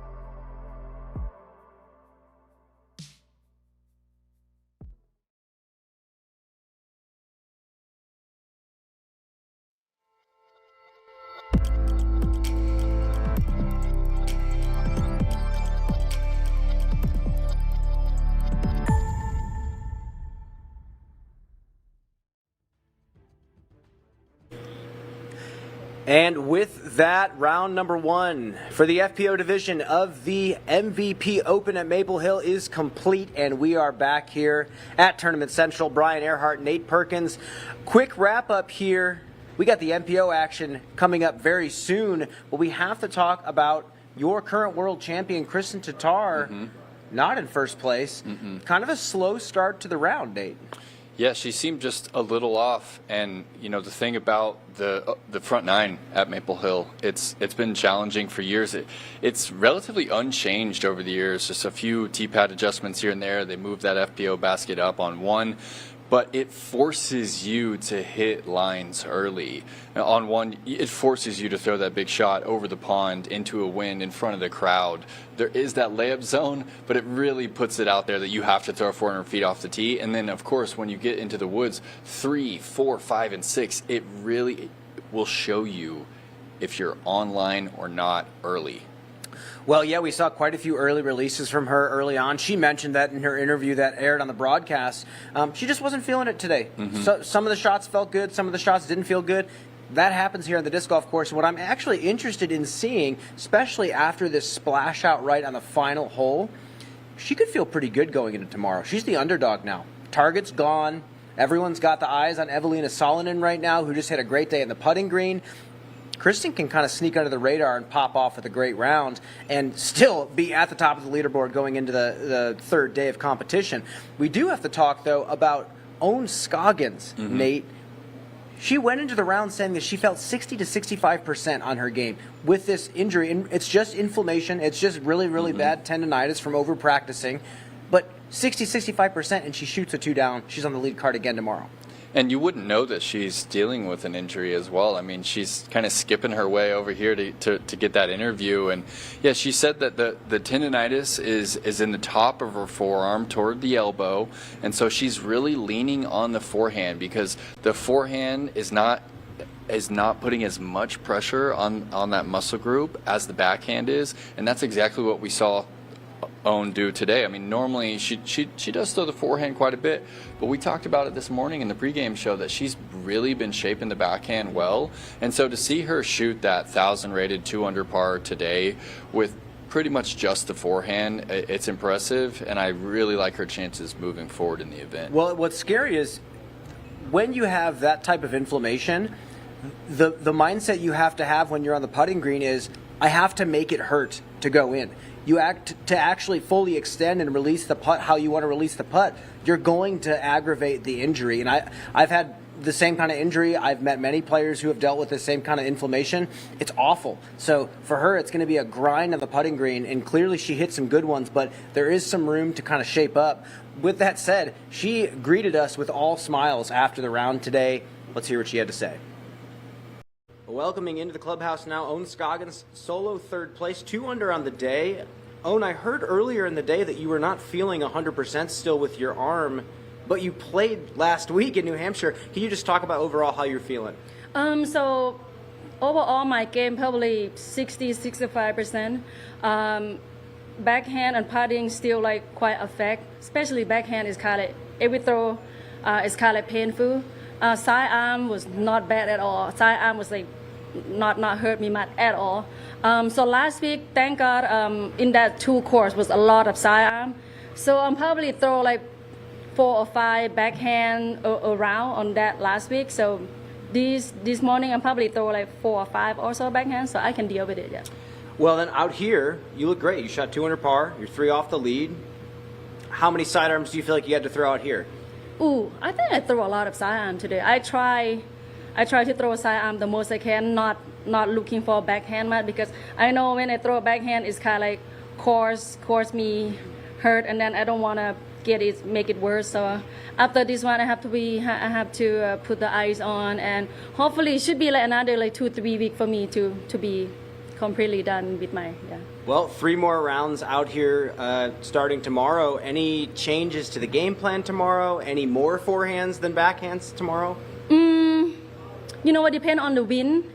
If it's more windy, I have to change my disc and my drive a little bit, or if it's less windy, and probably have to throw a different disc. But pretty much I stick on a lot of side arm.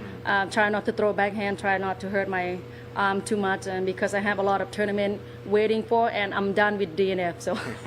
Well, we're looking forward to seeing you out there tomorrow, Ohn. Good luck. Thank you.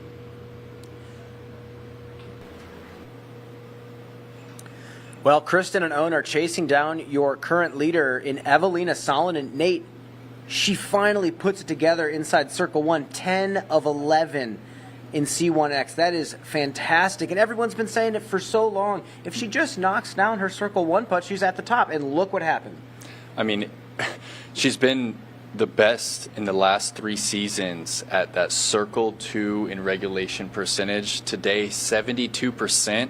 But today was big for Evelina. She hasn't hit double-digit amount of putts since pre-European Championship, where she got the yip. So for her to go 10 of 11 today, it says a lot about how comfortable she is on the putting green.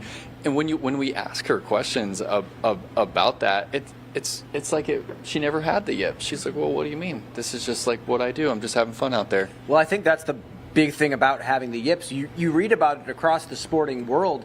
Once it becomes a part of your identity, once your comrades or the fans start identifying you with the yips, that's when it's very difficult to have to battle back out of. so I think she's trying to just not associate it with, with that title anymore as a player who struggles with the yips. And it's a psychological issue, and it's a psychological problem that athletes have to deal with, and she just so happens to be one of them. But I love that she's speaking to us like that, and she did talk to us about everything after the round, and let's take a listen. Here now with Evelina Salonen. A couple of nice birdies there on 17 and 18 to finish at 6 under par. How do you feel about that number? Feels good. It was just so much fun today, and we had good cards, so I really enjoyed. Yeah, what is it about the actual course here at Maple Hill that allows you to have fun? Maybe the holes, but it's not fun if you don't hit the fairways, so there is tricky holes. And what skills do you feel like it's testing? I think everything. You have to hit your lines, and you have to have the touch, but you have to also throw far, and also putting, because there's a couple of scary greens. And how's the putt feeling? It looks like you've made quite a few today. Yeah, it felt good today. Yeah. Cool. And what do you think it is, Evelina, about this course? A 6 under is actually one of the best rounds that we've seen in the last few years. What do you think it is that brings such a challenge to most of the field, as we see a lot of people over par? I think it's just the holes are not that long, but you just need little tree kick and you're OB, and it's not easy to continue there. So yeah, it's easy to play over par. Cool. Well, Evelina, glad to have you back here at Maple Hill. Congrats on the 6 under par. We'll see you tomorrow, likely on that lead card. Thank you. She is indeed on the lead card, your leader, in fact, and chasing her right behind Haley King at a 4 under. We caught up with Haley as well after her round. Let's hear what she had to say. Here now with Haley King. Haley, how are we feeling about that 4 under par to start your Maple Hill efforts? I tried to play boring golf today, so I'm very happy with shooting 4 down, playing boring golf. So what does boring golf look like for Haley King? Are you slowing down? Are you changing to mids and putters? Yeah, definitely throwing a lot of putters and mids, and just hole 6 as an example, I'm laying up whatever, just right past that corner. I want par. I don't care about birdie. So today was a lot of let's get par. If I can get a birdie, cool. If not, no, just whatever. Cool. Well, you kept it clean throughout most of the round, and then talk to me about what took place on hole 16. Yeah, so hole 16, through my drive, it hit a tree right off the tee.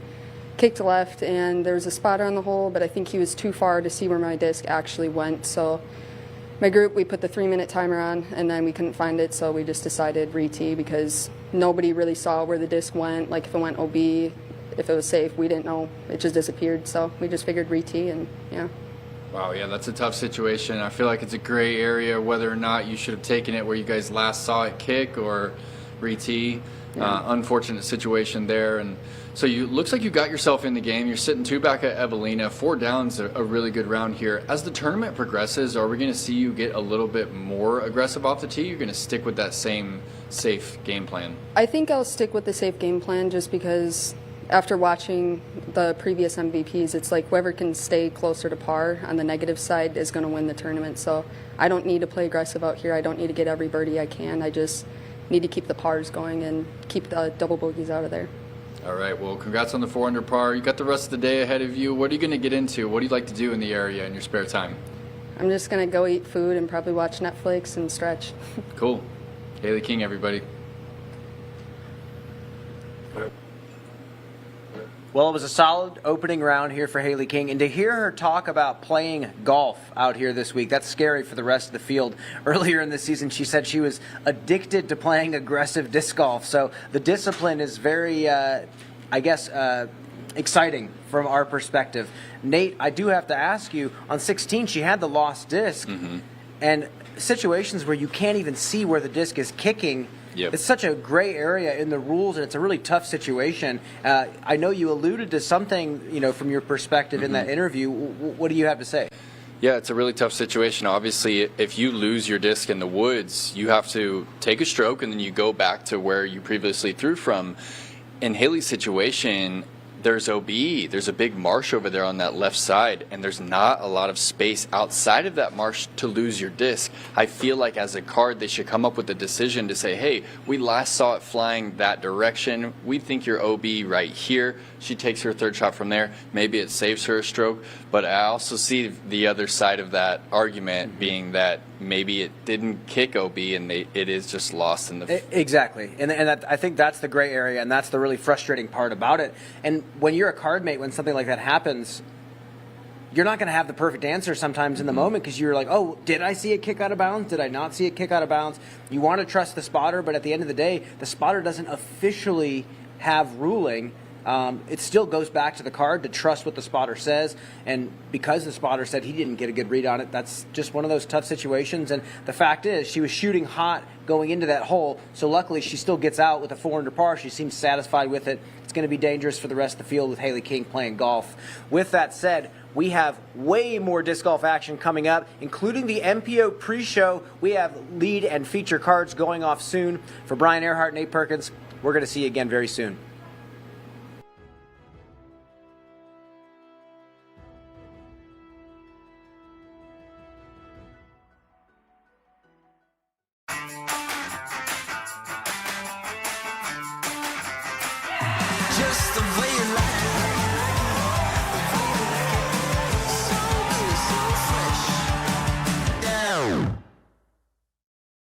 Shot by Simon.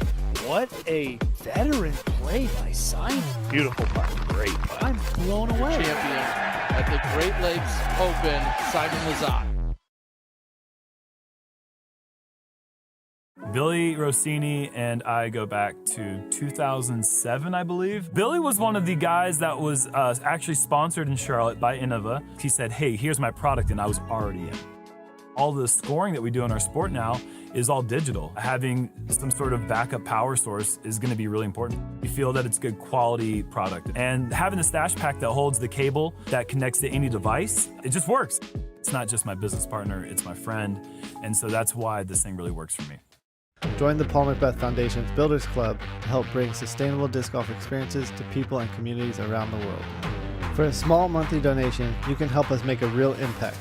Your donation will go directly to making a difference. By becoming a monthly subscriber, you'll also receive exclusive updates on our work, special offers, and discounts. So join us today and make a difference with the Paul Macbeth Foundation.